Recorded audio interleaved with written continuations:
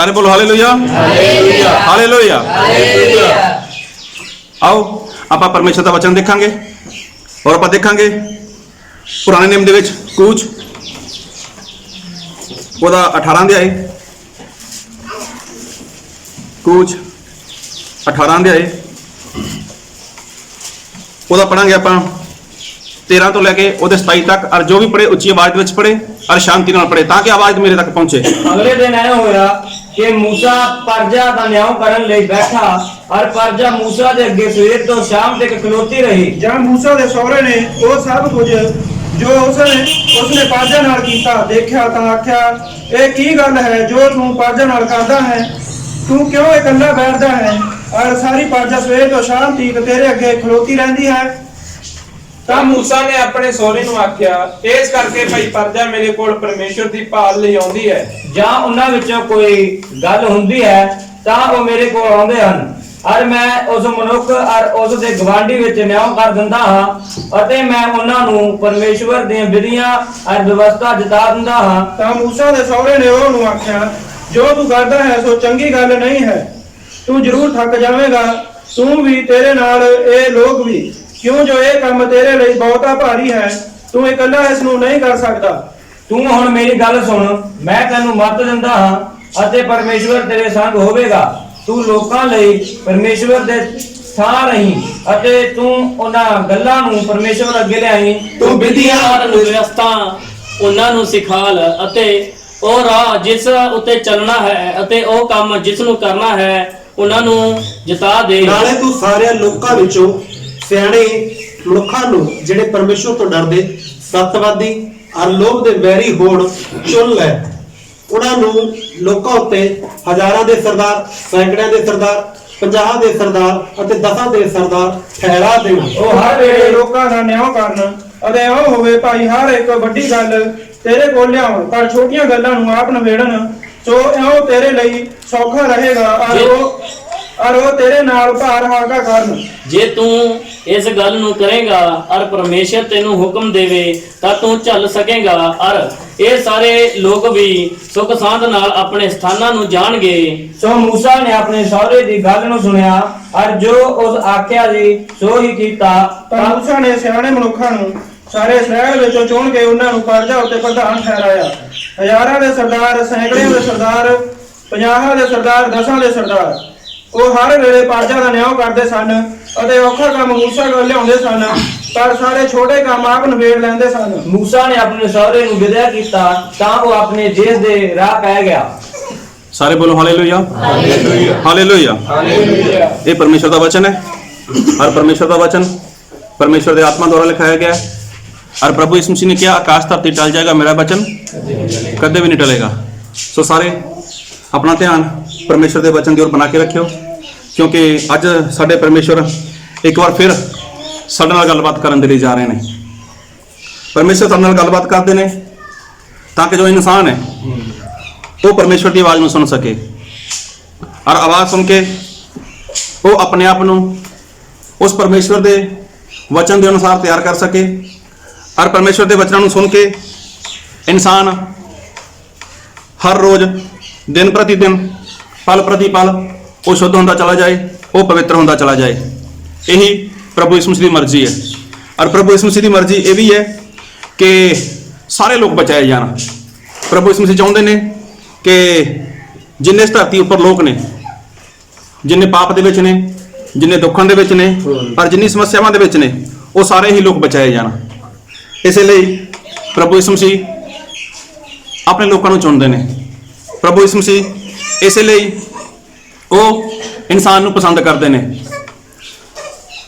असी लोग प्रभु यीशु मसीह जानते नहीं सीगे, साडे विचों कोई भी प्रभु यीशु मसीह जानता नहीं है। लेकिन जदों जीवन में कोई समस्या होती है, जो कोई इंसान के जीवन में परेशानी होती है, तद इंसान प्रभु यीशु मसीह कोल जांदा गा और प्रभु यीशु मसीह उस इंसान को जानते हैं। प्रभु यीशु मसीह उस इंसान को प्यार करते हैं, चाहे वो कोई भी है, चाहे वो कितने भी रहिंदा गा, लेकिन प्रभु यीशु मसीह हर इंसान को प्यार करते हैं। गल बहुत ध्यान नाल सुनियो, अज परमेश्वर सानू कुछ सिखाने के लिए जा रहे हैं। प्रभु यीशु मसीह इंसान को ਬਚਾਉਣਾ ਚਾਹੁੰਦੇ ਨੇ। ਇਸੇ ਲਈ ਪ੍ਰਭੂ ਯਿਸੂ ਮਸੀਹ ਕਿਸੇ ਨੂੰ ਨਾ ਕਿਸੇ ਨੂੰ ਪਸੰਦ ਕਰ ਲੈਂਦੇ ਨੇ। ਜਦ ਪ੍ਰਭੂ ਯਿਸੂ ਮਸੀਹ ਇਸ ਸੰਸਾਰ ਦੇ ਵਿੱਚ ਆਏ ਸੀਗੇ, ਬਾਈਬਲ ਦੇ ਵਿੱਚ ਲਿਖਿਆ ਹੈਗਾ ਕਿ ਪ੍ਰਭੂ ਯਿਸੂ ਮਸੀਹ ਦਾ ਜਨਮ ਹੈ ਜੋ ਉਹ ਪਵਿੱਤਰ ਆਤਮਾ ਦੁਆਰਾ ਪੈਦਾ ਹੋਏ। ਪ੍ਰਭੂ ਯਿਸੂ ਮਸੀਹ ਦੇ ਵਿੱਚ ਕੋਈ ਪਾਪ ਨਹੀਂ ਹੈ। ਪ੍ਰਭੂ ਯਿਸੂ ਮਸੀਹ ਪਵਿੱਤਰ ਆਤਮਾ ਦੀ ਅਗਵਾਈ ਵਿੱਚ ਚੱਲਦੇ ਰਹੇ, ਪਵਿੱਤਰ ਆਤਮਾ ਨਾਲ ਭਰੇ ਹੋਏ। ਔਰ ਪ੍ਰਭੂ ਯਿਸੂ ਮਸੀਹ ਬਿਮਾਰਾਂ ਨੂੰ ਚੰਗਾ ਕਰਦੇ ਸੀਗੇ। ਪ੍ਰਭੂ ਯਿਸੂ ਮਸੀਹ ਦੁਸ਼ਟ ਆਤਮਾ ਨੂੰ ਕੱਢਦੇ ਸੀਗੇ। ਪ੍ਰਭੂ ਯਿਸੂ ਮਸੀਹ ਲੋਕਾਂ ਨੂੰ ਪ੍ਰਚਾਰ ਵੀ ਕਰਦੇ ਸੀਗੇ। ਮਤਲਬ ਸਾਰਾ ਕੰਮ ਪ੍ਰਭੂ ਯਿਸੂ ਮਸੀਹ ਇਕੱਲੇ ਕਰ ਸਕਦੇ ਸੀਗੇ। ਲੇਕਿਨ ਫਿਰ ਵੀ ਪ੍ਰਭੂ ਯਿਸੂ ਮਸੀਹ ਦੇ ਬਾਰੇ ਅਗਰ ਪੜ੍ਹਦੇ ਹਾਂ ਬਾਈਬਲ ਦੇ ਵਿੱਚੋਂ, ਤਾਂ ਬਾਈਬਲ ਦੇ ਵਿੱਚ ਲਿਖਿਆ ਹੈਗਾ, ਇੱਕ ਵਚਨ ਪੜ੍ਹੋ ਮੇਰੇ ਨਾਲ, ਮੱਤੀ ਉਹਦਾ 10 ਅਧਿਆਇ ਉਹਦਾ ਇੱਕ ਵਚਨ।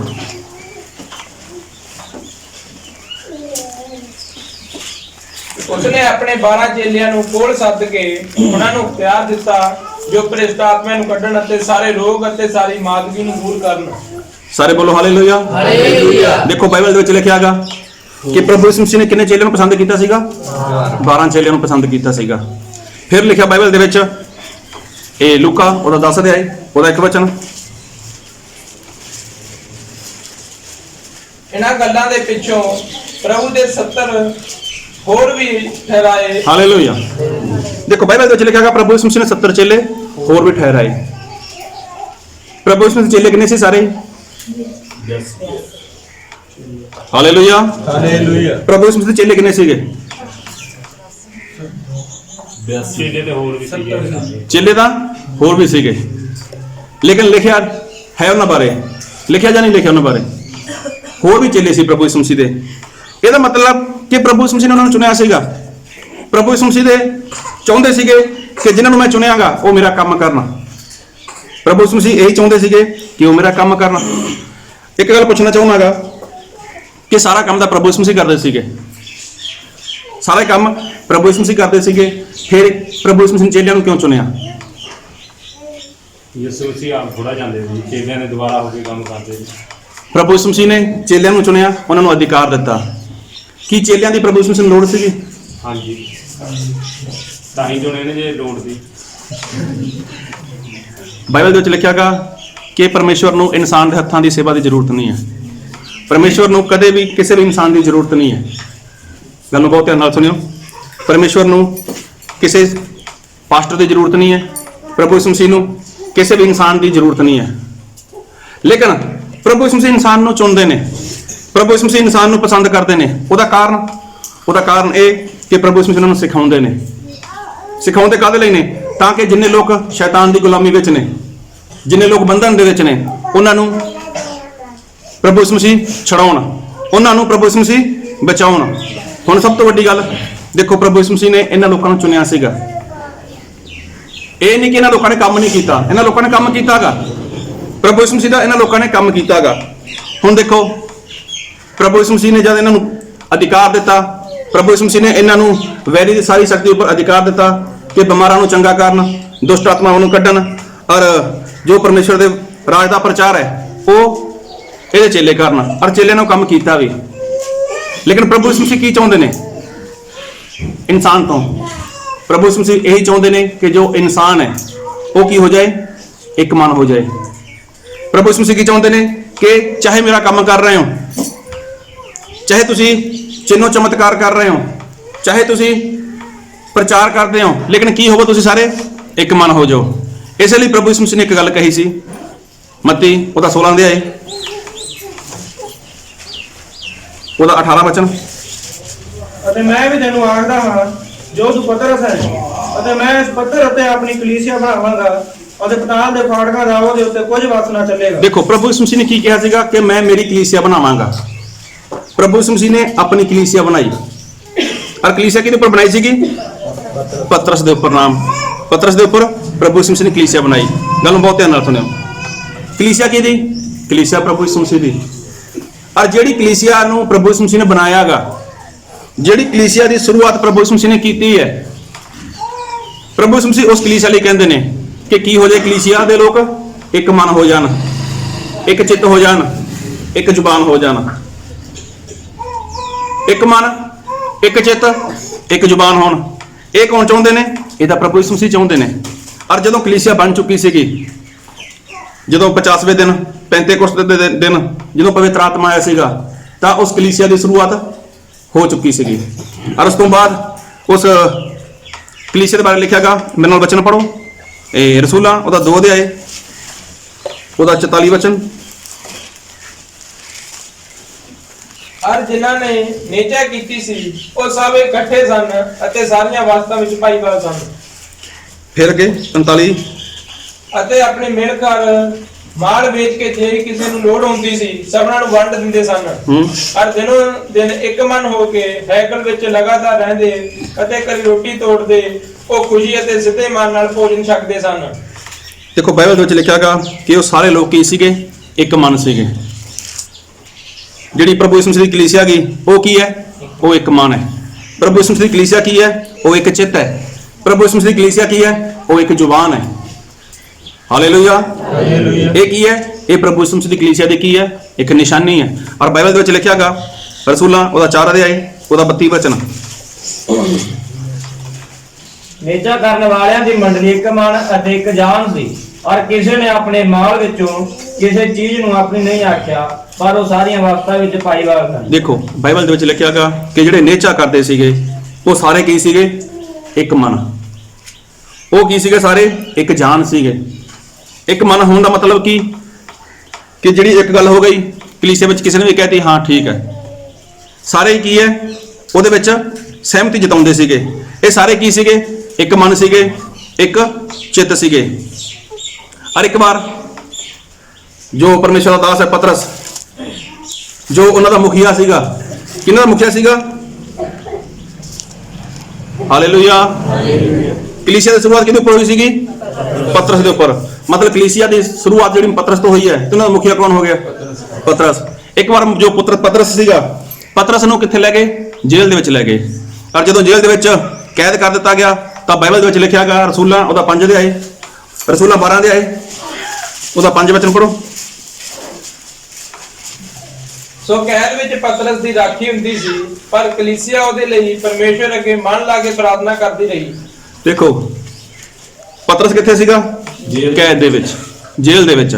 ਤੇ ਕਲੀਸਿਆ ਦੇ ਲੋਕ ਕੀ ਸੀਗੇ? ਉਹ ਪ੍ਰਾਰਥਨਾ ਕਰਦੇ ਰਹੇ। ਕਿਵੇਂ ਕਰਦੇ ਰਹੇ? ਮਨ ਲਾ ਕੇ ਪ੍ਰਾਰਥਨਾ ਕਰਦੇ ਰਹੇ। ਤੇ ਪ੍ਰਾਰਥਨਾ ਕਰਦੇ ਸੀਗੇ, ਲੇਕਿਨ ਕਿਵੇਂ ਕਰਦੇ ਸੀਗੇ? ਮਨ ਲਾ ਕੇ। ਤੇ ਅੱਜ ਕਲੀਸਿਆ ਵਿੱਚ ਪ੍ਰਾਰਥਨਾ ਤਾਂ ਹੁੰਦੀ ਹੈ, ਲੇਕਿਨ ਮਨ ਨਹੀਂ ਲੱਗਦਾ। ਇੱਕ ਮਨ ਨਹੀਂ ਹੈ। ਜਦ ਕਿ ਪ੍ਰਭੂ ਯਿਸੂ ਮਸੀਹ ਕੀ ਕਹਿੰਦੇ ਨੇ ਕਿ ਸਾਰੇ ਇੱਕ ਮਨ ਹੋ ਜਾਓ। ਸਾਰੇ ਕੀ ਹੋਵੋ? ਸਾਰੇ ਇੱਕ ਚਿੱਤ ਹੋਵੋ।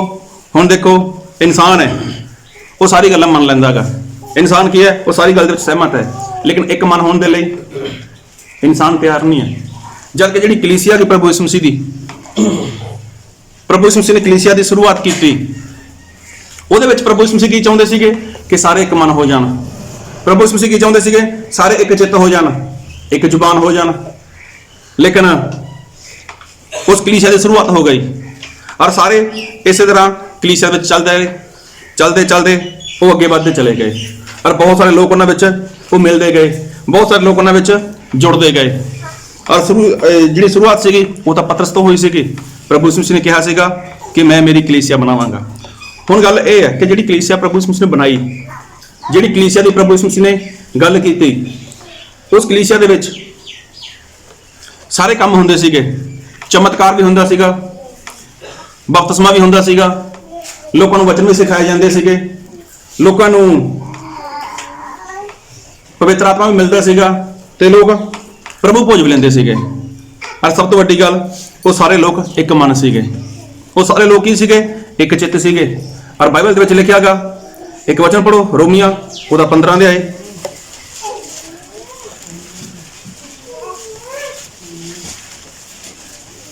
ਰੋਮੀਆਂ 15 ਅਧਿਆਏ ਉਹਦਾ ਪੜੋ ਮੇਰੇ ਨਾਲ 5 ਤੇ 6 ਵਚਨ। ਅਤੇ ਧੀਰਜ ਅਤੇ ਦਿਲਾਸੇ ਦਾ ਪਰਮੇਸ਼ਵਰ ਤੁਹਾਨੂੰ ਇਹ ਬਖਸ਼ੇ ਜੋ ਮਸੀਹ ਯੀਸ਼ੂ ਦੇ ਅਨੁਸਾਰ ਆਪੋ ਵਿੱਚ ਮੇਲ ਰੱਖੋ। ਹਾਂ, ਆਪੋ ਵਿੱਚ ਕੀ ਰੱਖੋ? ਮੇਲ ਰੱਖੋ। ਆਪੋ ਵਿੱਚ ਕੀ ਰੱਖਣਾ ਚਾਹੀਦਾਗਾ? ਮੇਲ। ਇਹ ਕਿਹਦਾ ਕੰਮ ਹੈ? ਇਹ ਜਿਹੜੀ ਪ੍ਰਭੂ ਯਿਸੂ ਮਸੀਹ ਦੀ ਕਲੀਸਿਆ ਗਈ ਉਹਦਾ ਕੰਮ ਹੈ। ਕੀ ਰੱਖਣਾ ਚਾਹੀਦਾਗਾ? ਮੇਲ ਰੱਖਣਾ ਚਾਹੀਦਾਗਾ। ਕਦੋਂ? ਹਫ਼ਤੇ ਵਿੱਚ ਇੱਕ ਵਾਰ ਨਹੀਂ, ਜਦੋਂ ਵੀ ਟਾਈਮ ਲੱਗੇ, ਜਦੋਂ ਵੀ ਕਿਸੇ ਨੂੰ ਲੱਗੇ ਕਿ ਇਹ ਸਾਡੇ ਵਿਸ਼ਵਾਸ ਦੇ ਵਿੱਚ ਜੋ ਵਿਸ਼ਵਾਸੀ ਹੈ ਇਹ ਕਮਜ਼ੋਰ ਪੈ ਰਿਹਾ ਹੈਗਾ, ਤਾਂ ਉਹਦੇ ਲਈ ਕੀ ਕਰਨਾ ਚਾਹੀਦਾ? ਸਾਨੂੰ ਉਹਦੇ ਨਾਲ ਮੇਲ ਕਰਨਾ ਚਾਹੀਦਾ ਹੈਗਾ। ਉਸ ਲਈ ਸਾਨੂੰ ਪ੍ਰਾਰਥਨਾ ਕਰਨੀ ਚਾਹੀਦੀ ਹੈ, ਉਸਨੂੰ ਸਾਨੂੰ ਹੌਸਲਾ ਦੇਣਾ ਚਾਹੀਦਾ ਹੈਗਾ। ਫਿਰ 6 ਦੇ ਵਿੱਚ ਕੀ ਲਿਖਿਆ ਹੈਗਾ? ਤਾਂ ਜੋ ਤੁਸੀਂ ਇੱਕ ਮਨ ਹੋ ਕੇ ਇੱਕ ਜ਼ੁਬਾਨ ਨਾਲ ਸਾਡੇ ਪ੍ਰਭੂ ਯਿਸੂ ਮਸੀਹ ਦੇ ਪਰਮੇਸ਼ਵਰ ਅਤੇ ਪਿਤਾ ਦੀ ਵਡਿਆਈ ਕਰੋ। ਕੀ ਹੋ ਕੇ? ਇੱਕ ਮਨ ਹੋ ਕੇ। ਹਾਲੇਲੂਇਆ। ਇੱਕ ਮਨ ਹੋ ਕੇ, ਇੱਕ ਜ਼ੁਬਾਨ ਹੋ ਕੇ ਕੀ ਕਰੋ? ਪ੍ਰਭੂ ਪਰਮੇਸ਼ਵਰ ਦੀ ਵਡਿਆਈ ਕਰੋ।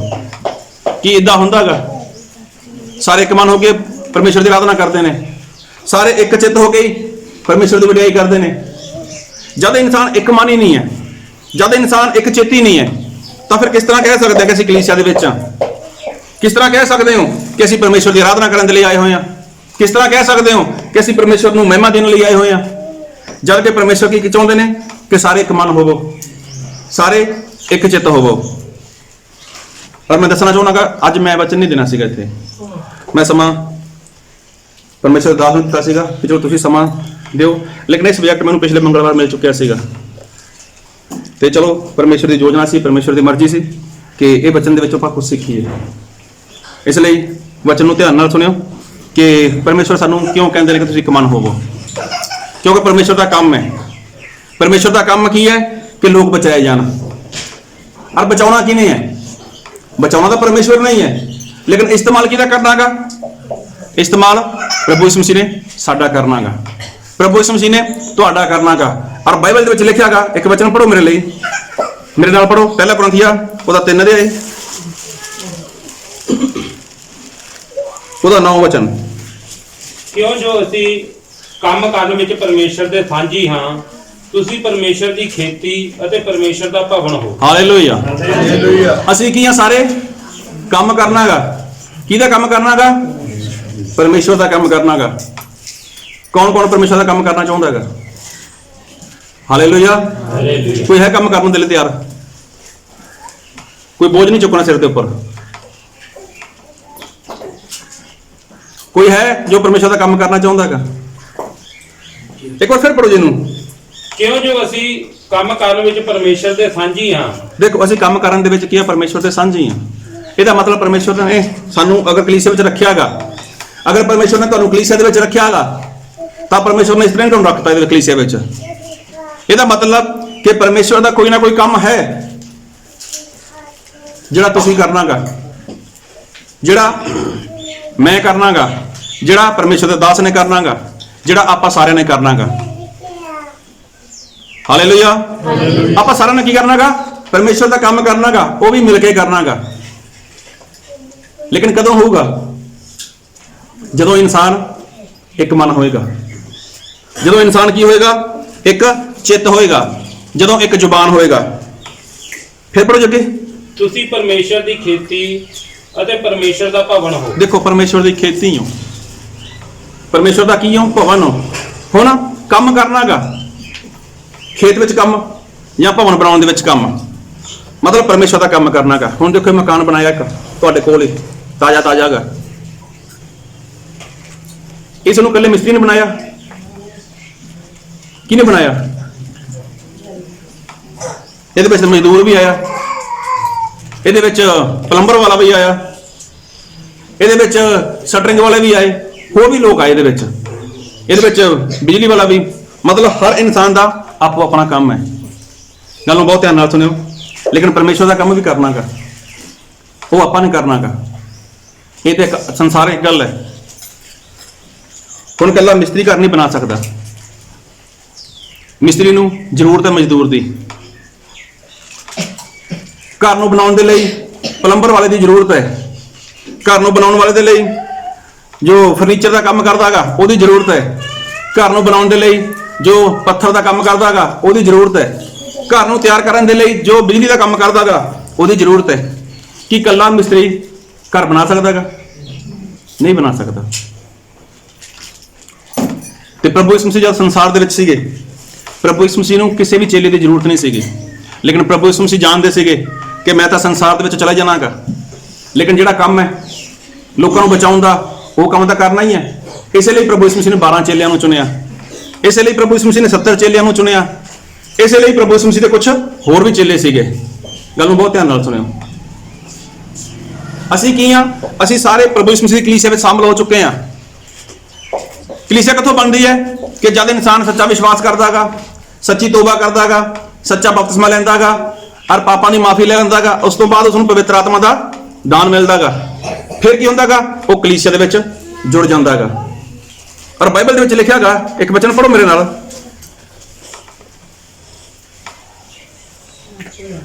ਪਹਿਲਾ ਕੋਰਿੰਥੀਆਂ ਉਹਦਾ 7 ਅਧਿਆਇ, ਜੇ ਕਿਸੇ ਨੂੰ ਹਿੰਦੀ ਹੈ ਤਾਂ ਹਿੰਦੀ ਖੋਲ ਲਿਓ। ਪਹਿਲਾ ਕੋਰਿੰਥੀਆਂ ਉਹਦਾ 7 ਅਧਿਆਇ ਉਹਦਾ 35 ਵਚਨ ਪੜ੍ਹੋ। ਅਤੇ ਮੈਂ ਤੁਹਾਡੇ ਆਪਣੇ ਹੀ ਭਲੇ ਲਈ ਇਹ ਆਖਦਾ ਹਾਂ, ਨਾ ਇਸ ਲਈ ਜੋ ਤੁਹਾਡੇ ਉੱਤੇ ਬੰਦਸ਼ ਪਾਵਾਂ, ਸਗੋਂ ਇਸ ਲਈ ਜੋ ਮਨਾਸਬ ਕੀਤਾ ਕੰਮ ਕੀਤਾ ਜਾਵੇ। ਨਾਲੇ ਤੁਸੀਂ ਬਿਨਾਂ ਘਾਬਰੇ ਪ੍ਰਭੂ ਦੀ ਸੇਵਾ ਵਿੱਚ ਲੱਗੇ ਰਹੋ। ਦੇਖੋ, ਪ੍ਰਭੂ ਦੀ ਸੇਵਾ ਵਿੱਚ ਲੱਗੇ ਰਹੋ, ਮਤਲਬ ਪ੍ਰਭੂ ਦੇ ਕੰਮ ਵਿੱਚ ਲੱਗੇ ਰਹੋ। ਹੁਣ ਕੱਲਾ ਬੰਦਾ ਪਰਮੇਸ਼ਰ ਦਾ ਕੰਮ ਕਰ ਸਕਦਾ ਹੈਗਾ? ਕੱਲਾ ਬੰਦਾ ਪਰਮੇਸ਼ਰ ਦਾ ਕੰਮ ਨਹੀਂ ਕਰ ਸਕਦਾ। ਗੱਲ ਨੂੰ ਬਹੁਤ ਧਿਆਨ ਨਾਲ ਸੁਣੋ, ਹਿੰਦੀ ਪੜ੍ਹੋ ਜੀ। ये बात तुम्हारे ही लाभ के लिए कहता हूँ, हाँ? ना कि तुम्हें फंसाने के लिए, वरन इसलिए कि जैसा होता है वैसा ही किया जाए, कि तुम एक होकर प्रभु की सेवा में लगे रहो। देखो, एक होके की है? प्रभु की सेवा ਵਿੱਚ ਲੱਗੇ ਰਹੋ। ਸਾਰੇ ਬੋਲੋ ਹਾਲੇਲੂਇਆ। ਹਾਲੇਲੂਇਆ। ਕਿਵੇਂ ਲੱਗ ਰਹਿਣਾ ਸੇਵਾ ਦੇ ਵਿੱਚ? ਇੱਕ ਹੋ ਕੇ। ਇੱਕ ਕਦੋਂ ਹੋਊਗਾ?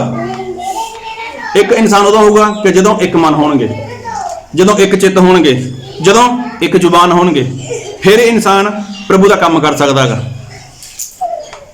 ਹੁਣ ਦੇਖੋ, ਆਤਮਾ ਦੀ ਗੱਲ ਕਰੀਏ, ਆਤਮਾ ਦੀ ਗੱਲ ਕਰੀਏ ਤਾਂ ਆਤਮਾ ਦੇ ਵਿੱਚ ਇਨਸਾਨ ਜਲਦੀ ਇੱਕ ਨਹੀਂ ਹੁੰਦਾ। ਅਗਰ ਕੋਈ ਉਲਟਾ ਸਿੱਧਾ ਕੰਮ ਕਰਨਾ ਹੋਵੇ ਤਾਂ ਇਨਸਾਨ ਇੱਕ ਹੋ ਜਾਂਦਾ ਹੈਗਾ। ਕਿਵੇਂ? ਜਦੋਂ ਬਾਬਲ ਦਾ ਬੁਰਜ ਬਣਾਇਆ ਸੀਗਾ, ਉਦੋਂ ਧਰਤੀ ਉੱਪਰ ਕਿੰਨੀਆਂ ਬੋਲੀਆਂ ਸੀਗੀਆਂ? ਇੱਕੋ ਹੀ ਬੋਲੀ ਸੀਗੀ। ਔਰ ਸਾਰੇ ਲੋਕਾਂ ਦੀ ਇੱਛਾ ਕੀ ਹੋਈ ਕਿ ਆਪਾਂ ਧਰਤੀ ਉੱਪਰ ਖਿੰਡਣਾ ਨਹੀਂ ਹੈ, ਆਪਾਂ ਇਕੱਠੇ ਰਹੀਏ। ਇਸ ਲਈ ਉਹਨਾਂ ਨੇ ਕੀ ਕੀਤਾ ਸੀਗਾ? ਬਾਬਲ ਦਾ ਬੁਰਜ ਬਣਾਇਆ ਸੀਗਾ। ਜਦ ਕਿ ਪਰਮੇਸ਼ਵਰ ਨੇ ਕਿਹਾ ਸੀਗਾ ਕਿ ਧਰਤੀ ਉੱਪਰ ਤੁਸੀਂ ਖਿੰਡ ਜਾਓ, ਧਰਤੀ ਨੂੰ ਭਰ ਦਿਓ, ਵਧੋ ਫੁੱਲੋ। ਲੇਕਿਨ ਇਨਸਾਨ ਨੇ ਕੀ ਕੀਤਾ? ਉਸ ਪਰਮੇਸ਼ਵਰ ਦੀ ਯੋਜਨਾ ਨੂੰ ਰੋਕਣ ਦੇ ਲਈ ਉਹ ਕੀ ਹੋ ਗਏ? ਇੱਕ ਮਨ ਹੋ ਗਏ। ਹਾਲੇਲੂਇਆ। ਸਿਰਫ ਮੇਰੇ ਵੱਲ ਧਿਆਨ ਦਿਓ, ਬੱਚਾ ਆਪਣੀ ਜਗ੍ਹਾ ਬੈਠ ਜਾਏਗਾ। ਉਹ ਲੋਕ ਕੀ ਹੋਏ? ਇੱਕ ਮਨ ਹੋ ਗਏ, ਇੱਕ ਚਿੱਤ ਹੋ ਗਏ, ਹਰ ਇੱਕ ਜ਼ੁਬਾਨ ਹੋ ਗਏ। ਕੀ ਉਹਨਾਂ ਨੇ ਬਾਬਲ ਦਾ ਬੁਰਜ ਤਿਆਰ ਕੀਤਾ ਜਾਂ ਨਹੀਂ ਕੀਤਾ? ਕੀਤਾ। ਔਰ ਪਰਮੇਸ਼ਵਰ ਨੇ ਦੇਖਿਆ ਇਹ ਸਾਰੇ ਇੱਕ ਨੇ। ਇਹ ਸਾਰੇ ਕੀ ਨੇ? ਇਹ ਤਾਂ ਇੱਕ ਮਨ ਨੇ। ਇਹ ਸਾਰੇ ਕੀ ਨੇ? ਇਹ ਸਾਰੇ ਇੱਕ ਚਿੱਤ ਨੇ, ਇੱਕ ਜ਼ੁਬਾਨ ਨੇ। ਇਹੀ ਗੱਲ ਪਰਮੇਸ਼ਵਰ ਨੂੰ ਪਸੰਦ ਨਹੀਂ ਆਈ। ਹੁਣ ਦੇਖੋ, ਜਿਹੜੇ ਪਰਮੇਸ਼ਵਰ ਸਾਨੂੰ ਕਹਿੰਦੇ ਨੇ ਕਿ ਤੁਸੀਂ ਇੱਕ ਹੋ ਜਾਓ, ਜਿਹੜੇ ਪਰਮੇਸ਼ਵਰ ਸਾਨੂੰ ਕਹਿੰਦੇ ਨੇ ਤੁਸੀਂ ਇੱਕ ਮਨ ਹੋ ਜਾਓ, ਜਿਹੜੇ ਪਰਮੇਸ਼ਵਰ ਸਾਨੂੰ ਕਹਿੰਦੇ ਨੇ ਕਿ ਤੁਸੀਂ ਇੱਕ ਚਿੱਤ ਹੋ ਜਾਓ, ਇੱਕ ਜ਼ੁਬਾਨ ਹੋ ਜਾਓ, ਜਦ ਉੱਥੇ ਲੋਕ ਇੱਕ ਹੋਏ, ਇੱਕ ਮਨ ਹੋਏ, ਤਾਂ ਪਰਮੇਸ਼ਵਰ ਨੇ ਉਹਨਾਂ ਦੀ ਬੋਲੀ ਬਦਲ ਦਿੱਤੀ। ਉਹਦਾ ਕਾਰਨ ਕੀ ਸੀਗਾ? ਕਾਰਨ ਇਹ ਸੀ ਕਿ ਪਰਮੇਸ਼ਵਰ ਚਾਹੁੰਦੇ ਸੀਗੇ ਕਿ ਇਹ ਲੋਕ ਧਰਤੀ ਨੂੰ ਭਰ ਦੇਣ। ਜੋ ਮੈਂ ਗੱਲ ਪਹਿਲਾਂ ਕਹੀ ਹੈ ਉਸ ਗੱਲ ਨੂੰ ਇਹ ਪੂਰਾ ਕਰਨਾ। ਔਰ ਇੱਥੇ ਕੀ ਲਿਖਿਆ ਬਾਈਬਲ ਦੇ ਵਿੱਚ ਕਿ ਅਗਰ ਪਰਮੇਸ਼ਵਰ ਦੀ ਸੇਵਾ ਕਰਨੀ ਹੈ, ਅਗਰ ਪਰਮੇਸ਼ਵਰ ਦਾ ਕੰਮ ਕਰਨਾਗਾ, ਤਾਂ ਉਹਦੇ ਲਈ ਕੀ ਕਰਨਾ ਪਏਗਾ? ਸਾਨੂੰ ਇੱਕ ਹੋਣਾ ਪਏਗਾ, ਇੱਕ ਮਨ ਹੋਣਾ ਪਏਗਾ, ਇੱਕ ਚਿੱਤ ਹੋਣਾ ਪਏਗਾ। ਔਰ ਇਹ ਕੀ ਹੈ? ਇਹ ਪ੍ਰਭੂ ਯਿਸੂ ਮਸੀਹ ਦੀ ਕਲੀਸਿਆ ਦਾ ਕੰਮ ਹੈ, ਇੱਕ ਮਨ ਹੋਣਾ, ਇੱਕ ਚਿੱਤ ਹੋਣਾ। ਔਰ ਬਾਈਬਲ ਦੇ ਵਿੱਚ ਲਿਖਿਆ ਵੀ ਹੈ, ਪਹਿਲਾ ਕੋਰਿੰਥੀਆਂ ਉਹਦਾ 12 ਅਧਿਆਇ ਉਹਦਾ 7 ਵਚਨ ਪੜੋ। ਪਰ ਆਤਮਾ ਦਾ ਪ੍ਰਕਾਸ਼ ਜੋ ਸਭਨਾਂ ਦੇ ਲਾਭ ਲਈ ਹੈ, ਇੱਕ ਇੱਕ ਨੂੰ ਦਿੱਤਾ ਜਾਂਦਾ ਹੈ। ਹਾਲੇਲੂਇਆ। ਆਤਮਾ ਦਾ ਪ੍ਰਕਾਸ਼ ਮਤਲਬ ਜੋ ਪ੍ਰਕਾਸ਼ ਹੈ, ਜੋ ਵਚਨ ਦਾ ਪ੍ਰਕਾਸ਼ ਹੈ, ਜੋ ਆਤਮਾ ਦਾ ਪ੍ਰਕਾਸ਼ ਹੈ, ਉਹ ਕੀ ਹੈ? ਕਿਹਦੇ ਲਾਭ ਲਈ ਹੈ? ਸਭਨਾਂ ਦੇ ਲਾਭ ਲਈ। ਸਾਰੇ ਲੋਕਾਂ ਦੇ ਲਾਭ ਦੇ ਲਈ ਹੈ। ਲੇਕਿਨ ਉਹ ਕੀ ਹੈ? ਇੱਕ ਇੱਕ ਨੂੰ ਦਿੱਤਾ ਜਾਂਦਾ ਹੈਗਾ। ਫਿਰ ਕੀ ਲਿਖਿਆਗਾ? ਇੱਕ ਨੂੰ ਤਾਂ ਆਤਮਾ ਦੇ ਰਾਹੀਂ ਗਿਆਨ ਦੀ ਗੱਲ ਪ੍ਰਾਪਤ ਹੁੰਦੀ ਹੈ, ਹਾਂ। ਅਤੇ ਦੂਏ ਨੂੰ ਉਸੇ ਆਤਮਾ ਦੇ ਅਨੁਸਾਰ ਵਿਦਿਆ ਦੀ ਗੱਲ। ਦੇਖੋ, ਇੱਕ ਨੂੰ ਤਾਂ ਗਿਆਨ ਦੀ ਗੱਲ, ਇੱਕ ਨੂੰ ਬੁੱਧ ਦੀ ਗੱਲ ਮਿਲਦੀ ਹੈ। ਹੁਣ ਜਿਹਦੇ ਕੋਲ ਗਿਆਨ ਹੈ, ਜਿਹਦੇ ਕੋਲ ਬੁੱਧ ਹੈ, ਉਹਦਾ ਫਾਇਦਾ ਕਿਹਨੂੰ ਮਿਲੂਗਾ? ਉਹਦਾ ਫਾਇਦਾ ਕਿਸੇ ਦੂਜੇ ਨੂੰ ਮਿਲੇਗਾ। ਫਿਰ ਕੀ ਲਿਖਿਆ ਅੱਗੇ? ਅਤੇ ਹੋਰ ਕਿਸੇ ਨੂੰ ਉਸੇ ਆਤਮਾ ਤੋਂ ਨੇਚਾ, ਅਤੇ ਹੋਰ ਕਿਸੇ ਨੂੰ ਉਸੇ ਇੱਕੋ ਆਤਮਾ ਤੋਂ ਨਿਰੋਇਆ ਕਰਨ ਦੀਆਂ ਦਾਤਾਂ। ਦੇਖੋ, ਉਸੇ ਆਤਮਾ ਤੋਂ ਕੀ ਮਿਲਦਾ ਇਨਸਾਨ ਨੂੰ? ਨੇਚਾ, ਵਿਸ਼ਵਾਸ ਕਰਨ ਦਾ ਆਤਮਾ। ਫਿਰ ਉਸੇ ਆਤਮਾ ਤੋਂ ਕੀ ਮਿਲਦਾ ਇਨਸਾਨ ਨੂੰ? ਚੰਗੇ ਕਰਨ ਦਾ ਵਰਦਾਨ ਮਿਲਦਾਗਾ। ਹੁਣ ਜਿਹਨੂੰ ਵਰਦਾਨ ਮਿਲੇਗਾ ਚੰਗੇ ਕਰਨ ਦਾ, ਉਹਦਾ ਫਾਇਦਾ ਕਿਹਨੂੰ ਹੈ? ਜਿਹਨੂੰ ਮਿਲਿਆਗਾ ਉਹਨੂੰ ਫਾਇਦਾਗਾ। Hallelujah hallelujah. ਸਾਰੇ ਧਿਆਨ ਨਾਲ ਸੁਣਿਆ ਕਰੋ। ਜਦੋਂ ਬਾਈਬਲ ਨਹੀਂ ਪੜ੍ਹਨਾ ਹੁੰਦਾ ਨਾ, ਫਿਰ ਮੇਰੇ ਵੱਲ ਦੇਖਿਆ ਕਰੋ, ਫਿਰ ਪਤਾ ਚੱਲੇਗਾ। ਜਿਹਨੂੰ ਚੰਗਾ ਕਰਨ ਦਾ ਵਰਦਾਨ ਦਿੱਤਾ ਪਰਮੇਸ਼ਵਰ ਨੇ, ਉਹਦਾ ਫਾਇਦਾ ਕਿਹਨੂੰ ਹੈ? ਉਹਦਾ ਫਾਇਦਾ ਉਸੇ ਇਨਸਾਨ ਨੂੰ ਹੈ ਜਾਂ ਕਿਸੇ ਹੋਰ ਨੂੰ ਹੈ? ਉਹਦਾ ਕਿਸੇ ਹੋਰ ਨੂੰ ਇਨਸਾਨ ਨੂੰ ਫਾਇਦਾਗਾ। ਕਿਉਂ? ਕਿਉਂਕਿ ਪਰਮੇਸ਼ਵਰ ਨੇ ਉਹਨੂੰ ਦਿੱਤਾ ਹੋਇਆਗਾ। ਔਰ ਉਹ ਕੀ ਹੈ? ਉਹਦਾ ਇਸਤੇਮਾਲ ਕਰੇਗਾ। ਕਿਹਦੇ ਲਈ ਕਰੇਗਾ? ਉਹਦਾ ਕਲੀਸਿਆ ਵਿੱਚ ਕਰੇਗਾ। ਕਲੀਸਿਆ ਦੇ ਵਿੱਚ ਲੋਕਾਂ ਦੇ ਲਈ ਕਰੇਗਾ। ਉਹਦਾ ਦੂਜੇ ਲੋਕਾਂ ਦੇ ਲਈ ਉਹਦਾ ਇਸਤੇਮਾਲ ਕਰੇਗਾ। ਮਤਲਬ ਉਹਨੂੰ ਫਾਇਦਾ ਨਹੀਂ ਹੈ, ਫਾਇਦਾ ਤਾਂ ਦੂਜੇ ਇਨਸਾਨਾਂ ਨੂੰ ਹੈ। ਫਿਰ ਅੱਗੇ, ਅਤੇ ਹੋਰ ਕਿਸੇ ਨੂੰ ਕਰਾਮਾਤਾਂ ਵਿਖਾਉਣ ਦੀ ਸਮਰੱਥਾ, ਅਤੇ ਹੋਰ ਕਿਸੇ ਨੂੰ ਅਗੰਮ ਵਾਕ, ਅਤੇ ਹੋਰ ਕਿਸੇ ਨੂੰ ਆਤਮਾ ਦੀ ਪਛਾਣ, ਅਤੇ ਹੋਰ ਅਨੇਕ ਪ੍ਰਕਾਰ ਦੀਆਂ ਭਾਸ਼ਾਵਾਂ, ਅਤੇ ਹੋਰ ਕਿਸੇ ਨੂੰ ਭਾਸ਼ਾਵਾਂ ਦਾ ਅਰਥ ਕਰਨਾ। ਦੇਖੋ ਬਾਈਬਲ ਦੇ ਵਿੱਚ ਲਿਖਿਆ ਗਾ, ਇਹ ਕਲੀਸਿਆ ਦੇ ਵਿੱਚ ਹੈ। ਕਲੀਸਿਆ ਵਿੱਚ ਪ੍ਰਭੂ ਯਿਸੂ ਮਸੀਹ ਨੇ ਇਸ ਤਰ੍ਹਾਂ ਦੇ ਲੋਕ ਦਿੱਤੇ ਹੋਏ ਨੇ ਕਿ ਸਾਡੀ ਕਲੀਸਿਆ ਦੇ ਵਿੱਚ ਕਿਸੇ ਨੂੰ ਪਰਾਈ ਭਾਸ਼ਾ ਨਹੀਂ ਮਿਲੀ ਹੋਈ? ਮਿਲੀ ਜਾਂ ਨਹੀਂ ਮਿਲੀ? ਮਿਲੀ ਹੈ। ਕਿ ਸਾਡੀ ਆਪਣੀ ਇਸ ਕਲੀਸਿਆ ਦੇ ਵਿੱਚ ਕਿਸੇ ਨੂੰ ਚਮਤਕਾਰ ਕਰਨ ਦਾ ਵਰਦਾਨ ਨਹੀਂ ਮਿਲਿਆ? ਮਿਲਿਆਗਾ। ਕਿ ਉਹਦੇ ਦੁਆਰਾ ਚਮਤਕਾਰ ਨਹੀਂ ਹੁੰਦੇ? ਕਿਸੇ ਦੀ ਬਿਮਾਰੀ ਨਹੀਂ ਜਾਂਦੀ? ਕਿਸੇ ਦੀ ਤਕਲੀਫ ਨਹੀਂ ਜਾਂਦੀ? ਕਿ ਸਾਡੀ ਕਲੀਸਿਆ ਦੇ ਵਿੱਚ ਗਵਾਹੀ ਦੇਣ ਦਾ ਕੰਮ ਨਹੀਂ ਹੈ ਜਾਂ ਹੈ ਨਹੀਂ? ਹੈ। ਹੁਣ ਇਹ ਸਾਰੇ ਕੰਮ ਨੇ ਕਿੱਥੇ ਨੇ? ਕਲੀਸਿਆ ਦੇ ਵਿੱਚ ਨੇ। ਜਦੋਂ ਇਹ ਕਲੀਸਿਆ ਦੇ ਵਿੱਚ ਕੀ ਕੋਈ ਇੱਕ ਇਨਸਾਨ ਕਰ ਰਿਹਾ ਹੈ? ਨਹੀਂ, ਇਹ ਇੱਕ ਇਨਸਾਨ ਨਹੀਂ ਕਰ ਰਿਹਾ। ਕਿ ਪਾਸਟਰ ਦੇ ਕੰਮ ਇਹ ਕੰਮ ਕਰਨਾ ਨਹੀਂ, ਇਹ ਕੰਮ ਪਰਮੇਸ਼ਵਰ ਨੇ ਦਿੱਤੇ ਨੇ। ਇਹ ਕੰਮ ਪਵਿੱਤਰ ਆਤਮਾ ਨੇ ਦਿੱਤੇ ਨੇ। ਕਾਹਦੇ ਲਈ ਦਿੱਤੇ ਨੇ? ਤਾਂ ਕਿ ਜੋ ਪਰਮੇਸ਼ਵਰ ਦਾ ਕੰਮ ਹੈ ਉਹ ਸਾਰੇ ਕਰਨਾ। ਇਹਦੇ ਵਿੱਚ ਛੋਟਾ ਕੌਣ ਹੈ, ਵੱਡਾ ਕੌਣ ਹੈ? ਜਿਹੜਾ ਇੱਥੇ ਖੜਾ ਹੋ ਕੇ ਪ੍ਰਚਾਰ ਕਰੇ ਉਹ ਵੱਡਾ, ਤੇ ਜਿਹੜਾ ਝਾੜੂ ਲਗਾਵੇ ਜਾਂ ਦਰੀ ਵਿਛਾਵੇ ਉਹ ਛੋਟਾ। ਇਸ ਤਰ੍ਹਾਂ ਨਹੀਂ ਹੈ। ਕੋਈ ਛੋਟਾ ਨਹੀਂ ਹੈ ਤੇ ਕੋਈ ਵੱਡਾ ਨਹੀਂ ਹੈ, ਲੇਕਿਨ ਸਾਰੇ ਕੀ ਨੇ? ਪਰਮੇਸ਼ਰ ਦੀ ਨਜ਼ਰ ਦੇ ਵਿੱਚ ਇੱਕ ਸਮਾਨ ਨੇ। ਗੱਲ ਨੂੰ ਬਹੁਤ ਧਿਆਨ ਨਾਲ ਸੁਣਿਓ। ਇੱਕ ਵਚਨ ਪੜ੍ਹੋ ਮੇਰੇ ਨਾਲ, ਐਫਸੀਆਂ 4 ਅਧਿਆਏ ਉਹਦਾ 11 ਵਚਨ। ਉਹਨੇ ਕਈਆਂ ਨੂੰ ਰਸੂਲ, ਕਈਆਂ ਨੂੰ ਨਬੀ, ਕਈਆਂ ਨੂੰ ਪ੍ਰਚਾਰਕ, ਕਈਆਂ ਨੂੰ ਪਾਸਬਾਨ ਅਤੇ ਉਸਤਾਦ ਕਰਕੇ ਦੇ ਦਿੱਤਾ। ਦੇਖੋ ਗੱਲ ਨੂੰ ਬਹੁਤ ਧਿਆਨ ਨਾਲ ਸੁਣਿਓ। ਇਹ 5 ਤਰ੍ਹਾਂ ਦੀ ਕਲੀਸਿਆ ਦੇ ਵਿੱਚ 5 ਤਰ੍ਹਾਂ ਦੇ ਲੋਕ ਨੇ ਕਲੀਸਿਆ ਦੇ ਵਿੱਚ, ਜਿਹੜੇ ਕਿਹਨੇ ਦਿੱਤੇ ਨੇ? ਪਰਮੇਸ਼ਵਰ ਨੇ ਦਿੱਤੇ ਨੇ। ਕਿਹੜੇ ਕਿਹੜੇ? ਪਹਿਲਾ ਰਸੂਲ, ਦੂਸਰਾ ਨਬੀ, ਫਿਰ ਪ੍ਰਚਾਰਕ, ਫਿਰ ਪਾਸਟਰ ਤੇ ਫਿਰ ਉਸਤਾਦ, ਮਤਲਬ ਟੀਚਰ। ਇਹ 5 ਤਰ੍ਹਾਂ ਦੇ ਲੋਕ ਨੇ। ਕਿੱਥੇ? ਕਲੀਸਿਆ ਦੇ ਵਿੱਚ। ਸਾਰੇ ਬੋਲੋ ਹਾਲੇਲੂਇਆ। ਹੁਣ 5 ਤਰ੍ਹਾਂ ਦੇ ਲੋਕ ਨੇ। ਕਿ ਇਹ ਸਾਰੇ ਜੋ ਲੋਕ ਪਰਮੇਸ਼ਵਰ ਨੇ ਦਿੱਤੇ ਨੇ, ਕਿ ਇੱਕ ਬੰਦਾ ਕੰਮ ਕਰ ਸਕਦਾ ਹੈਗਾ? ਇੱਕ ਬੰਦਾ ਕੰਮ ਨਹੀਂ ਕਰ ਸਕਦਾ। ਲੇਕਿਨ ਸਾਰਿਆਂ ਦੇ ਕੰਮ ਕੀ ਨੇ? ਉਹ ਵੱਖੋ ਵੱਖਰੇ ਨੇ। ਜੋ ਕੰਮ ਪਾਸਟਰ ਕਰੇਗਾ ਉਹ ਪਰਮੇਸ਼ਵਰ ਦਾ ਦਾਸ ਨਬੀ ਨਹੀਂ ਕਰ ਸਕਦਾ। ਜੋ ਟੀਚਰ ਕਰੇਗਾ ਉਹ ਪ੍ਰਚਾਰਕ ਨਹੀਂ ਕਰ ਸਕਦਾ। ਜੋ ਪ੍ਰਚਾਰਕ ਕਰੇਗਾ ਕੋਈ ਉਹ ਮਤਲਬ ਰਸੂਲ ਨਹੀਂ ਕਰ ਸਕਦਾ। ਇਹ ਸਾਰੇ ਕੰਮ ਕਿਹਦੇ ਨੇ? ਹੈ ਤਾਂ 5 ਲਈ, ਲੇਕਿਨ ਕੀ ਨੇ? ਸਾਰੇ ਵੱਖੋ ਵੱਖਰੇ ਨੇ। ਲੇਕਿਨ ਫਿਰ ਵੀ ਪਰਮੇਸ਼ਵਰ ਨੇ ਇਹ ਕਲੀਸਿਆ ਵਿੱਚ ਦਿੱਤੇ ਹੋਏ ਨੇ। ਕਾਹਦੇ ਲਈ ਦਿੱਤੇ ਨੇ? ਅੱਗੇ ਪੜੋ। ਤਾਂ ਜੋ ਸੇਵਕਾਈ ਦੇ ਕੰਮ ਲਈ ਸੰਤ ਸਿੱਧ ਹੋਣ। Hallelujah hallelujah. ਇਦਾਂ ਇੱਕ ਵਾਰ ਫਿਰ ਪੜੋ ਜੀ। ਤਾਂ ਜੋ ਸੇਵਕਾਈ ਦੇ ਕੰਮ ਲਈ ਸੰਤ ਸਿੱਧ ਹੋਣ। ਕਾਹਦੇ ਲਈ ਸਿੱਧ ਹੋਣ? ਸੇਵਕਾਈ ਦੇ ਲਈ, ਮਤਲਬ ਸੇਵਾ ਦੇ ਲਈ। ਸੇਵਾ ਕਿਹਦੀ ਕਰਨੀ ਹੈ? ਪਰਮੇਸ਼ਵਰ ਦੀ ਸੇਵਾ ਕਰਨੀ ਹੈ। ਕੀ ਪਰਮੇਸ਼ਵਰ ਨੂੰ ਤੁਹਾਡੀ ਸੇਵਾ ਦੀ ਜ਼ਰੂਰਤ ਹੈ ਕਿ ਤੁਸੀਂ ਪਰਮੇਸ਼ਵਰ ਦੀ ਸੇਵਾ ਕਰੋ? ਪਰਮੇਸ਼ਵਰ ਨੂੰ ਕਿਸੇ ਵੀ ਇਨਸਾਨ ਦੇ ਹੱਥਾਂ ਦੀ ਸੇਵਾ ਦੀ ਜ਼ਰੂਰਤ ਨਹੀਂ ਹੈ।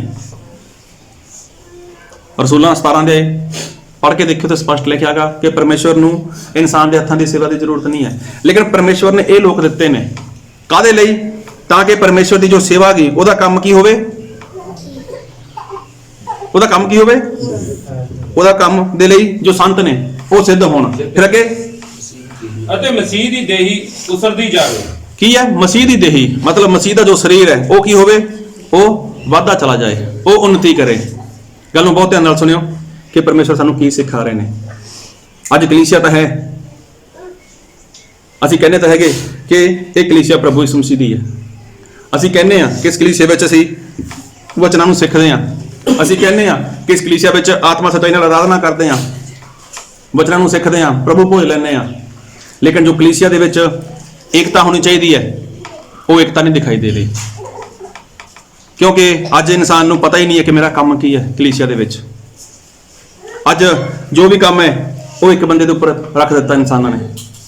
ਵੀ ਇਹਦਾ ਹੀ ਕੰਮ ਹੈ, ਜਦ ਕਿ ਪਰਮੇਸ਼ਵਰ ਨੇ ਤੁਹਾਨੂੰ ਪਸੰਦ ਕੀਤਾਗਾ। ਤੁਸੀਂ ਗਵਾਹੀ ਦੇ ਸਕਦੇ ਹੋ, ਤੁਸੀਂ ਕਿਸੇ ਲਈ ਪ੍ਰਾਰਥਨਾ ਕਰ ਸਕਦੇ ਹੋ,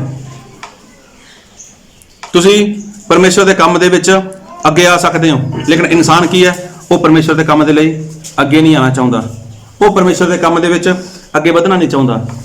ਜਦ ਕਿ ਅਗਰ ਕੰਮ ਕਰਨਾਗਾ ਤਾਂ ਸਾਰੇ ਇੱਕ ਮਨ ਹੋਣਾ ਬਹੁਤ ਹੀ ਜ਼ਰੂਰੀ ਹੈ।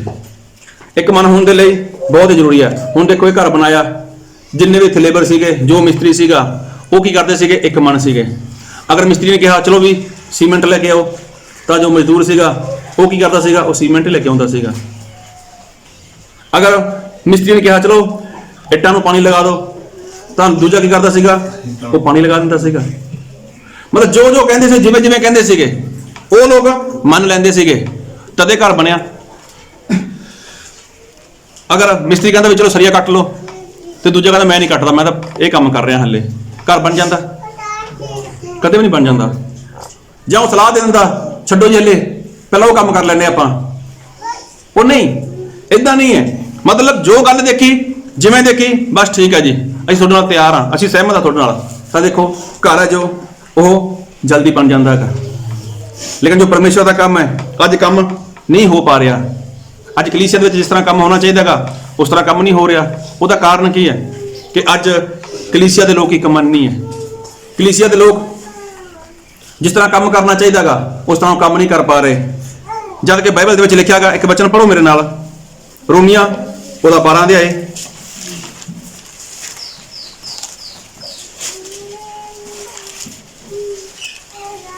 ਰੋਮੀਆਂ ਉਹਦਾ 12 ਅਧਿਆਏ, ਉਹਦਾ ਪੜ੍ਹੋ ਮੇਰੇ ਨਾਲ ਤੁਸੀਂ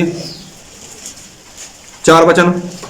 ਜਿਵੇਂ ਕਿ ਸਰੀਰ ਵਿੱਚ ਢੇਰ ਸਾਰੇ ਅੰਗ ਹਨ, ਪਰ ਸਾਰਿਆਂ ਅੰਗਾਂ ਦਾ ਇੱਕੋ ਹੀ ਕੰਮ ਨਹੀਂ। ਦੇਖੋ, ਸਰੀਰ ਤਾਂ ਇੱਕ ਹੈ, ਸਰੀਰ ਕੀ ਹੈ, ਇੱਕ ਹੈ, ਲੇਕਿਨ ਇਹਦੇ ਵਿੱਚ ਅੰਗ ਬਹੁਤ ਸਾਰੇ ਨੇ।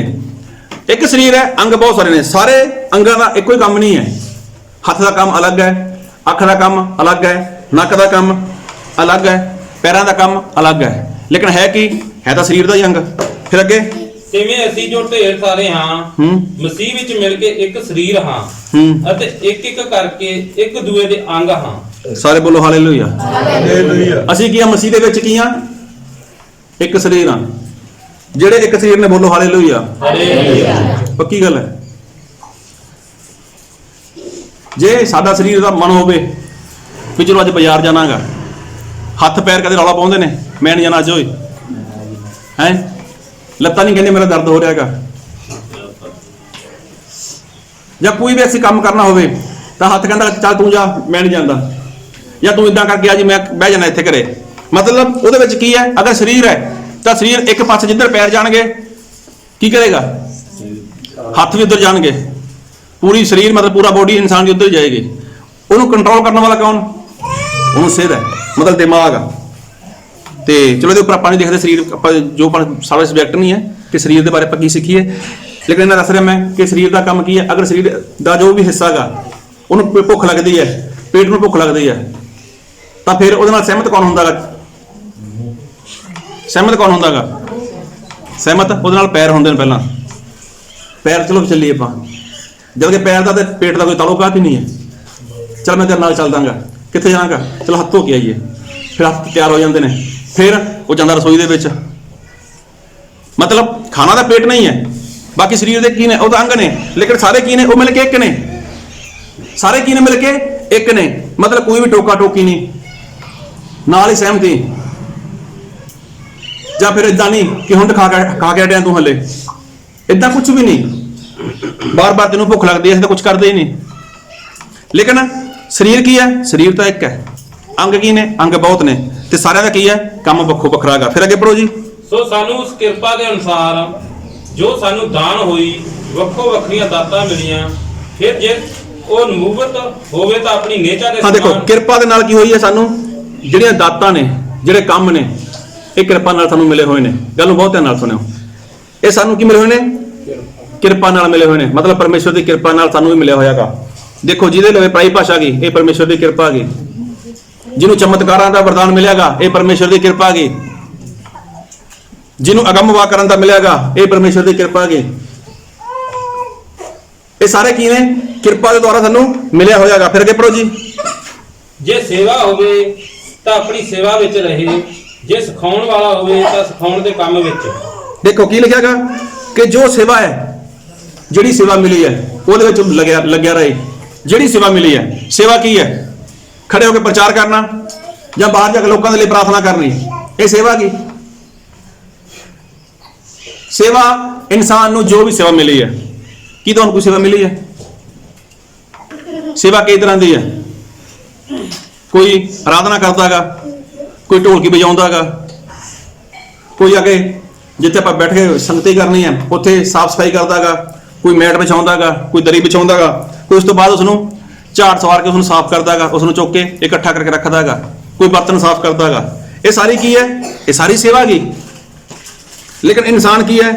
ਜਦੋਂ ਇੱਕ ਮਨ ਨਹੀਂ ਹੈ, ਜਦੋਂ ਇੱਕ ਚਿੱਤ ਨਹੀਂ ਹੈ ਤਾਂ ਇਨਸਾਨ ਇਹ ਕੰਮ ਵੀ ਨਹੀਂ ਕਰਦਾ। ਜਦੋਂ ਇੱਕ ਮਨ ਇੱਕ ਚਿੱਤ ਨਹੀਂ ਦਿਖਾਈ ਦਿੰਦਾ ਤਾਂ ਫਿਰ ਉਹ ਇਨਸਾਨ ਅਜਿਹੇ ਕੰਮ ਕਰਦਾ ਨਹੀਂ ਹੈ। ਫਿਰ ਲਿਖਿਆ ਜਿਹੜਾ ਸਿਖਾਉਣ ਵਾਲਾ ਗਾ ਉਹ ਸਿਖਾਉਣ ਵਾਲੇ ਦੇ ਕੰਮ ਵਿੱਚ ਲੱਗਿਆ ਰਹੇ। ਫਿਰ ਅੱਗੇ ਕੀ ਲਿਖਿਆ ਜੀ? ਜੇ ਉਪਦੇਸ਼ਕ ਹੋਵੇ ਤਾਂ ਉਪਦੇਸ਼ ਕਰਨ ਵਿੱਚ। ਦੇਖੋ ਕੀ ਲਿਖਿਆ, ਜਿਹਦੇ ਕੋਲ ਉਪਦੇਸ਼ ਕਰਦਾਗਾ ਤਾਂ ਉਹ ਉਪਦੇਸ਼ ਦੇਣ ਦੇ ਵਿੱਚ ਲੱਗਿਆ ਰਹੇ। ਇਹ ਕੀ ਹੈ? ਇਹ ਵੀ ਇੱਕ ਸੇਵਾ ਗਈ। ਫਿਰ ਅੱਗੇ ਦਾਨ ਦੇਣ ਵਾਲਾ ਖੁੱਲੇ ਦਿਲ ਦੇਵੇ। ਸਾਰੇ ਬੋਲੋ ਹਾਲੇਲੂਇਆ। ਹਾਲੇਲੂਇਆ। ਦਾਨ ਦੇਣ ਵਾਲਾ ਕਿਸ ਨੂੰ ਮਿਲੇ ਸੇਵਾ? ਦਾਨ ਦੇਣ ਵਾਲੇ। ਅੱਜ ਤਾਂ ਲੋਕਾਂ ਨੂੰ ਪਤਾ ਹੀ ਨਹੀਂ ਕਿ ਦਾਨ ਕੀ ਚੀਜ਼ ਹੈ। ਸਹੀ ਦੇ ਵਿੱਚ ਮੈਂ ਦੇਖ ਰਿਹਾਗਾ, ਮੈਨੂੰ ਜਦ ਤੱਕ ਮੈਂ ਸੁਣਦਾ ਲੋਕਾਂ ਦੇ ਮੂੰਹ ਤੋਂ, ਲੋਕਾਂ ਨੂੰ ਦਾਨ ਦਾ ਨਹੀਂ ਪਤਾ ਦਾਨ ਕੀ ਹੈ। ਬਾਈਬਲ ਦੇ ਵਿੱਚ ਲਿਖਿਆਗਾ, ਪਰਮੇਸ਼ਵਰ ਨੇ ਕੀ ਕਿਹਾਗਾ ਕਿ ਆਪਣੀ ਕਮਾਈ ਦਾ ਕੀ ਦਿਓ? 10ਵਾਂ ਹਿੱਸਾ। ਗੱਲ ਸਾਰੇ ਯਾਦ ਰੱਖਿਓ ਗੱਲ ਨੂੰ, ਬਾਅਦ ਵਿੱਚ ਸਿੱਖਣ ਦੇ ਵਿੱਚ ਸਿਖਾਉਣ ਦੇ ਵਿੱਚ ਗੜਬੜੀ ਕਰਦੇ ਹੋ। ਪਰਮੇਸ਼ਵਰ ਨੇ ਕੀ ਕਿਹਾਗਾ ਕਿ ਆਪਣੀ ਕਮਾਈ ਦਾ ਕੀ ਦਿਓ? 10ਵਾਂ ਹਿੱਸਾ। 10ਵਾਂ ਹਿੱਸਾ ਇਨਸਾਨ ਦਿੰਦਾ ਨਹੀਂ ਹੈ। ਮੰਨ ਕੇ ਚਲੋ ਕਿਸੇ ਨੇ, ਹਾਲੇਲੂਇਆ ਹਾਲੇਲੂਇਆ, ਮੰਨ ਕੇ ਚਲੋ ਕਿਸੇ ਨੇ 5000 ਦਾ ਕੰਮ ਕਰਿਆਗਾ, 5000 ਦਾ ਕੰਮ ਕਰਿਆਗਾ ਤੇ ਉਹਨੂੰ ਫਾਇਦਾ ਕਿੰਨਾ ਹੋਇਆ? 5000 ਦਾ ਫਾਇਦਾ ਹੋ ਗਿਆ। ਉਹਦਾ 10ਵਾਂ ਕਿੰਨਾ ਬਣਦਾਗਾ? 500। ਉਹਦਾ ਇੱਧਰ ਦੇਖੋ ਸਾਰੇ ਮੇਰੇ ਵੱਲ, ਫਿਰ ਬਾਅਦ ਚ ਭੁੱਲ ਜਾਂਦੇ ਹੋ। ਉਹਦਾ 10ਵਾਂ ਹਿੱਸਾ ਕਿੰਨਾ ਬਣ ਗਿਆ? 500। ਉਹਦਾ ਚੁੱਪ ਹੋ ਜਾਊਗਾ। ਜੇ ਵਚਨ ਮਿਕਸ ਹੋ ਗਿਆ ਫਿਰ ਭੁੱਲ ਜਾਓਗੇ। ਕਿਸੇ ਇਨਸਾਨ ਨੇ 5000 ਦਾ ਕਾਰੋਬਾਰ ਕੀਤਾ, 5000 ਦਾ ਮੁਨਾਫਾ ਹੋਇਆ, ਉਸ ਤੋਂ ਬਾਅਦ ਉਹਦਾ 10ਵਾਂ ਕਿੰਨਾ ਬਣਦਾਗਾ? 500। ਅਗਰ ਉਹ 500 ਰੁਪਏ ਦਿੰਦਾਗਾ, ਇਹ ਕੀ ਹੈ? ਇਹ ਪਰਮੇਸ਼ਵਰ ਦੀ ਆਗਿਆ ਹੈਗੀ। ਉਸ ਤੋਂ ਬਾਅਦ ਕੋਈ 20 ਦੇਵੇ, ਕੋਈ 50 ਦੇਵੇ, ਕੋਈ 100 ਦੇਵੇ, ਇਹ ਕੀ ਹੈ?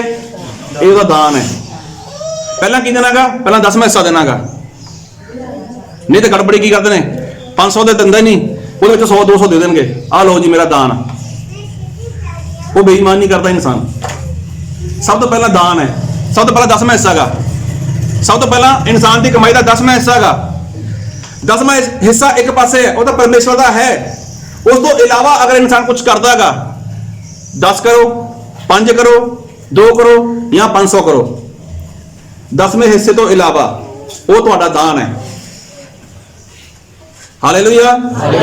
ਕਈ ਲੋਕ 10ਵੇਂ ਹਿੱਸੇ ਨੂੰ ਹੀ ਕਹਿੰਦੇ ਨੇ, ਆਲੋ ਜੀ ਮੇਰਾ ਦਾਨ, ਜਾਂ ਉਹਦੇ ਵਿੱਚ 200-400 ਦੇਣਗੇ, ਆਲੋ ਜੀ ਮੇਰਾ ਦਾਨ, ਤੇ 10ਵਾਂ ਹਿੱਸਾ ਉਹ ਖਾ ਕੇ ਬੈਠੇ ਹੋਏ ਨੇ ਪਹਿਲਾਂ ਹੀ। ਇੱਕ ਵਾਰ ਫਿਰ ਪੜ੍ਹੋ ਜੀ ਇਹ ਚੀਜ਼ ਨੂੰ।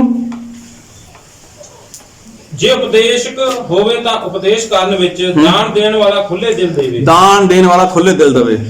ਬੜੇ ਲੋਕ ਬੈਠੇ ਨੇ ਕਿ ਆਪਣੀ ਆਪਣੀ ਕਮਾਈ ਦਾ 10ਵਾਂ ਹਿੱਸਾ ਰੋਕ ਲੈਂਦੇ ਨੇ, ਬਾਅਦ ਵਿੱਚ ਪਰਮੇਸ਼ਰ ਦੇ ਦਾਸ ਨੂੰ 150 200 ਰੁਪਏ ਦੇਣਗੇ, ਆਹ ਲਓ ਜੀ ਦਾਨ। ਮੈਂ ਸਪਸ਼ਟ ਕਰਨਾਗਾ, ਇਹ ਤੁਹਾਡਾ ਦਾਨ ਨਹੀਂ ਹੈ, ਇਹ ਕਿਸੇ ਵੀ ਕੰਮ ਦਾ ਨਹੀਂ ਆ, ਇਹ ਵੀ ਨਾ ਦਿਆ ਕਰੋ। ਤੁਸੀਂ ਕਿਉਂ ਆਪਣਾ ਨੁਕਸਾਨ ਕਰਦੇ ਹੋ? 200 ਰੁਪਏ ਦੇ ਕੇ ਕਿਸੇ ਨੂੰ 500 ਰੁਪਏ ਦੇ ਕੇ ਕਿਉਂ ਨੁਕਸਾਨ ਕਰਦੇ ਹੋ? ਕੋਈ ਫਾਇਦਾ ਨਹੀਂ ਹੈ। ਸਭ ਤੋਂ ਪਹਿਲੀ ਗੱਲ ਹੈ ਕਿ ਤੁਹਾਡਾ 10ਵਾਂ ਹਿੱਸਾ ਪ੍ਰੋਪਰ ਹੋਣਾ ਚਾਹੀਦਾਗਾ। ਅਗਰ ਤੁਸੀਂ 10ਵਾਂ ਕਰ ਰਹੇ ਹੋ, ਉਸ ਤੋਂ ਬਾਅਦ ਚਾਹੇ ਤੁਸੀਂ 2 ਰੁਪਏ ਕਰੋ, ਉਹ ਤੁਹਾਡਾ ਦਾਨ ਹੈ। ਅਗਰ ਤੁਸੀਂ 10ਵਾਂ ਹਿੱਸਾ ਰੋਕ ਲਿਆ, ਉਸ ਤੋਂ ਬਾਅਦ ਤੁਸੀਂ ਕੁਝ ਕਰ ਰਹੇ ਹੋ, ਉਹ ਤੁਹਾਡਾ ਦਾਨ ਨਹੀਂ ਹੈ, ਨਾ ਤੁਹਾਡਾ 10ਵਾਂ ਹਿੱਸਾ ਹੈਗਾ। ਔਰ ਬਾਈਬਲ ਦੇ ਵਿੱਚ ਲਿਖਿਆਗਾ, ਜੋ ਦਾਨ ਦੇਣ ਵਾਲਾ ਗਾ ਉਹ ਖੁੱਲੇ ਦਿਲ ਦੇਵੇ, ਲੇਕਿਨ ਪਹਿਲਾਂ ਉਹ ਆਪਣਾ 10ਵਾਂ ਹਿੱਸਾ ਪੂਰਾ ਕਰੇ, ਉਸ ਤੋਂ ਬਾਅਦ ਦਾਨ ਕਰੋ। ਹਾਲੇਲੂਇਆ। ਹਾਲੇਲੂਇਆ। ਕੀ ਇਹ ਸੇਵਾ ਕਿਸ ਨੂੰ ਮਿਲੀ ਹੈ ਜਾਂ ਨਹੀਂ ਮਿਲੀ ਕਲੀਸਿਆ ਦੇ ਵਿੱਚ ਦਾਨ ਕਰਨ ਦੀ? ਹਾਲੇਲੂਇਆ। ਹਾਲੇਲੂਇਆ। ਹੁਣ ਨਹੀਂ ਕੋਈ ਬੋਲਦਾ, ਚਾਹੇ ਮਿਲੀ ਵੀ ਹੋਵੇ। ਦਾਨ ਦੇਣ ਵਾਲਾ ਕੀ ਕਰੇ? ਖੁੱਲੇ ਦਿਲ ਦੇਵੇ। ਦਾਨ ਤਾਂ ਬਹੁਤ ਵੱਡੀ ਗੱਲ ਹੈ, ਲੋਕੀ 10ਵੇਂ ਹਿੱਸੇ ਨਹੀਂ ਦੇ ਰਹੇ। ਇਹ ਪਰਮੇਸ਼ਰ ਨੇ ਲਿਖਿਆ ਹੋਇਆ ਵਚਨ ਦੇ ਵਿੱਚ ਕਿ ਦਾਨ ਦੇਣ ਵਾਲਾ ਖੁੱਲੇ ਦਿਲ ਦੇਵੇ। ਪਰਮੇਸ਼ਰ ਜਾਣਦੇ ਨੇ ਆਪਣੇ ਲੋਕਾਂ ਨੂੰ। ਇਹ ਤਾਂ ਕਲੀਸਿਆ ਲਈ ਲਿਖਿਆ ਹੋਇਆ, ਕਲੀਸਿਆ ਦੇ ਲੋਕਾਂ ਦੇ ਲਈ ਕਿ ਦਾਨ ਦੇਣ ਵਾਲਾ ਖੁੱਲੇ ਦਿਲ ਦੇਵੇ। ਲੇਕਿਨ ਮੈਂ ਸਪਸ਼ਟ ਕਹਿਣਾ ਪਿਆ ਵੀ 10ਵਾਂ ਹਿੱਸਾ ਨਹੀਂ ਆ ਰਿਹਾ, 10ਵਾਂ ਹਿੱਸਾ ਨਹੀਂ ਲੋਕ ਪਰਮੇਸ਼ਰ ਨੂੰ ਦਿੰਦੇ। ਤੇ ਜਿਹੜਾ 10ਵਾਂ ਹਿੱਸਾ ਨਹੀਂ ਦੇ ਰਿਹਾ ਉਹ ਦਾਨ ਕਿੱਥੇ ਦੇ ਦੇਗਾ?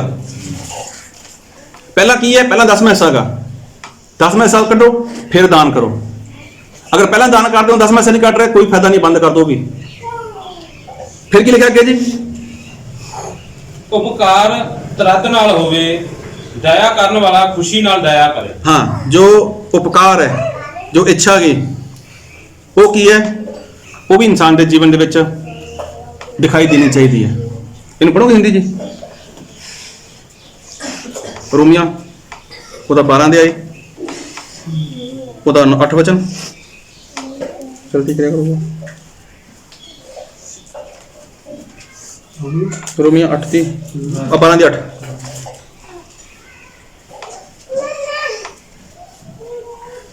जो उपदेश को हाँ? वह उपदेश देने में लगा रहे, जो दान देने वाला उदारता से दे, जो अगुवाई करे वह उत्साह से करे। हाँ, जेड़ा अगुवाई करता है वो की करे? उत्साह नाल, जोश नाल करे। फिर अगे जो दया करे वह हर्ष से करे।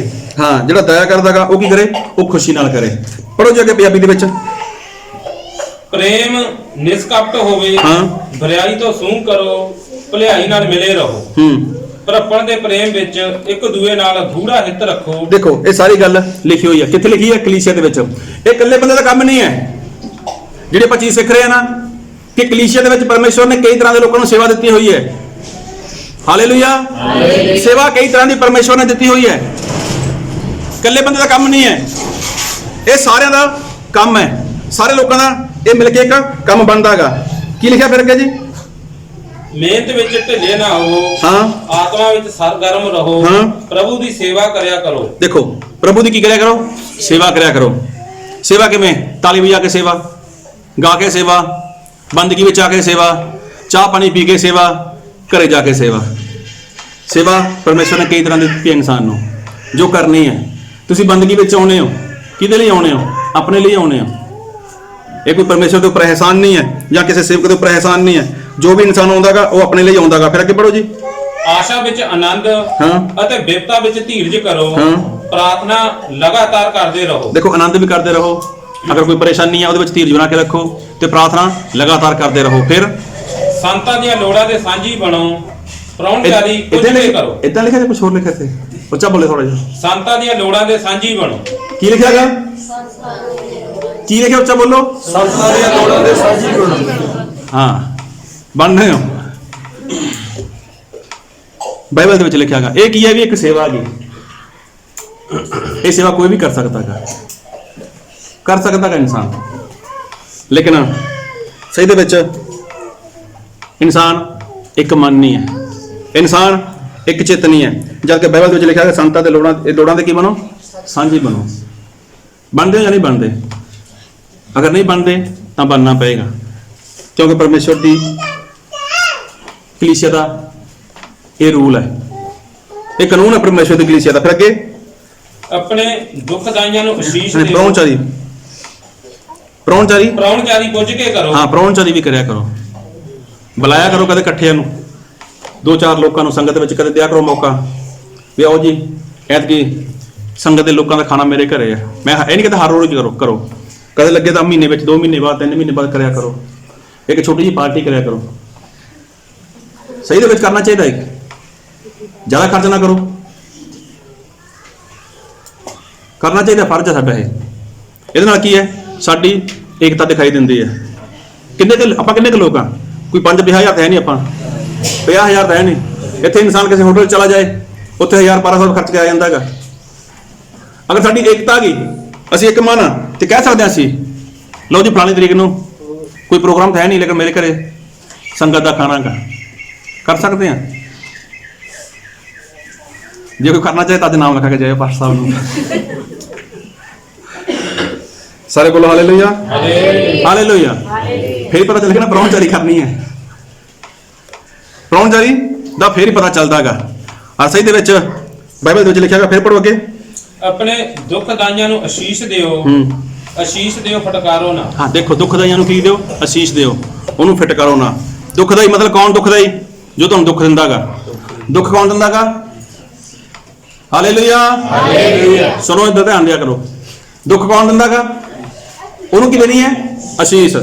ਚਾਹੇ ਕਿਸੇ ਦਾ ਪਤੀ ਹੈ, ਚਾਹੇ ਕਿਸੇ ਦੀ ਪਤਨੀ ਹੈ, ਚਾਹੇ ਕਿਸੇ ਦੀ ਸੱਸ ਹੈ, ਤੇ ਚਾਹੇ ਕਿਸੇ ਦੀ ਨੂੰਹ ਹੈ। ਕੀ ਕਰਨੀ ਹੈ? ਇਹ ਸ਼ੈਤਾਨ ਵੀ ਦਿੰਦਾ ਜੀ ਦੁੱਖ ਫਿਰ। ਤੇ ਸਤਾਨ ਨੂੰ ਅਸੀਸ ਦਿਆ ਕਰੋ। ਨਹੀਂ, ਮੈਂ ਕਿਹਾ ਤੁਹਾਡੇ ਤੋਂ ਸਵਾਲ ਆ ਮੇਰਾ ਵੀ ਇਹਨੂੰ ਲਿਖ ਲੈ, ਬਾਅਦ ਚ ਕਰਦੇ ਹਾਂ ਗੱਲ। ਸ਼ੈਤਾਨ ਨੂੰ ਨਾ ਅਸੀਸ ਦਿਓ, ਤੇਰਾ ਭਲਾ ਹੋਵੇ। ਹਾਂ, ਤੇ ਦੇਖੋ, ਜੋ ਤੁਹਾਨੂੰ ਪਰੇਸ਼ਾਨ ਕਰਦੇ ਨੇ, ਕਿਹਦੇ ਕਰਕੇ? ਮਸੀਹ ਦੇ ਨਾਮ ਦੇ ਕਰਕੇ ਪਰੇਸ਼ਾਨ ਕਰਦੇ ਨੇ। ਤੇ ਬਾਈਬਲ ਦੇ ਵਿੱਚ ਲਿਖਿਆ ਗਿਆ, ਉਹਨੂੰ ਕੀ ਦਿਓ? ਅਸੀਸ ਦਿਓ, ਉਹਦਾ ਭਲਾ ਕਰੋ। ਫਿਰ ਲਿਖੋ, ਪੜੋ ਜੀ 16 ਵਚਨ। ਆਪੋ ਵਿੱਚ ਇੱਕ ਮਨ ਹੋਵੋ। ਦੇਖੋ, ਇੱਥੇ ਫਿਰ ਲਿਖਿਆ ਗਿਆ, ਕੀ ਹੋਵੋ? ਆਪੋ ਵਿੱਚ ਇੱਕ ਮਨ ਹੋਵੋ। ਹਾਲੇਲੂਇਆ। ਆਪੋ ਵਿੱਚ ਕੀ ਹੋਵੋ? ਇੱਕ ਮਨ ਹੋਵੋ। ਹੁਣ ਦੇਖੋ, ਇੱਕ ਇਨਸਾਨ ਕੋਈ ਕੰਮ ਕਰ ਸਕਦਾ ਹੈਗਾ ਇਕੱਲਾ? ਇਕੱਲਾ ਕੰਮ ਕਰ ਸਕਦਾ ਹੈਗਾ? ਇਹਦੇ ਲਈ ਕੀ ਕਰਨਾ ਪਏਗਾ? ਇੱਕ ਟੀਮ ਦੀ ਜ਼ਰੂਰਤ ਹੁੰਦੀ ਹੈ। ਹਾਲੇਲੂਇਆ। ਇਹ ਸਾਰੇ ਅਗਰ ਇਕੱਠੇ ਹੋ ਜਾਣ ਤਾਂ ਫਿਰ ਕੀ ਬਣਦੀ ਹੈ? ਇੱਕ ਟੀਮ ਬਣਦੀ ਹੈ। ਆਪਾਂ ਦੇਖਦੇ ਹਾਂ, ਕ੍ਰਿਕਟ ਦੀ ਟੀਮ ਦੇਖੀ ਹੈ ਕਦੇ? ਹਾਂਜੀ। ਕ੍ਰਿਕਟ ਦੀ ਟੀਮ ਦੇਖੀ ਹੈ, ਖੇਡੀ ਹੈ ਕਦੇ? ਖੇਡੀ ਵੀ ਹੈ। ਅੱਛਾ, ਕ੍ਰਿਕਟ ਵਿੱਚ ਕੌਣ ਕੌਣ ਹੁੰਦਾ ਹੈਗਾ? ਬੋਲਰ, ਬੈਟਸਮੈਨ, ਵਿਕਟ ਕੀਪਰ, ਫਿਰ ਫੀਲਡਰ, ਹਨਾ, ਫਿਰ ਅੰਪਾਇਰ। ਹੁਣ ਦੇਖੋ, ਇਹ ਲੋਕ ਹੁੰਦੇ ਨੇ ਉਹਦੇ ਵਿੱਚ। ਸੁਣੋ, ਇਹਦੇ ਵਿੱਚ ਇਕੱਲਾ ਬੰਦਾ ਕੰਮ ਕਰ ਸਕਦਾ ਹੈਗਾ? ਇਕੱਲਾ ਬੰਦਾ ਕੰਮ ਕਰ ਸਕਦਾ ਹੈਗਾ? ਇਕੱਲਾ ਕਦੇ ਵੀ ਨਹੀਂ ਕਰ ਸਕਦਾ। ਇਕੱਲਾ ਹੀ ਬੋਲਿੰਗ ਕਰੇ, ਇਕੱਲਾ ਹੀ ਫੀਲਡਿੰਗ ਕਰੇ, ਇਕੱਲਾ ਹੀ ਬੈਟਿੰਗ ਕਰੇ, ਕਰੇਗਾ ਕੀ ਹੋ ਜਾਏਗਾ? ਉਹ ਤਾਂ ਥੱਕ ਜਾਏਗਾ। ਉਹ ਕੀ ਹੋ ਜਾਏਗਾ? ਉਹ ਤਾਂ ਥੱਕ ਜਾਏਗਾ। ਇਹਦਾ ਮਤਲਬ ਅਗਰ ਉਹ ਲੋਕ ਸਾਰੇ ਨੇ ਇਕੱਠੇ ਹੋ ਜਾਣ, 11 ਪਲੇਅਰ ਇਕੱਠੇ ਹੋ ਜਾਣ, ਉਹਦੇ ਵਿੱਚ ਬੋਲਰ ਆ ਜਾਂਦੇ ਨੇ, ਉਹਦੇ ਵਿੱਚ ਬੈਟਸਮੈਨ ਆ ਜਾਂਦੇ ਨੇ, ਉਹਦੇ ਵਿੱਚ ਵਿਕਟ ਕੀਪਰ ਆ ਜਾਂਦੇ ਨੇ, ਤਾਂ ਫਿਰ ਕੀ ਹੁੰਦਾਗਾ? ਇੱਕ ਟੀਮ ਬਣਦੀ ਹੈ। ਫਿਰ ਜਦ ਟੀਮ ਬਣਦੀ ਹੈ, ਫਿਰ ਸਾਰਿਆਂ ਦਾ ਆਪੋ ਆਪਣਾ ਕੰਮ ਹੁੰਦਾ ਹੈਗਾ। ਹੁੰਦਾ ਜਾਂ ਨਹੀਂ ਹੁੰਦਾ? ਫੀਲਡਰ ਦਾ ਆਪਣਾ ਕੰਮ, ਬੈਟਸਮੈਨ ਦਾ ਆਪਣਾ ਕੰਮ, ਬੋਲਰ ਦਾ ਆਪਣਾ ਕੰਮ, ਤੇ ਜੋ ਵਿਕਟ ਕੀਪਰ ਹੈ ਉਹਦਾ ਆਪਣਾ ਕੰਮ। ਲੇਕਿਨ ਸਾਰੇ ਕੀ ਹੁੰਦੇ ਨੇ? ਇੱਕ ਮਨ ਹੁੰਦੇ ਨੇ। ਉਹ ਹੁੰਦੇ ਨੇ ਜਾਂ ਨਹੀਂ ਹੁੰਦੇ? ਤਾਂ ਹੀ ਤਾਂ ਉਹ ਜਿੱਤ ਪ੍ਰਾਪਤ ਕਰਦੇ ਨੇ, ਤਾਂ ਹੀ ਤਾਂ ਉਹ ਜਿੱਤ ਸਕਦੇ ਨੇ। ਕਬੱਡੀ ਦੀ ਟੀਮ ਦੇਖੀਏ, ਉਹਦੇ ਵਿੱਚ ਵੀ ਪਲੇਅਰ ਹੁੰਦੇ ਨੇ, ਕੋਈ ਸਟਾਪਰ, ਮਤਲਬ ਕੋਈ ਜਾਫੀ, ਜਾਫੀ, ਹਨਾ, ਇੱਕ ਰੇਡਰ। ਲੇਕਿਨ ਹੁੰਦਾ ਕੀ ਹੈ? ਉਹ ਸਾਰੇ ਕੀ ਕਰਦੇ ਨੇ? ਇੱਕ ਹੁੰਦੇ ਨੇ। ਉਹ ਇੱਕ ਮਨ ਹੁੰਦੇ ਨੇ, ਇੱਕ ਚਿੱਤ ਹੁੰਦੇ ਨੇ। ਤਦੇ ਕੀ ਕਰਦੇ ਨੇ? ਉਹ ਜਿੱਤਦੇ ਨੇ। ਇਹਦੇ ਵਿੱਚ ਇੱਕ ਹੁੰਦਾ ਗਾ ਮੇਨ। ਕੌਣ ਹੁੰਦਾ main? Captain. Hallelujah, hallelujah, hallelujah. ਇਹਨਾਂ ਨੂੰ ਚਲਾਉਣ ਵਾਲਾ ਕੌਣ ਹੁੰਦਾ ਗਾ? ਇੱਕ ਕੈਪਟਨ ਹੁੰਦਾ ਗਾ, ਇੱਕ ਆਗੂ ਹੁੰਦਾ ਗਾ ਇਹਨਾਂ ਦਾ ਚਲਾਉਣ ਵਾਲਾ। ਪ੍ਰਭੂ ਯਿਸੂ ਮਸੀਹ ਨੇ 12 ਚੇਲਿਆਂ ਨੂੰ ਪਸੰਦ ਕੀਤਾ ਸੀਗਾ।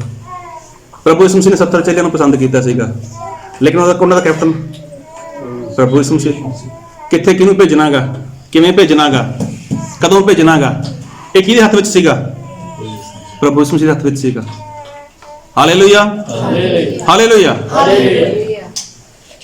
ਪ੍ਰਭੂ ਯਿਸੂ ਮਸੀਹ ਨੂੰ ਚੇਲਿਆਂ ਦੀ ਜ਼ਰੂਰਤ ਨਹੀਂ ਸੀਗੀ, ਲੇਕਿਨ ਪ੍ਰਭੂ ਯਿਸੂ ਮਸੀਹ ਨੇ ਇੱਕ ਟੀਮ ਬਣਾਈ ਪਹਿਲਾਂ। 12 ਚੇਲੇ, 70 ਚੇਲੇ, ਤੇ ਪ੍ਰਭੂ ਯਿਸੂ ਮਸੀਹ ਦੇ ਚੇਲੇ ਹੋਰ ਵੀ ਸੀਗੇ। ਉਹਨਾਂ ਨੂੰ ਪ੍ਰਭੂ ਯਿਸੂ ਮਸੀਹ ਕੀ ਕਰਦੇ ਸੀਗੇ? ਪਸੰਦ ਕਰਦੇ ਸੀਗੇ ਉਹਨਾਂ ਨੂੰ। ਪ੍ਰਭੂ ਯਿਸੂ ਮਸੀਹ ਨੇ ਉਹਨਾਂ ਨੂੰ ਆਪਣੇ ਨਾਲ ਰੱਖਿਆ। ਕੀ ਰਹੇ ਪ੍ਰਭੂ ਯਿਸੂ ਮਸੀਹ? ਇੱਕ ਟੀਮ ਬਣਾ ਕੇ ਰਹੇ। ਇੱਕ ਟੀਮ ਸੀ ਉਹਨਾਂ ਦੀ ਜਿਹੜੀ ਕੰਮ ਕਰਦੀ ਸੀਗੀ। ਔਰ ਜੋ ਆਪਾਂ ਪੜ੍ਹ ਰਹੇ ਹਾਂ, ਜੋ ਸਿੱਖ ਰਹੇ ਹਾਂ, ਜਿਹੜੀ ਕਲੀਸਿਆ ਗਈ, ਕਲੀਸਿਆ ਵਿੱਚ ਵੀ ਇੱਕ ਟੀਮ ਹੋਣੀ ਚਾਹੀਦੀ ਹੈ। ਕਿਹੜੀ? ਸੇਵਾ ਕਰਨ ਵਾਲੀ ਟੀਮ। ਕੋਈ ਗਾ ਕੇ ਸੇਵਾ ਕਰ ਰਹੀ ਹੈ, ਆਰਾਧਨਾ ਕਰਨ ਵਾਲੀ ਟੀਮ, ਕੋਈ ਦਰੀਆਂ ਵਿਛਾਉਂਦੀ ਹੈ, ਕੋਈ ਖਾਣਾ ਤਿਆਰ ਕਰਦੀ ਹੈ, ਕੋਈ ਚਾਹ ਬਣਾਉਂਦੇ, ਕੁਛ ਨਾ ਕੁਛ ਤਾਂ ਹੈ ਕੰਮ। ਲੇਕਿਨ ਕਰੇਗਾ ਕੌਣ? ਜਿਹੜਾ ਟੀਮ ਵਿੱਚ ਸ਼ਾਮਲ ਹੋਏਗਾ। ਹਾਲੇਲੂਇਆ। ਜਿਹੜਾ ਇਨਸਾਨ ਟੀਮ ਦੇ ਵਿੱਚ ਹੈ, ਉਹਦਾ ਕੋਈ ਨਾ ਕੋਈ ਕੰਮ ਹੈ, ਤੇ ਜਿਹਦੇ ਕੋਲ ਕੰਮ ਨਹੀਂ ਹੈ, ਸਮਝ ਲਓ ਉਹ ਟੀਮ ਤੋਂ ਬਾਹਰ ਹੈ। ਉਹ ਪਾਣੀ ਵੀ ਨਹੀਂ ਪਿਆ ਸਕਦਾ, ਉਹ ਦੇਖਭਾਲ ਵੀ ਨਹੀਂ ਕਰ ਸਕਦਾ ਕਿਸੇ ਦੀ। ਜਦ ਕਿ ਪ੍ਰਭੂ ਯਿਸੂ ਮਸੀਹ ਕੀ ਕਹਿੰਦੇ ਨੇ? ਇੱਕ ਮਿੰਟ ਦਾ ਵਚਨ ਪੜੋ, ਲੂਕਾ ਉਹਦਾ 10 ਅਧਿਆਇ, ਉਹਦਾ ਇੱਕ ਵਚਨ ਪੜੋ।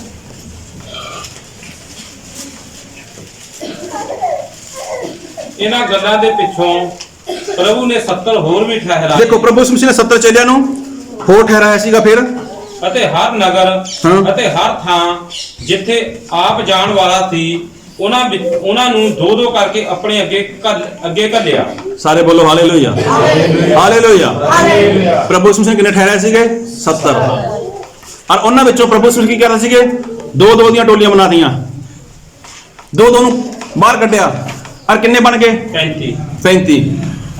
ਹੁਣ ਪ੍ਰਭੂ ਯਿਸੂ ਮਸੀਹ ਕੀ 35 ਜਗ੍ਹਾ ਜਾ ਸਕਦੇ ਸੀਗੇ? ਅਗਰ 35 ਜਗ੍ਹਾ ਪ੍ਰਭੂ ਯਿਸੂ ਮਸੀਹ ਇਕੱਲੇ ਨੂੰ ਜਾਣਾ ਪੈਂਦਾ ਤਾਂ ਕੀ ਹੁੰਦਾ? ਕਿੰਨਾ ਟਾਈਮ ਚਲਾ ਜਾਂਦਾ? ਟਾਈਮ ਚਲਾ ਜਾਂਦਾ ਕਾਫੀ। ਲੇਕਿਨ ਪ੍ਰਭੂ ਯਿਸੂ ਮਸੀਹ ਨੇ ਉਹਨਾਂ ਵਿੱਚੋਂ ਕੱਢੇ, ਆ ਜਾਓ ਵੀ ਦੋ ਦੋ ਤੁਸੀਂ, ਲੈ ਤੂੰ ਫਲਾਣੀ ਜਗ੍ਹਾ ਚਲਾ ਜਾ, ਤੂੰ ਫਲਾਣੀ ਜਗ੍ਹਾ ਚਲਾ ਜਾ। ਪ੍ਰਭੂ ਯਿਸੂ ਮਸੀਹ ਕੀ ਸੀਗੇ? ਇੱਕ ਕੈਪਟਨ ਦੀ ਤਰ੍ਹਾਂ। ਪਤਰਸ ਕੌਣ ਸੀਗਾ? ਜਿਹਦੇ ਉੱਪਰ ਕਲੀਸਿਆ ਬਣੀ ਹੈ। ਉਹ ਕਲੀਸਿਆ ਦਾ ਕੀ ਬਣਿਆ ਸੀਗਾ? ਮੁਖੀਆ। ਮਤਲਬ ਉਹ ਵੀ ਤਾਂ ਕੈਪਟਨ ਸੀਗਾ। ਪਤਰਸ ਬਾਰੇ ਪੜ੍ਹ ਕੇ ਦੇਖੋ, ਜਦੋਂ ਸ਼ੁਰੂਆਤ ਹੋਈ ਸੀਗੀ ਹਰ ਜਗ੍ਹਾ ਪਤਰਸ ਹੀ ਬੋਲਦਾ ਸੀਗਾ। ਪਤਰਸ ਖੜਾ ਹੋ ਜਾਂਦਾ ਸੀਗਾ, ਪਤਰਸ ਹੀ ਗੱਲਬਾਤ ਕਰ ਰਿਹਾਗਾ, ਜਿੱਥੇ ਵੀ ਗੱਲ ਕਰ ਰਿਹਾ ਪਤਰਸ ਹੀ ਗੱਲ ਕਰ ਰਿਹਾਗਾ। ਕਿਉਂ? ਕਿਉਂਕਿ ਉਹ ਕੈਪਟਨ ਹੈ, ਉਹ ਇੱਕ ਮੁਖੀਆ ਗਾ। ਇਸੇ ਤਰ੍ਹਾਂ ਪ੍ਰਭੂ ਯਿਸੂ ਮਸੀਹ ਨੇ 17 ਦੇ ਵਿੱਚੋਂ ਕੀ ਕੱਢੇ? ਦੋ ਦੋ ਕੱਢੇ। ਪਰ ਜਿੱਥੇ ਪ੍ਰਭੂ ਯਿਸੂ ਮਸੀਹ ਨੇ ਖੁਦ ਜਾਣਾ ਸੀਗਾ, ਉੱਥੇ ਪ੍ਰਭੂ ਯਿਸੂ ਮਸੀਹ ਨੇ ਉਹਨਾਂ ਲੋਕਾਂ ਨੂੰ ਭੇਜਿਆ। ਇਹ ਕੀ ਸੀ? ਇੱਕ ਟੀਮ ਸੀਗੀ। ਕਿ ਸਾਡੀ ਕਲੀਸਿਆ ਦੇ ਵਿੱਚ, ਇਸ ਕਲੀਸਿਆ ਦੇ ਵਿੱਚ ਇਦਾਂ ਹੁੰਦਾਗਾ? ਕਦੇ ਕਿਸੇ ਨੇ ਪੁੱਛਿਆਗਾ ਕਿ ਪਾਸਟਰ ਸਾਹਿਬ ਸਾਡੇ ਲਈ ਕੋਈ ਕੰਮ ਆ, ਸਾਨੂੰ ਵੀ ਕਿਤੇ ਭੇਜ ਦਿਓ। ਇੱਥੇ ਪਾਸਟਰ ਸਾਹਿਬ ਕਿਸੇ ਨੂੰ ਫੋਨ ਕਰੇ, ਚੱਲੀਏ ਫਲਾਣੀ ਜਗ੍ਹਾ, ਤੁਸੀਂ ਪਹਿਲਾਂ ਦੱਸ ਦੇ, 2 ਦਿਨ ਸਾਨੂੰ ਪਹਿਲਾਂ ਦੱਸ ਦਿੰਦੇ, ਫਿਰ ਅਸੀਂ ਟਾਈਮ ਸੈੱਟ ਕਰ ਲੈਂਦੇ। ਹੁਣ ਤਾਂ ਟਾਈਮ ਨਹੀਂ ਹੈ, ਹੁਣ ਟਾਈਮ ਨਹੀਂ ਹੈ। ਜਦ ਕਿ ਪੁੱਛਣ ਵਾਲਾ ਵੀ ਭਾਈ ਤੈਨੂੰ ਕੰਮ ਕਿਹੜਾ ਦਿੱਤਾ ਪਰਮੇਸ਼ਵਰ ਨੇ? ਚਲੋ ਜਿਹੜਾ ਬਾਹਰ ਨਹੀਂ ਜਾ ਸਕਦਾ, ਗੱਲ ਖਤਮ ਹੈ। ਬਾਕੀ ਕੰਮ ਤਾਂ ਹੈਗੇ ਨਾ। ਸੇਵਾ ਕਈ ਤਰ੍ਹਾਂ ਦੀ ਹੈ। ਪਰਮੇਸ਼ਵਰ ਨੇ ਗੱਡੀ ਦਿੱਤੀ ਹੈ, ਪਰਮੇਸ਼ਵਰ ਨੇ ਮੋਟਰਸਾਈਕਲ ਦਿੱਤਾ ਹੈਗਾ। ਕਦੇ ਕਿਹਾ ਕਿ ਲਓ ਜੀ ਇਸਤੇਮਾਲ ਕਰੋ, ਲੈ ਕੇ ਜਾਓ ਕਿੱਥੇ ਜਾਣਾਗਾ। ਪਰਮੇਸ਼ਵਰ ਨੇ ਪੈਸੇ ਦਿੱਤੇ ਨੇ, ਇਹ ਪਰਮੇਸ਼ਵਰ ਨੇ ਦਿੱਤੇ ਨੇ, ਕਿਸੇ ਹੋਰ ਨੇ ਦਿੱਤੇ ਨੇ? Hallelujah, hallelujah. ਇਹ ਪੈਸਿਆਂ ਦੀ ਗੱਲ ਮੈਂ ਕਰਦਾ, ਵੈਸੇ ਮੰਗਦੇ ਨੇ ਤੁਹਾਡੇ ਕੋਲ ਮੈਂ। ਪਰਮੇਸ਼ਵਰ ਨੇ ਪੈਸੇ ਦਿੱਤੇ ਨੇ। ਕਦੇ ਕਿਹਾਗਾ ਕਿ ਮੈਂ ਪਰਮੇਸ਼ਵਰ ਦੇ ਕੰਮ ਲਈ ਕਿੱਥੇ ਇਸਤੇਮਾਲ ਕਰਨਾ ਚਾਹੁੰਦਾਗਾ? ਕਲੀਸਿਆ ਦੇ ਵਿੱਚ ਕਈ ਤਰ੍ਹਾਂ ਦੇ ਲੋਕ ਨੇ ਜਿਨ੍ਹਾਂ ਦੀ ਆਰਥਿਕ ਸਮੱਸਿਆ ਕਾਫੀ ਕਮਜ਼ੋਰ ਹੈ। ਅਗਰ ਪਰਮੇਸ਼ਵਰ ਨੇ ਤੁਹਾਨੂੰ ਦਾਨ ਦੇਣ ਵਾਲਾ ਠਹਿਰਾਇਆਗਾ ਤਾਂ ਕਿਸੇ ਨੇ ਕਿਹਾਗਾ ਕਿ ਮੈਂ ਕਲੀਸਿਆ ਵਿੱਚ ਕੁਝ ਲੋਕਾਂ ਦੀ ਮਦਦ ਕਰਨਾ ਚਾਹੁੰਦਾਗਾ, ਜਾਂ ਪਰਮੇਸ਼ਵਰ ਦੇ ਦਾਸ ਤੁਹਾਡੀ ਨਜ਼ਰਾਂ 'ਚ ਕੁਝ ਐਸੇ ਲੋਕ ਨੇ ਕਿ ਜਿਨ੍ਹਾਂ ਦੀ ਮੈਂ ਪੈਸੇ ਨਾਲ ਮਦਦ ਕਰ ਸਕਾਂ। ਕੋਈ ਸਾਹਮਣੇ ਨਹੀਂ ਆਉਂਦਾ, ਕੋਈ ਪੁੱਛਦਾ ਨਹੀਂ ਹੈ, ਕੋਈ ਇਨਸਾਨ ਸਾਹਮਣੇ ਤੋਂ ਪੁੱਛਦਾ ਨਹੀਂ ਹੈ ਕਿ ਮੇਰਾ ਕੰਮ ਜੋ ਕਲੀਸਿਆ ਵਿੱਚ ਮੈਨੂੰ ਪਰਮੇਸ਼ਵਰ ਨੇ ਦਿੱਤਾ ਹੈਗਾ, ਮੈਂ ਉਹਦੇ ਵਿੱਚ ਇਸਤੇਮਾਲ ਹੋਣਾ ਚਾਹੁੰਦਾਗਾ। ਕੋਈ ਵੀ ਨਹੀਂ ਪੁੱਛਦਾ। ਕੌਣ ਕਲੀਸਿਆ ਵਿੱਚ ਕਿਸ ਤਰ੍ਹਾਂ ਜੀਵਨ ਜੀ ਰਿਹਾ ਹੈਗਾ, ਕਿਸ ਤਰ੍ਹਾਂ ਉਹਦੇ ਘਰ ਦੇ ਹਾਲਾਤ ਚੱਲਦੇ ਨੇ, ਉਹਦੇ ਤੱਕ ਕਿਸੇ ਨੂੰ ਕੋਈ ਮਤਲਬ ਨਹੀਂ ਹੈ। ਇੱਕ ਮਨ ਕਿਵੇਂ ਹੋ ਜਾਓਗੇ? ਇੱਕ ਚਿੱਤ ਕਿਵੇਂ ਹੋ ਜਾਓਗੇ? ਜਦ ਕਿ ਇੱਕ ਦੂਜੇ ਦੇ ਅੰਗ ਬਣਨ ਦੇ ਲਈ ਤਾਂ ਸਾਰੇ ਤਿਆਰ ਨੇ, ਬੋਲ ਦਿੰਦੇ ਹੋ ਕਿਸੇ ਇੱਕ ਦੂਜੇ ਦੇ ਅੰਗਾਂ, ਲੇਕਿਨ ਉਹਦੀ ਚਿੰਤਾ, ਉਹਦਾ ਫਿਕਰ ਉਹ ਕਿਸੇ ਨੂੰ ਦਿਖਾਈ ਨਹੀਂ ਦਿੰਦਾ। ਹਰ ਇਨਸਾਨ ਇੱਕ ਦੂਜੇ ਬਾਰੇ ਚੰਗੀ ਤਰ੍ਹਾਂ ਜਾਣਦਾ ਹੈਗਾ ਕਿ ਕਿਹਦੇ ਘਰ ਦੇ ਹਾਲਾਤ ਕੈਸੇ ਨੇ, ਕੌਣ ਕਿਵੇਂ ਹੈ। ਲੇਕਿਨ ਜਿਹਨੂੰ ਸੇਵਾ ਮਿਲੀ ਹੈ, ਜਿਹਨੂੰ ਕੰਮ ਮਿਲੇਗਾ, ਉਹ ਵੀ ਨਹੀਂ ਚਾਹੁੰਦਾ ਕਿ ਮੈਂ ਪਰਮੇਸ਼ਵਰ ਦਾ ਕੰਮ ਇਮਾਨਦਾਰੀ ਨਾਲ ਕਰ ਸਕਾਂ। ਮੈਂ ਤਾਂ ਸਪਸ਼ਟ ਕਰਨਾਗਾ, ਅਗਰ ਤੁਹਾਨੂੰ ਪਰਮੇਸ਼ਵਰ ਨੇ ਕੰਮ ਦਿੱਤਾਗਾ ਤਾਂ ਕਿਸੇ ਨੂੰ ਪੁੱਛਣ ਦੀ ਲੋੜ ਹੀ ਨਹੀਂ ਹੈ, ਕਿਸੇ ਨੂੰ ਦੱਸਣ ਦੀ ਲੋੜ ਹੀ ਨਹੀਂ ਹੈ। ਖੁਦ ਕਰੋ ਨਾ ਕੰਮ ਪਰਮੇਸ਼ਵਰ ਦਾ। ਤੁਹਾਨੂੰ ਦੇਣ ਵਾਲਾ ਕੌਣ ਹੈ? ਉਹ ਤਾਂ ਪਰਮੇਸ਼ਵਰ ਹੈ। ਪਰਮੇਸ਼ਵਰ ਨੇ ਤੁਹਾਨੂੰ ਕੰਮ ਦਿੱਤਾਗਾ ਤਾਂ ਪਰਮੇਸ਼ਵਰ ਦਾ ਕੰਮ ਤੁਸੀਂ ਕਰੋ। ਅਗਰ ਤੁਹਾਨੂੰ ਨਹੀਂ ਸਮਝ ਆ ਰਹੀ ਤਾਂ ਆਪਣੇ ਕੈਪਟਨ ਕੋਲ ਆਓ, ਆਪਣੇ ਆਗੂ ਕੋਲ ਆਓ ਕਿ ਮੇਰਾ ਇਸਤੇਮਾਲ ਕਰੋ ਜੀ, ਮੈਂ ਇਹ ਚੀਜ਼ ਵਿੱਚ ਇਸਤੇਮਾਲ ਹੋਣਾ ਚਾਹੁੰਦਾਗਾ। ਲੇਕਿਨ ਹੋਏਗਾ ਕਦੋਂ? ਕਿ ਜਦੋਂ ਇੱਕ ਮਨ ਹੋਵੋਗੇ। ਜਦੋਂ ਇੱਕ ਮਨ ਹੀ ਨਹੀਂ ਹੋ, ਇੱਕ ਚੇਤ ਹੀ ਨਹੀਂ ਹੋ, ਤਾਂ ਫਿਰ ਸਫਲਤਾ ਕਿਵੇਂ ਮਿਲੇਗੀ? ਜਦੋਂ ਟੀਮ ਦੇ ਵਿੱਚ ਆ ਗਏ, ਟੀਮ ਦੇ ਵਿੱਚ ਤੁਹਾਡਾ ਕੋਈ ਕੰਮ ਹੀ ਨਹੀਂ ਹੈ, ਟੀਮ ਦੇ ਵਿੱਚ ਤੁਹਾਡਾ ਕੋਈ ਰੋਲ ਹੀ ਨਹੀਂ ਹੈ, ਤੇ ਫਿਰ ਫਾਇਦਾ ਵੀ ਕੀ ਟੀਮ ਦੇ ਵਿੱਚ ਤੁਹਾਨੂੰ? ਪਰ ਕਿੰਨਾ ਚਿਰ ਤੁਸੀਂ ਟੀਮ ਦੇ ਵਿੱਚ ਬਣੇ ਰਹੋਗੇ? ਜਦੋਂ ਫੀਲਡਿੰਗ ਤੁਸੀਂ ਨਹੀਂ ਕਰਨੀ, ਬੋਲਿੰਗ ਤੁਸੀਂ ਨਹੀਂ ਕਰਨੀ, ਬੈਟਿੰਗ ਤੁਸੀਂ ਨਹੀਂ ਕਰਨੀ, ਕੀਪਿੰਗ ਤੁਸੀਂ ਨਹੀਂ ਕਰਨੀ, ਕੁਝ ਵੀ ਨਹੀਂ ਕਰਨਾ, ਤਾਂ ਫਾਇਦਾ ਕੀ ਉਹਦਾ? ਜੋ ਵੀ ਟੀਮ ਦੇ ਵਿੱਚ ਆ ਜਾਂਦਾਗਾ, ਟੀਮ ਦੇ ਵਿੱਚ ਹਰ ਇੱਕ ਪਲੇਅਰ ਦਾ, ਹਰ ਇੱਕ ਖਿਡਾਰੀ ਦਾ ਕੋਈ ਨਾ ਕੋਈ ਕੰਮ ਹੁੰਦਾਗਾ, ਕੋਈ ਨਾ ਕੋਈ ਰੋਲ ਹੁੰਦਾਗਾ। ਅਗਰ ਤੁਸੀਂ ਪਰਮੇਸ਼ਵਰ ਦੀ ਕਲੀਸਿਆ ਵਿੱਚ ਜੁੜੇ ਹੋ ਤਾਂ ਪਰਮੇਸ਼ਵਰ ਨੇ ਤੁਹਾਡੇ ਲਈ ਕੋਈ ਕੰਮ ਰੱਖਿਆ ਹੈਗਾ। ਆਰਾਧਨਾ ਕਰਨ ਵਾਲਾ ਕਦੇ ਇਹ ਨਹੀਂ ਕਿ ਮੈਂ ਹਰ ਐਤਵਾਰ, ਹਰ ਸੰਡੇ ਮਤਲਬ ਕੋਈ ਨਵੇਂ ਗੀਤ ਲੈ ਕੇ ਆਵਾਂ। ਮੈਂ ਆਪਾਂ ਉਹੀ ਸੁਣੀ ਜਾ ਰਹੇ ਹਾਂ, ਕਿੰਨੇ ਟਾਈਮ ਤੋਂ ਚੱਲਦੇ ਆ ਰਹੇ ਨੇ। ਜਿਹਦਾ ਜੋ ਕੰਮ ਹੈ ਉਹਦੇ ਵਿੱਚ ਇਮਾਨਦਾਰ ਨਹੀਂ ਹੈ, ਕਦੇ ਉਹਦੇ ਵਾਸਤੇ ਆਪਣੀ ਸਪੈਸ਼ਲ ਸਮਾਂ ਨਹੀਂ ਕੱਢਦਾ ਉਹਦੇ ਲਈ, ਕਦੇ ਜ਼ਿਆਦਾ ਮਿਹਨਤ ਨਹੀਂ ਕਰਦਾ। ਜਿਹੜੇ ਪਲੇਅਰ ਨੇ ਨਾ, ਜਿਹੜੇ ਕਬੱਡੀ ਖੇਡਦੇ ਨੇ, ਜਿਹੜੇ ਕ੍ਰਿਕਟ ਖੇਡਦੇ ਨੇ, ਜਾਂ ਜਿਹੜੇ ਕੁਸ਼ਤੀ ਕਰਦੇ ਨੇ, ਉਹ ਹਰ ਰੋਜ਼ ਪ੍ਰੈਕਟਿਸ ਕਰਦੇ ਨੇ, ਹਰ ਰੋਜ਼ ਪ੍ਰੈਕਟਿਸ ਕਰਦੇ ਨੇ। ਲੇਕਿਨ ਮਸੀਹ ਦੀ ਜਿਹੜੀ ਮਤਲਬ ਟੀਮ ਹੈ ਇੱਕ, ਇਹ ਲੋਕ ਪ੍ਰੈਕਟਿਸ ਨਹੀਂ ਕਰਦੇ, ਇਹ ਲੋਕ ਕੁਝ ਕਰਦੇ ਹੀ ਨਹੀਂ। ਇੱਕ ਵਾਰ ਫਿਰ ਪੜ੍ਹੋ ਵਚਨ ਨੂੰ। ਇਹਨਾਂ ਗੱਲਾਂ ਦੇ ਪਿੱਛੋਂ ਪ੍ਰਭੂ ਨੇ 70 ਹੋਰ ਵੀ ਠਹਿਰਾਏ ਹਾਂ ਅਤੇ ਹਰ ਨਗਰ ਅਤੇ ਹਰ ਥਾਂ ਜਿੱਥੇ ਆਪ ਜਾਣ ਵਾਲਾ ਸੀ ਉਹਨਾਂ ਨੂੰ ਦੋ ਦੋ ਕਰਕੇ ਆਪਣੇ ਅੱਗੇ ਘੱਲਿਆ। ਦੇਖੋ ਪ੍ਰਭੂ ਯਿਸੂ ਮਸੀਹ ਨੇ ਉਹਨਾਂ ਨੂੰ ਦੋ ਦੋ ਕਰਕੇ ਭੇਜਿਆ। ਪ੍ਰਭੂ ਯਿਸੂ ਮਸੀਹ ਨੂੰ ਮਾਣ ਸੀਗਾ ਕਿ ਮੇਰੀ ਗੱਲ ਸੁਣਦੇ ਨੇ, ਮੇਰੀ ਗੱਲ ਨੂੰ ਮੰਨਦੇ ਨੇ। ਔਰ ਦੇਖੋ ਦੋ ਦੋ ਕਰਕੇ ਪ੍ਰਭੂ ਯਿਸੂ ਮਸੀਹ ਨੇ ਉਹਨਾਂ ਨੂੰ ਭੇਜਿਆ। ਹਾਲੇਲੂਇਆ।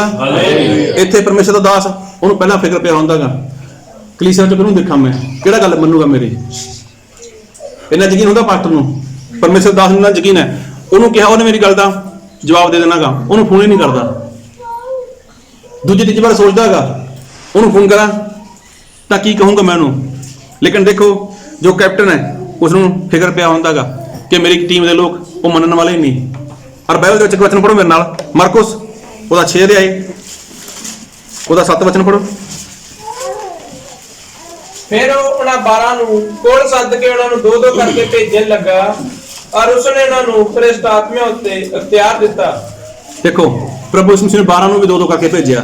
ਹਾਲੇਲੂਇਆ। ਹਾਲੇਲੂਇਆ। ਅਗਰ ਪ੍ਰਭੂ ਯਿਸੂ ਮਸੀਹ ਨੇ ਇਹਨਾਂ ਨੂੰ ਪਸੰਦ ਕੀਤਾ ਸੀਗਾ, ਪ੍ਰਭੂ ਯਿਸੂ ਮਸੀਹ ਇੱਕ ਟੀਮ ਬਣਾਈ ਸੀਗੀ, ਔਰ ਟੀਮ ਦਾ ਇਸਤੇਮਾਲ ਕੌਣ ਕਰਦੇ ਸੀਗੇ? ਉਹਦਾ ਪ੍ਰਭੂ ਯਿਸੂ ਮਸੀਹ ਕਰਦੇ ਸੀਗੇ। ਇਹੀ ਕੰਮ ਪਤਰਸ ਨੇ ਵੀ ਕੀਤਾ ਸੀਗਾ ਕਿ ਜਦੋਂ ਪੌਲਸ ਨੇ 12 ਲੋਕਾਂ ਨੂੰ ਬਪਤਿਸਮਾ ਦਿੱਤਾ ਸੀਗਾ ਤਾਂ ਉਹਨਾਂ ਨੂੰ ਪਤਾ ਚੱਲਿਆ ਤਾਂ ਉੱਥੇ ਕੀ ਗਏ ਸੀਗੇ? ਉੱਥੇ ਦੋ ਲੋਕ ਗਏ ਸੀਗੇ। ਕੌਣ ਕੌਣ ਗਏ ਸੀਗੇ? ਪਤਰਸ ਤੇ ਯਹੂਨਾ ਗਏ ਸੀਗੇ, ਜਿਨ੍ਹਾਂ ਨੇ ਜਗਨ ਲਈ ਪ੍ਰਾਰਥਨਾ ਕਰੀ ਸੀਗੀ ਪਵਿੱਤਰ ਆਤਮਾ ਦੇ ਲਈ। ਉਹਨਾਂ ਨੂੰ ਪਵਿੱਤਰ ਆਤਮਾ ਮਿਲਿਆ ਸੀਗਾ। ਦੇਖੋ ਇਹ ਇੱਕ ਟੀਮ ਹੈ। ਟੀਮ ਦਾ ਕੰਮ ਕੀ ਸੀਗਾ? ਕਿ ਬਸ ਪਰਮੇਸ਼ਰ ਦਾ ਕੰਮ ਕਰਨਾਗਾ। ਲੇਕਿਨ ਸਾਡੀ ਟੀਮ ਹੈਗੀ ਜਾਂ ਨਹੀਂ ਹੈਗੀ? ਸਾਡੀ ਟੀਮ A ਹੈ, B ਹੈ, C ਹੈ, A to Z ਹੀ ਹੈ। ਔਰ ਇਸ ਟੀਮ ਦੇ ਵਿੱਚ ਇੱਕ ਕੈਪਟਨ ਹੁੰਦਾਗਾ। ਇੱਥੇ ਸਾਰੇ ਕੈਪਟਨ ਨੇ, ਇੱਥੇ ਸਾਰੇ ਕੈਪਟਨ ਨੇ। ਤੇ ਤੁਹਾਡਾ ਕੈਪਟਨ ਕੌਣ? ਇੱਕ ਹੀ ਕੈਪਟਨ ਤੁਹਾਡਾ ਵੀ, ਉਹ ਪਾਸਟਰ ਜੱਸਾ ਜੀ ਨੇ। ਔਰ ਮੈਂ ਇੱਕ ਗੱਲ ਕਹਿਣਾ ਚਾਹੁੰਦਾ, ਮੇਰੀ ਬੇਨਤੀ ਹੈ, ਤਹਿ ਦਿਲ ਤੋਂ ਬੇਨਤੀ ਹੈ ਕਿ ਆਪਣੀ ਸਮੱਸਿਆ ਲੈ ਕੇ ਇਹਨਾਂ ਕੋਲ ਜਾਇਆ ਕਰੋ। ਇਹ ਤੁਹਾਡਾ ਕੈਪਟਨ ਹੈ। ਮੈਨੂੰ ਕਿਸੇ ਉੱਪਰ ਕੋਈ ਇਤਰਾਜ਼ ਨਹੀਂ ਹੈ ਕਿ ਤੁਸੀਂ ਮੇਰੇ ਲਈ ਨਹੀਂ ਆ ਰਹੇ।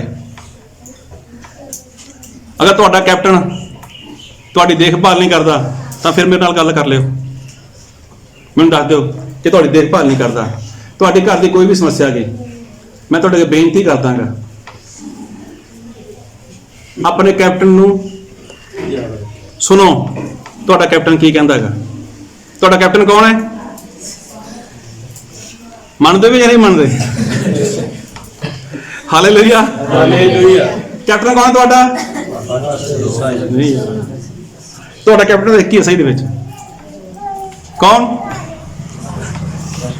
ਉਹ ਮੇਰੇ ਵੱਲ ਨਾ ਦੇਖੋ ਧਿਆਨ ਨਾਲ, ਮੈਂ ਤੁਹਾਨੂੰ ਖੁਦ ਕਹਿ ਰਿਹਾਗਾ, ਕਿਉਂਕਿ ਮੈਨੂੰ ਵੀ ਨਾ ਲੱਗਿਆ, ਇਹ ਗੱਲ ਮੈਨੂੰ ਲੱਗੀ ਕਿ ਜੋ ਕੰਮ ਇਹਨਾਂ ਦਾ ਗਾ ਉਹ ਕੰਮ ਇਹਨਾਂ ਨੂੰ ਕਰਨਾ ਚਾਹੀਦਾਗਾ। ਹਾਂ, ਮੈਂ ਮੇਲ ਜੋਲ ਤੁਹਾਡਾ ਨਾਲ ਰੱਖਾਂਗਾ, ਆਇਆ ਜਾਇਆ ਕਰਾਂਗੇ, ਗੱਲ ਨਹੀਂ ਹੈ। ਲੇਕਿਨ ਆਪਣੀ ਪ੍ਰੋਬਲਮ ਜੋ ਵੀ ਤੁਹਾਡੀ ਸਮੱਸਿਆ ਗਈ ਉਹਨਾਂ ਤੱਕ ਰੱਖੋ। ਅਗਰ ਇਹ ਕਿਤੇ ਪਾਸੇ ਨੇ ਤਾਂ ਕੋਈ ਬਾਤ ਨਹੀਂ, ਮਿਲ ਕੇ ਕੰਮ ਕਰਾਂਗੇ ਦੋਨੋਂ। ਹਾਲੇਲੂਇਆ। ਹਾਲੇਲੂਇਆ। ਤੇ ਪ੍ਰਭੂ ਯਿਸੂ ਮਸੀਹ ਕੀ ਸੀਗੇ? ਉਹਨਾਂ ਦੇ ਕੈਪਟਨ ਸੀਗੇ। ਪ੍ਰਭੂ ਯਿਸੂ ਮਸੀਹ ਨੇ ਕਹਿੰਦਾ ਦੋ ਇੱਧਰ ਜਾਓ, ਦੋ ਉੱਧਰ ਜਾਓ, ਦੋ ਉੱਧਰ ਜਾਓ। ਇਸ ਤਰ੍ਹਾਂ ਪ੍ਰਭੂ ਯਿਸੂ ਮਸੀਹ ਨੇ ਆਪਣੇ ਚੇਲਿਆਂ ਨੂੰ ਭੇਜਿਆ। ਕਾਹਦੇ ਲਈ? ਪਰਮੇਸ਼ਰ ਦੀ ਸੇਵਾ ਕਰਨ ਦੇ ਲਈ, ਪਰਮੇਸ਼ਰ ਦਾ ਕੰਮ ਕਰਨ ਦੇ ਲਈ। ਜਦ ਕਿ ਪ੍ਰਭੂ ਯਿਸੂ ਮਸੀਹ ਨੂੰ ਜ਼ਰੂਰਤ ਤਾਂ ਨਹੀਂ ਸੀਗੀ, ਲੇਕਿਨ ਪ੍ਰਭੂ ਯਿਸੂ ਮਸੀਹ ਨੇ ਕੰਮ ਜੋ ਕੀਤਾ, ਇੱਕ ਕੀ ਕਹਿੰਦੇ ਨੇ ਉਹਨੂੰ, ਡਿਸਪਲਿਨ ਜਾਂ ਕੁਛ ਕਾਇਦਾ, ਇੱਕ ਕਾਇਦਾ ਕਾਨੂੰਨ ਬਣਾਇਆ ਪ੍ਰਭੂ ਯਿਸੂ ਮਸੀਹ ਨੇ ਕਿ ਇਹ ਕੰਮ ਕਰਨਾਗਾ, ਇਸ ਤਰ੍ਹਾਂ ਕੰਮ ਕਰਨਾਗਾ। ਤਾਂ ਦੇਖੋ ਇੱਕ ਟੀਮ ਬਣ ਗਈ। ਆ ਟੀਮ ਨੇ ਕੰਮ ਕੀਤਾ। ਜਦੋਂ 70 ਚੇਲੇ ਮੁੜੇ ਸੀਗੇ ਵਾਪਸ, ਤਾਂ ਕਿਵੇਂ ਮੁੜੇ ਸੀਗੇ? ਆਨੰਦ ਨਾਲ ਮੁੜੇ ਸੀਗੇ। ਕੀ ਕਿਹਾ ਸੀਗਾ? ਕਿ ਦੁਸ਼ਟ ਆਤਮਾਵਾਂ ਤੁਹਾਡੇ ਨਾਮ ਦੇ ਵਿੱਚ ਸਾਡੇ ਵਸ ਵਿੱਚ ਨੇ। ਤਾਂ ਦੇਖੋ ਕੰਮ ਤਾਂ ਕੀਤਾ ਨਾ ਪ੍ਰਭੂ ਯਿਸੂ ਮਸੀਹ ਨੇ। ਤਾਂ ਕੋਈ ਗੱਲ ਨਹੀਂ, ਤੁਸੀਂ ਵੀ ਕੱਲ ਨੂੰ ਨਿਕਲੋ ਬਾਹਰ, ਤੁਸੀਂ ਵੀ ਕਹੋ ਅਸੀਂ ਵੀ ਕੁਝ ਕਰਨਾ ਚਾਹੁੰਦੇ ਹਾਂ ਜੀ, ਮੇਰੀ ਸੇਵਾ ਇਹ ਹੈ, ਦੱਸੋ ਜੀ ਮੈਨੂੰ ਪਰਮੇਸ਼ਰ ਨੇ ਇਹ ਕੰਮ ਦਿੱਤਾ ਹੈਗਾ, ਮੈਂ ਕਿੱਥੇ ਇਸਤੇਮਾਲ ਹੋਵਾਂ। ਹਾਲੇਲੂਇਆ। ਹਾਲੇਲੂਇਆ। ਔਰ ਜੋ ਆਰਾਧਨਾ ਕਰਾਉਣ ਵਾਲੇ ਨੇ ਉਹਨਾਂ ਨੂੰ ਵੀ ਸੇਵਾ ਮਿਲੀ ਹੋਈ ਹੈ, ਤਾਂ ਉਹ ਵੀ ਹਰ ਵਾਰ ਕੀ ਕਰਨਾ? ਕੋਈ ਨਵੇਂ ਗੀਤ, ਨਵੇਂ ਭਜਨ ਸਿੱਖਣ, ਉਹਨਾਂ ਦੇ ਲਈ ਮਿਹਨਤ ਕਰਨਾ। ਔਰ ਇੱਥੇ ਕੀ ਕਰਨਾ? ਪਰਮੇਸ਼ਰ ਦੀ ਆਰਾਧਨਾ ਕਰਨਾ। ਆ ਕੇ ਕਰਨੀ ਚਾਹੀਦੀ ਹੈ, ਨਹੀਂ ਕਰਨੀ ਚਾਹੀਦੀ? ਕਰਨੀ ਚਾਹੀਦੀ ਹੈ। ਦੇਖੋ ਘਰ ਇਕੱਲਾ ਕੋਈ ਬਣਾ ਨਹੀਂ ਸਕਦਾ। क्रिकेट की गल करो, किसी टीम की गल करो, कली जित नहीं सकती, लेकिन सारे एक मन होन, सारे एक चित्त होन, तां ही वो टीम जित सकती है। इसलिए ये कोई नवे नियम की गल नहीं है, ये पुराने नियम में इदां ही हुंदा सीगा। पुराने नियम के भी इस तरह ही होया सीगा। की होया सीगा? जो वचन अज आपने पढ़िया, आपने की पढ़िया सी अज? कूच। हालेलुया। आपने की पढ़िया सीगा? कूच। ਉਹ 18 ਦੇ ਆਏ, ਉਹਦਾ 13 ਤੋਂ ਲੈ ਕੇ ਉਹਦੇ 27 ਤੱਕ। ਇੱਥੇ ਕੀ ਹੋਇਆ ਕਿ ਮੂਸਾ ਉਸ ਪਰਜਾ ਨੂੰ, ਇਜ਼ਰਾਈਲ ਪਰਜਾ ਨੂੰ ਕੱਢ ਕੇ ਬਾਹਰ ਲਿਆਇਆ ਸੀਗਾ। ਗੱਲ ਨੂੰ ਬਹੁਤ ਧਿਆਨ ਨਾਲ ਸੁਣਿਓ। ਤੇ ਜਦੋਂ ਲੋਕ ਬਾਹਰ ਆ ਚੁੱਕੇ ਨੇ ਗੁਲਾਮੀ ਵਿੱਚੋਂ, ਹੁਣ ਮੂਸਾ ਕੀ ਸੀਗਾ? ਉਹਨਾਂ ਲੋਕਾਂ ਦਾ ਆਗੂ ਸੀਗਾ। ਕੋਈ ਵੀ ਸਮੱਸਿਆ ਹੋਵੇ, ਕੋਈ ਵੀ ਗੱਲਬਾਤ ਹੋਵੇ, ਛੋਟੀ ਹੋਵੇ ਵੱਡੀ ਹੋਵੇ, ਉਹ ਮੂਸਾ ਕੋਲ ਜਾਂਦੇ ਸੀਗੇ। ਇਹ ਮੂਸਾ ਸਾਡੀ ਇਹ ਪਰੇਸ਼ਾਨੀ ਹੈ, ਇਹ ਮੂਸਾ ਸਾਡੀ ਇਹ ਸਮੱਸਿਆ ਹੈਗੀ। ਇਸ ਤਰ੍ਹਾਂ ਮੂਸਾ ਉਹਨਾਂ ਲੋਕਾਂ ਦਾ ਕੀ ਕਰਦਾ ਸੀਗਾ? ਨਿਬੇੜਾ ਕਰਦਾ ਸੀਗਾ, ਉਹਨਾਂ ਦਾ ਹੱਲ ਕੱਢਦਾ ਸੀਗਾ। ਸਵੇਰ ਤੋਂ ਲੈ ਕੇ ਸ਼ਾਮ ਤੱਕ, ਸਵੇਰ ਤੋਂ ਲੈ ਕੇ ਸ਼ਾਮ ਤੱਕ ਮੂਸਾ ਲੋਕਾਂ ਦੀਆਂ ਗੱਲਾਂ ਸੁਣਦਾ ਸੀਗਾ। ਪਰ ਜਦੋਂ ਇੱਕ ਇਨਸਾਨ ਕੋਈ ਆਪਣਾ ਮਸਲਾ ਹੱਲ ਕਰਾਉਣਾ ਹੋਵੇ ਤਾਂ ਉਹਨੂੰ ਕਿੰਨਾ ਟਾਈਮ ਚਾਹੀਦਾਗਾ ਮਸਲਾ ਹੱਲ ਕਰਾਉਣ ਦੇ ਲਈ? ਤੁਹਾਨੂੰ ਤਾਂ ਪਤਾ ਹੀ ਹੈ। ਹਾਲੇਲੂਇਆ।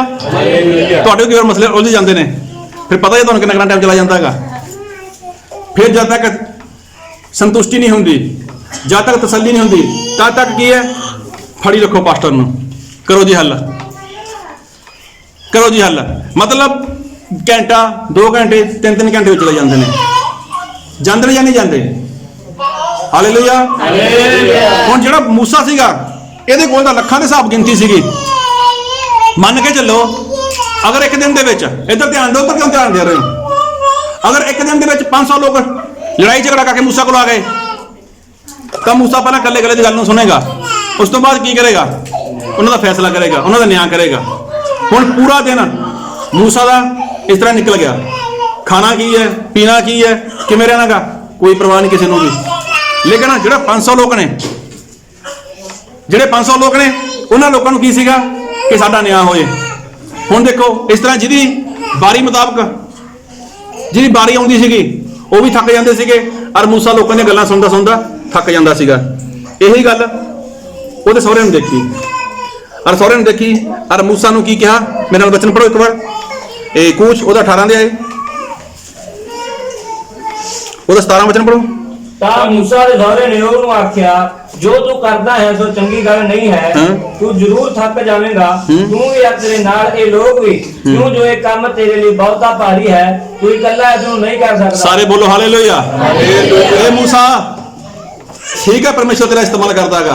मूसा ठीक है, परमेश्वर ने तेरे समझ दी है, लेकिन जो तू काम कर रहा है ना, ये सही नहीं है। तू काम तो सही करदा, लेकिन तेरे करने का तरीका सही नहीं है। ये तू भी थक जाएगा, तो जो तेरे नाल दे लोग ने ये भी थक जाएंगे। तो फिर की कर, पढ़ो के। ਤੂੰ ਹੁਣ ਮੇਰੀ ਗੱਲ ਸੁਣ, ਮੈਂ ਤੈਨੂੰ ਮੱਤ ਦਿੰਦਾ ਹਾਂ ਅਤੇ ਪਰਮੇਸ਼ਰ ਤੇਰੇ ਸੰਗ ਹੋਵੇਗਾ।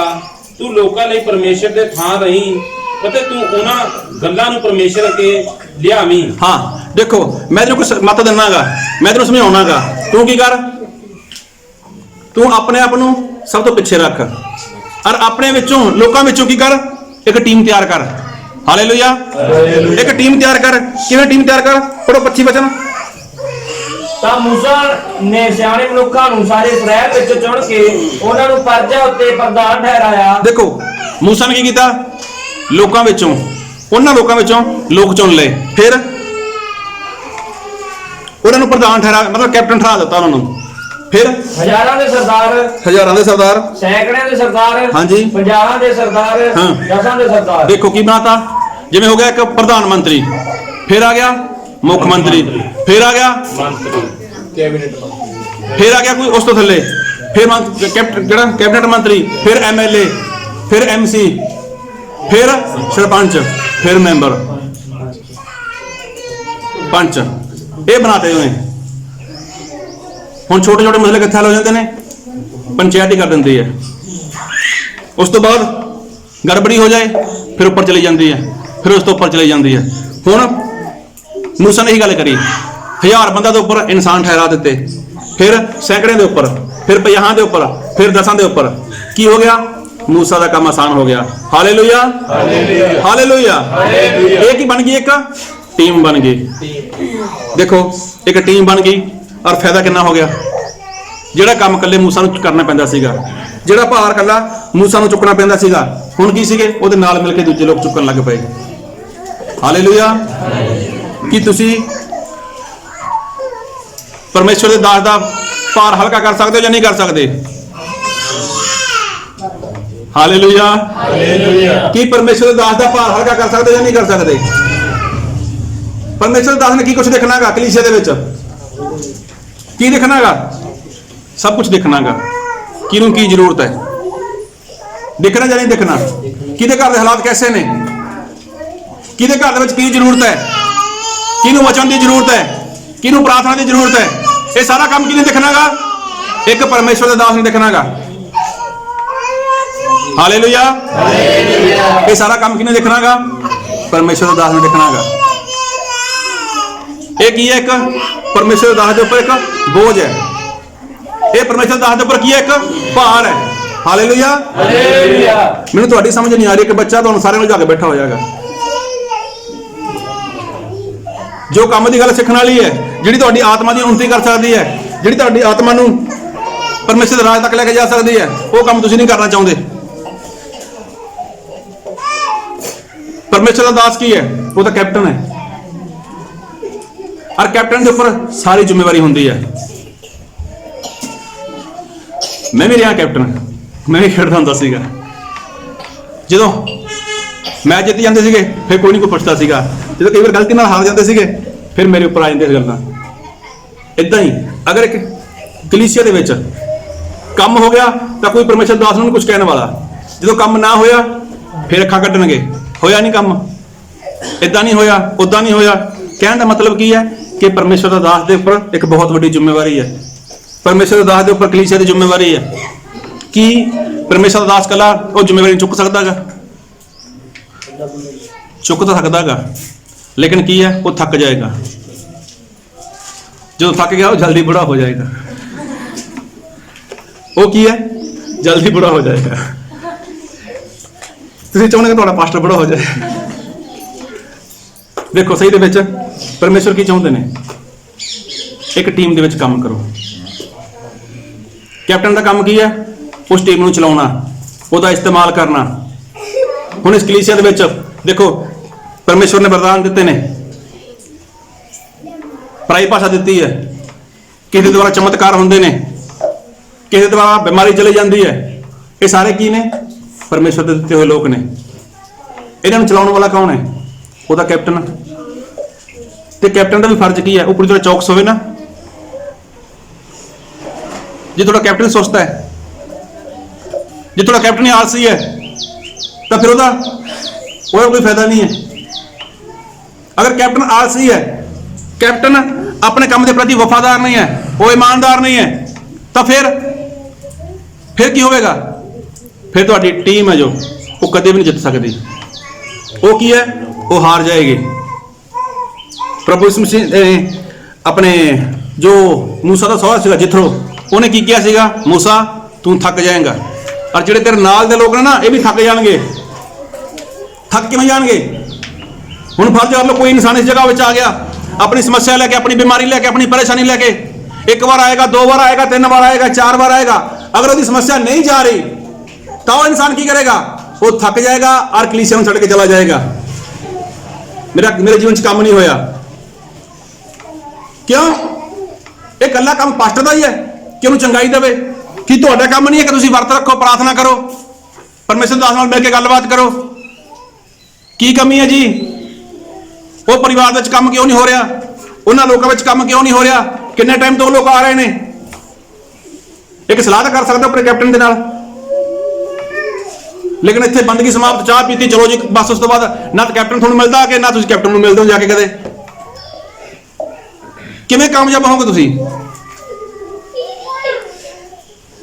जदों कोई टीम एक पॉइंट तो जां किवें हार जाती है ना, अगली बार वो सोचती है ਅਸੀਂ ਉੱਥੋਂ ਹਾਰੇ ਸੀਗੇ, ਅਸੀਂ ਸਾਡੀ ਗਲਤੀ ਕੀ ਸੀਗੀ, ਸਾਡਾ ਵੀਕ ਪੁਆਇੰਟ ਕੀ ਸੀਗਾ, ਉਹ ਸੁਧਾਰਦੇ ਨੇ ਉਹਨੂੰ, ਇੱਕ ਟੀਮ ਬਣਾਉਂਦੇ ਨੇ ਉਹ ਲੋਕ। ਔਰ ਜਿੱਥੋਂ ਨੇ ਮੂਸਾ ਨੂੰ ਇਹੀ ਗੱਲ ਕਹੀ, ਮੂਸਾ ਥੱਕ ਜਾਏਗਾ, ਤੇਰੇ ਨਾਲ ਦੇ ਵੀ ਥੱਕ ਜਾਣਗੇ, ਇੰਨਾ ਲੰਮਾ ਤੂੰ ਨਹੀਂ ਚੱਲ ਸਕਦਾ, ਇੰਨਾ ਲੰਮਾ ਤੇਰੇ ਲੋਕ ਇੰਤਜ਼ਾਰ ਨਹੀਂ ਕਰ ਸਕਦੇ। ਕੀ ਕਰ, ਇੱਕ ਟੀਮ ਬਣਾ।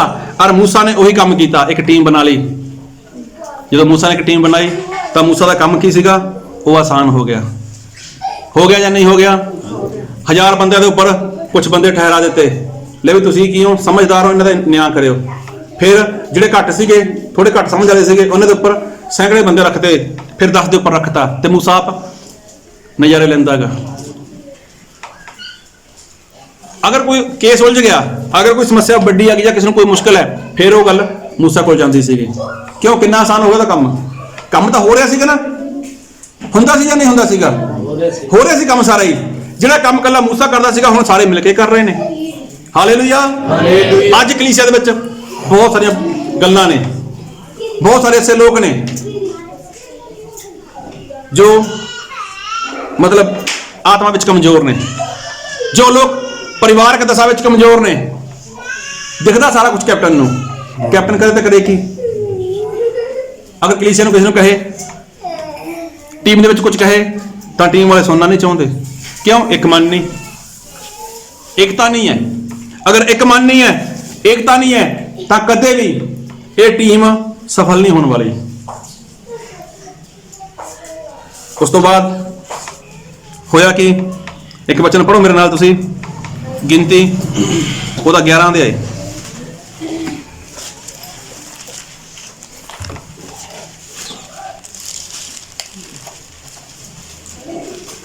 ਉਹਦਾ 16 ਵਚਨ ਪੜ੍ਹੋ। ਯਹੋਵਾ ਨੇ ਮੂਸਾ ਨੂੰ ਆਖਿਆ, ਮੇਰੇ ਲਈ ਇਸਰਾਇਲ ਦੇ ਬਜ਼ੁਰਗਾਂ ਵਿੱਚੋਂ 70 ਮਨੁੱਖ ਇਕੱਠੇ ਕਰ, ਜਿਨ੍ਹਾਂ ਨੂੰ ਤੂੰ ਜਾਣਦਾ ਹੈ ਕਿ ਉਹ ਪਰਜਾ ਦੇ ਬਜ਼ੁਰਗ ਅਤੇ ਹੁੱਦੇਦਾਰ ਹਨ। ਫਿਰ ਉਹਨਾਂ ਨੂੰ ਮੰਡਲੀ ਦੇ ਤੰਬੂ ਕੋਲ ਲਿਆ ਕਿ ਉਹ ਉੱਥੇ ਤੇਰੇ ਨਾਲ ਖਲੋ ਜਾਣ। ਸਾਰੇ ਬੋਲੋ ਹਾਲੇਲੂਇਆ। ਹਾਲੇਲੂਇਆ। ਦੇਖੋ ਪਰਮੇਸ਼ਵਰ ਨੇ ਮੂਸਾ ਨੂੰ ਕਿਹਾ, ਮੂਸਾ ਕੀ ਕਰ, ਤੂੰ ਮੇਰੇ ਲਈ 70 ਲੋਕਾਂ ਨੂੰ ਵੱਖਰਾ ਕਰ ਲੈ, ਉਹ ਤੇਰੇ ਨਾਲ ਉਹ ਜਗ੍ਹਾ ਖੜੇ ਹੋ ਜਾਣ। ਫਿਰ ਅੱਗੇ, ਅਤੇ ਮੈਂ ਉੱਤਰ ਕੇ ਉੱਥੇ ਤੇਰੇ ਨਾਲ ਗੱਲ ਕਰਾਂਗਾ, ਅਤੇ ਮੈਂ ਉਸ ਆਤਮਾ ਕੋ ਲੈ ਕੇ ਜਿਹੜਾ ਤੇਰੇ ਉੱਤੇ ਹੈ ਉਹਨਾਂ ਉੱਤੇ ਪਾਵਾਂਗਾ, ਅਤੇ ਉਹ ਤੇਰੇ ਨਾਲ ਪਰਜਾ ਦਾ ਭਾਰ ਚੁੱਕਣਗੇ, ਤਾਂ ਜੋ ਤੈਨੂੰ ਇਕੱਲੇ ਨੂੰ ਚੁੱਕਣਾ ਨਾ ਪਵੇ। ਦੇਖੋ 70 ਬੰਦੇ ਪਰਮੇਸ਼ਵਰ ਨੇ ਕਿਹਨੂੰ ਦਿੱਤੇ? ਮੂਸਾ ਨੂੰ ਦਿੱਤੇ। ਮੂਸਾ 70 ਲੋਕ ਤੇਰਾ ਨਾਲ ਮਿਲ ਕੇ ਤੇਰਾ ਭਾਰ ਚੁੱਕਣਗੇ, ਤਾਂ ਕਿ ਤੈਨੂੰ ਇਕੱਲੇ ਨੂੰ ਨਾ ਚੁੱਕਣਾ ਪਵੇ। ਹਾਲੇਲੂਇਆ। ਹਾਲੇਲੂਇਆ। ਹਾਲੇਲੂਇਆ। ਹਾਲੇਲੂਇਆ। ਬੋਲੋ ਤਾਂ ਸਹੀ, ਹਾਲੇਲੂਇਆ। ਹਾਲੇਲੂਇਆ। ਪਰਮੇਸ਼ਵਰ ਨੇ ਕੀ ਦਿੱਤੇ? 70 ਲੋਕ ਦਿੱਤੇ। ਕਾਦੇ ਲਈ? ਕਿਹਦਾ ਭਾਰ ਚੁੱਕਣਾ? ਕਿਹਦਾ ਭਾਰ ਚੁੱਕਣਾ? ਤੁਹਾਨੂੰ ਨਹੀਂ ਕਿਹਾ ਚੁੱਕਣ ਦੇ ਲਈ, ਤੁਸੀਂ ਬੇਫਿਕਰ ਰਹੋ। ਕਿਹਦਾ ਭਾਰ ਚੁੱਕਣਾ ਸੀਗਾ? ਮੂਸਾ ਦਾ। ਹਾਂ, ਮੂਸਾ ਦਾ ਭਾਰ ਚੁੱਕਣਾ ਸੀਗਾ। ਮੂਸਾ ਦਾ ਭਾਰ ਸੀਗਾ। ਕਿਹਦਾ ਭਾਰ ਸੀਗਾ? ਇਹਦਾ ਮਤਲਬ ਮੂਸਾ ਨਾਲੇ ਭਾਰੀ ਬਣ ਗਿਆ ਸੀਗਾ, ਇਸਰਾਇਲ ਪਰਜਾ ਦਾ ਭਾਰ ਚੁੱਕਣਾ ਸੀਗਾ। ਉਹਦੇ ਲਈ ਕਿੰਨੇ ਲੋਕ ਮਿਲੇ? 70 ਲੋਕ। ਔਰ ਕੀ ਕਿਹਾ? ਇੱਕ ਵਾਰ ਫਿਰ ਪੜੋ 17 ਨੂੰ। ਅਤੇ ਮੈਂ ਉੱਤਰ ਕੇ ਉੱਥੇ ਤੇਰੇ ਨਾਲ ਗੱਲਾਂ ਕਰਾਂਗਾ, ਅਤੇ ਮੈਂ ਉਸ ਆਤਮਾ ਤੋਂ ਲੈ ਕੇ ਜਿਹੜਾ ਤੇਰੇ ਉੱਤੇ ਹੈ ਉਹਨਾਂ ਉੱਤੇ ਪਾਵਾਂਗਾ, ਅਤੇ ਉਹ ਤੇਰੇ ਨਾਲ ਪਰਜਾ ਦਾ ਭਾਰ ਚੁੱਕਣ। ਉਹਨਾਂ ਦੇ ਨਾਲ ਤੂੰ ਹੋਵੇਂਗਾ। ਤੂੰ ਕੀ ਕਰੇਂਗਾ? ਉਹਨਾਂ 70 ਲੋਕਾਂ ਨਾਲ ਮਿਲ ਕੇ ਕੀ ਕਰੋਗੇ? ਪਰਜਾ ਦਾ ਭਾਰ ਚੁੱਕੋਗੇ। ਫਿਰ ਅਤੇ ਉਹ ਤੇਰੇ ਨਾਲ ਪਰਜਾ ਦਾ ਭਾਰ ਚੁੱਕਣਗੇ, ਤਾਂ ਜੋ ਤੈਨੂੰ ਇਕੱਲੇ ਨੂੰ ਚੁੱਕਣਾ ਨਾ ਪਵੇ। ਦੇਖੋ, ਤੈਨੂੰ ਇਕੱਲੇ ਨੂੰ ਨਾ ਚੁੱਕਣਾ ਪਵੇ। ਹਾਲੇਲੂਇਆ। ਹਾਲੇਲੂਇਆ। ਤੈਨੂੰ ਇਕੱਲੇ ਨੂੰ ਪਰਜਾ ਦਾ ਭਾਰ ਨਾ ਚੁੱਕਣਾ ਪਵੇ। ਉਹ 70 ਲੋਕ ਨਾਲ ਕੀ ਕਰਨਗੇ? ਪਰਜਾ ਦਾ ਭਾਰ ਚੁੱਕਣਗੇ। ਦੇਖੋ ਪਰਮੇਸ਼ਵਰ ਨੇ ਕਿੱਥੋਂ ਲੋਕ ਦਿੱਤੇ? ਉਹਨੂੰ ਪਰਜਾ ਦੇ ਕਿੱਥੋਂ ਲੋਕ ਦਿੱਤੇ? ਪਰਜਾ ਵਿੱਚੋਂ ਦਿੱਤੇ। ਅਗਰ ਪਰਮੇਸ਼ਵਰ ਇਸ ਕਲੀਸਿਆ ਵਿੱਚੋਂ ਕੁਝ ਲੋਕ ਦਿੰਦਾਗਾ, ਕਾਹਦੇ ਲਈ ਦਿੰਦਾਗਾ? ਚਮਤਕਾਰ ਦੇ ਲਈ, 5 ਤਰ੍ਹਾਂ ਦੀ ਸੇਵਕਾਈ ਦੇ ਲਈ, ਦਾਨ ਦੇ ਲਈ, ਆਰਾਧਨਾ ਦੇ ਲਈ, ਵਰਤ ਪ੍ਰਾਰਥਨਾ ਦੇ ਲਈ। ਉਹ ਪਰਮੇਸ਼ਵਰ ਕਿੱਥੋਂ ਦੇਵੇਗਾ? ਇੱਥੋਂ ਦੇਵੇਗਾ ਨਾ, ਜਾਂ ਨਹੀਂ ਦੇਵੇਗਾ? ਇਸੇ ਕਲੀਸਿਆ ਵਿੱਚ ਦੇਵੇਗਾ। ਕਾਹਦੇ ਲਈ? ਤਾਂ ਕਿ ਪਰਮੇਸ਼ਵਰ ਦੇ ਦਾਸ, ਜਿਹੜਾ ਤੂੰ ਸਾਡਾ ਕੈਪਟਨ ਹੈ ਨਾ, ਅਸੀਂ ਤੇਰੇ ਨਾਲ ਖੜੇ ਹਾਂ। ਹੁਣ ਅਸੀਂ ਤੇਰੇ ਨਾਲ ਕੀ ਹੈ? ਮਿਲ ਕੇ ਇਸ ਕਲੀਸਿਆ ਦਾ, ਇਸ ਪਰਜਾ ਦਾ ਭਾਰ ਚੁੱਕਾਂਗੇ। ਬੋਲ, ਤੈਨੂੰ ਸਾਡੀ ਕਿੱਥੇ ਲੋੜ ਪੈਂਦੀ ਹੈ? ਅਸੀਂ ਤੇਰੇ ਨਾਲ ਚੱਲਾਂਗੇ। ਅਗਰ ਨਹੀਂ ਜਾ ਸਕਦੇ, ਜਿੱਥੇ ਤੈਂ ਜਾਣਾਗਾ ਉੱਥੇ ਅਸੀਂ ਤੇਰਾ ਇੰਤਜ਼ਾਮ ਕਰਾਂਗੇ। ਇਹ ਕੀ ਹੈ? ਇੱਕ ਟੀਮ ਹੈ। ਹਾਲੇਲੂਇਆ। ਹਾਲੇਲੂਇਆ। ਹਾਲੇਲੂਇਆ। ਹਾਲੇਲੂਇਆ। ਲੇਕਿਨ ਕਦੇ ਮੈਨੂੰ ਨਹੀਂ ਲੱਗਦਾ ਕਿਸੇ ਨੇ ਪੁੱਛਿਆ ਹੋਵੇ ਕਿ ਭਾਈ ਸਾਹਿਬ ਬਾਹਰ ਜਾਂਦੇ ਹੋ, ਤੁਹਾਡਾ ਕਿਵੇਂ, ਕੀ ਸਮਾਚਾਰ ਹੈ? ਕਦੇ ਨਹੀਂ ਕੋਈ ਪੁੱਛਦਾ। ਉਹ ਤਾਂ ਇਕੱਲਾ ਪਰਜਾ ਦਾ ਭਾਰ, ਜਾਂ ਕਲੀਸੇ ਦਾ ਭਾਰ ਸਿਰਫ ਔਰ ਸਿਰਫ ਪਰਮੇਸ਼ਰ ਦੇ ਦਾਸ ਨੇ ਚੁੱਕਣਾਗਾ। ਜਦ ਕਿ ਪਰਮੇਸ਼ਰ ਨੇ ਕੀ ਕਿਹਾਗਾ ਕਿ ਮੂਸਾ ਤੇਰੇ ਨਾਲ 70 ਲੋਕ ਤੇਰੇ ਨਾਲ ਭਾਰ ਚੁੱਕਣਗੇ ਤਾਂ ਕਿ ਤੈਨੂੰ ਇਕੱਲੇ ਨੂੰ ਚੁੱਕਣਾ ਨਾ ਪਵੇ।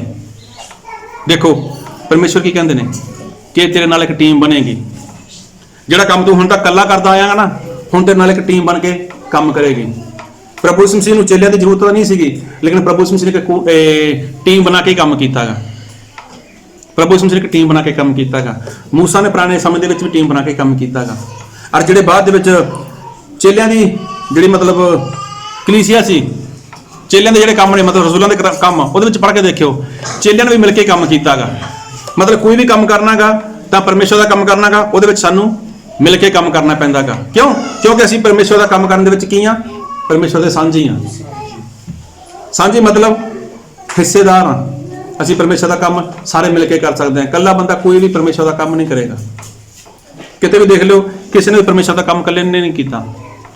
ਉਹ ਨਾਲ ਕੋਈ ਨਾ ਕੋਈ ਰੱਖਦਾ, ਆਪਣੇ ਨਾਲ ਕਿਸੇ ਨੂੰ ਨਾ ਕਿਸੇ ਨੂੰ ਰੱਖ ਕੇ ਉਹ ਸਿਖਾਉਂਦਾ ਉਸ ਨੂੰ। ਲੇਕਿਨ ਇੱਕ ਕੀ ਹੈ? ਉਹ ਟੀਮ ਬਣਦੀ ਹੈ। Hallelujah, hallelujah. ਔਰ ਟੀਮ ਇਸ ਤਰ੍ਹਾਂ ਨਹੀਂ ਬਣਦੀ। ਟੀਮ ਨੂੰ ਪਰਮੇਸ਼ਰ ਬਲ ਦਿੰਦੇ ਨੇ, ਟੀਮ ਨੂੰ ਪਰਮੇਸ਼ਰ ਸਾਮਰਥ ਦਿੰਦੇ ਨੇ, ਟੀਮ ਨੂੰ ਪਰਮੇਸ਼ਰ ਆਪਣੇ ਉਹ ਵਰਦਾਨ ਦਿੰਦੇ ਨੇ, ਆਪਣਾ ਆਤਮਾ ਦਿੰਦੇ ਨੇ ਤਾਂ ਕਿ ਉਹਦਾ ਇਸਤੇਮਾਲ ਕਰੇ ਔਰ ਦੂਜੇ ਲੋਕਾਂ ਦੇ ਲਈ ਉਹ ਇਸਤੇਮਾਲ ਕਰੇ। ਔਰ ਉਸ ਤੋਂ ਬਾਅਦ ਦੇਖੋ 70 ਲੋਕਾਂ ਦਾ ਵੀ ਚੁਣਾਵ ਕੀਤਾ ਗਿਆ। 70 ਲੋਕਾਂ ਦੀ ਵੀ ਟੀਮ ਬਣ ਗਈ। ਔਰ ਮੂਸਾ ਦਾ ਜੋ ਵਜਨ ਸੀਗਾ, ਜੋ ਵਜਨ ਭਾਰ ਸੀਗਾ ਮੂਸਾ ਦੇ ਉੱਪਰ, ਉਹ ਵਜਨ ਕੀ ਹੋ ਗਿਆ? ਹਲਕਾ ਹੋ ਗਿਆ। ਹੁਣ ਮੂਸਾ ਵੀ ਆਪਣੇ ਆਪ ਨੂੰ ਕਾਫੀ ਚੰਗਾ ਮਹਿਸੂਸ ਕਰਦਾ ਸੀਗਾ। ਹੁਣ ਜਿਹੜੇ ਕੰਮ ਇਕੱਲੇ ਮੂਸਾ ਨੇ ਕਰਨੇ ਸੀਗੇ, ਉਹ 70 ਲੋਕ ਮਿਲ ਕੇ ਕੰਮ ਕਰਨ ਲੱਗ ਗਏ ਉਹਦੇ ਨਾਲ। ਕਿੰਨੀ ਵੱਡੀ ਗੱਲ ਹੋ ਗਈ। ਔਰ ਕਿੰਨੀ ਖੁਸ਼ੀ ਨਾਲ, ਕਿੰਨੀ ਸੱਚਾਈ ਨਾਲ, ਕਿੰਨੀ ਇਮਾਨਦਾਰੀ ਦੇ ਨਾਲ ਉਹ ਪਰਮੇਸ਼ਰ ਦਾ ਦਾਸ ਕੰਮ ਕਰੇਗਾ।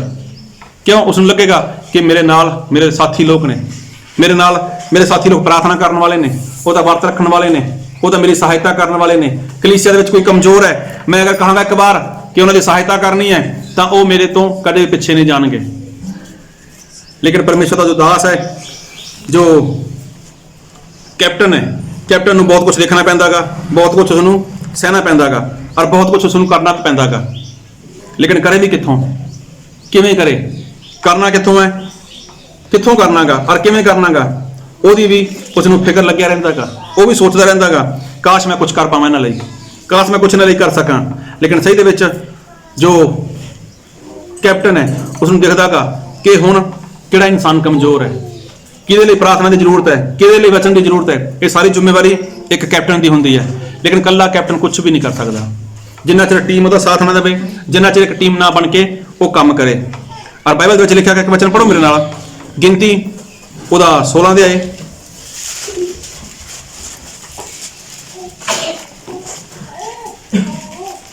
ਉਹਦਾ ਇੱਕ ਵਚਨ ਪੜ੍ਹੋ।